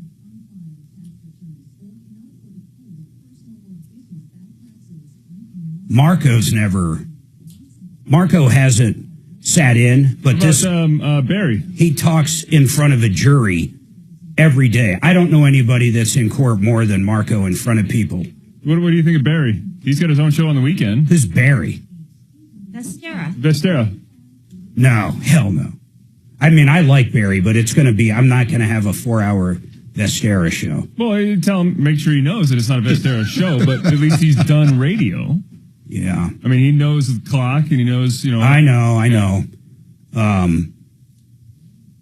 I wish someone like Brad was a little trained up. Is that something you'd be interested in? Maybe. I never even thought about it. Yeah, well, give it some thought.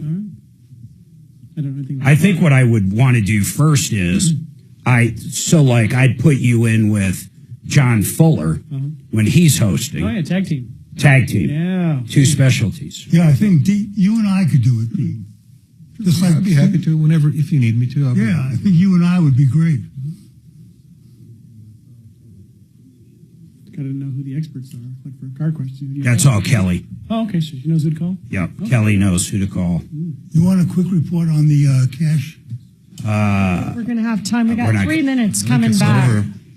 Yeah, you'll have 3 minutes. 3 minutes is good with 10 Fuller. seconds. I'll bring it up on Monday. Sense of the volatile markets after Trump's tariff roller coaster, but he can make fun of the delirious mainstream media coverage of it all. He joins me on Thursday. Show starts at 2 on 630 KHOW. All right, 303-713-8255. I'm going to go directly back to John Fuller. John, you know the clock, man. We got about 2.5 minutes, so pick up where you're at. But real quick, everybody out there, 303-Martino. That number works on and off the air. Help at troubleshooter.com. Tomorrow we got a full house packed. It's car day. Go ahead, John Fuller. All right. So, listen, when you've been in a car accident, don't fall for the myth that you have to bill everything to the other side.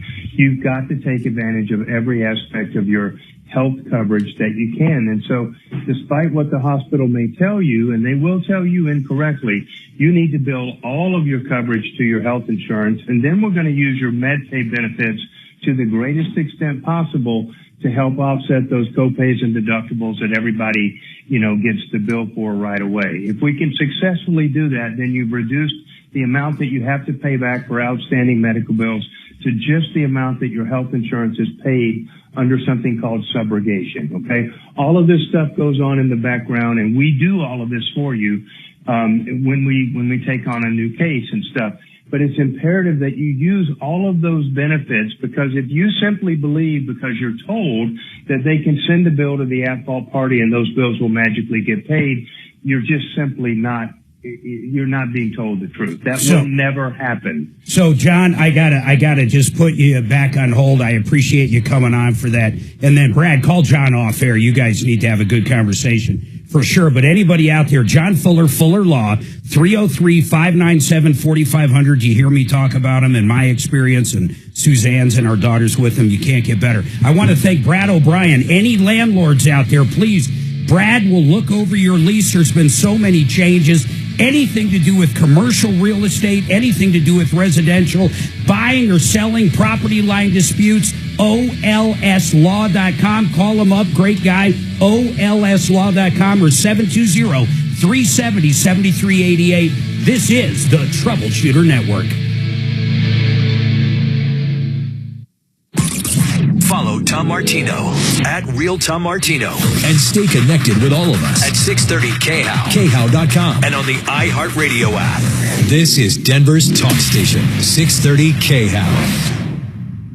Spring cleaning? Don't forget carpets. The best carpet cleaner ever. ZeroResDenver.com. 303-471-5150. 3 rooms, $114, $75 off duct cleaning. 471-5150. ZeroResDenver.com. Hi, I'm Terrell Davis, 2-time world champion and Pro Football Hall of Famer. With Fitness Gallery, you can find the right equipment to work out on your schedule right from home. I have a True Treadmill. It's the smoothest and quietest I've ever been on. True Treadmills are simply the best. They have shock absorption that absorbs over 80% of your impact. They also have a patented heart rate system. It will keep you within 2 beats of your target heart rate every time. That ensures you a perfect workout. You never regret buying quality. Visit Fitness Gallery to find the right equipment and get moving today. Get your Mighty Millions raffle ticket by midnight April 18th for a shot at the early bird prize, a 2025 Audi SQ7, plus a dream vacation to Switzerland or $125,000 cash. Every ticket supports Children's Hospital Colorado. Get yours at MightyMillionsRaffle.com. Thank you for taking my call. People complaining, I don't want the $5,000 about Musk not being elected. Ammo for arguments. We voted for this to happen. A lot of politicians are going to be in trouble. Or weapons of mass discussion. It's just a comment. They banked on Trump never getting back into office. You're made to look like a racist. There's something wrong with you. Our country is broke. The discourse is yours to join. The fox isn't watching the hen house anymore. On Denver's talk station, 630 KHOW. KRFX HD2 Denver. KHOW Denver, an iHeart radio station. Make us the #1 preset on the free iHeart Radio app. Listen for all your music, radio, and podcasts. Free never sounded so good. This is a special report from ABC News. I'm Michelle Franzen.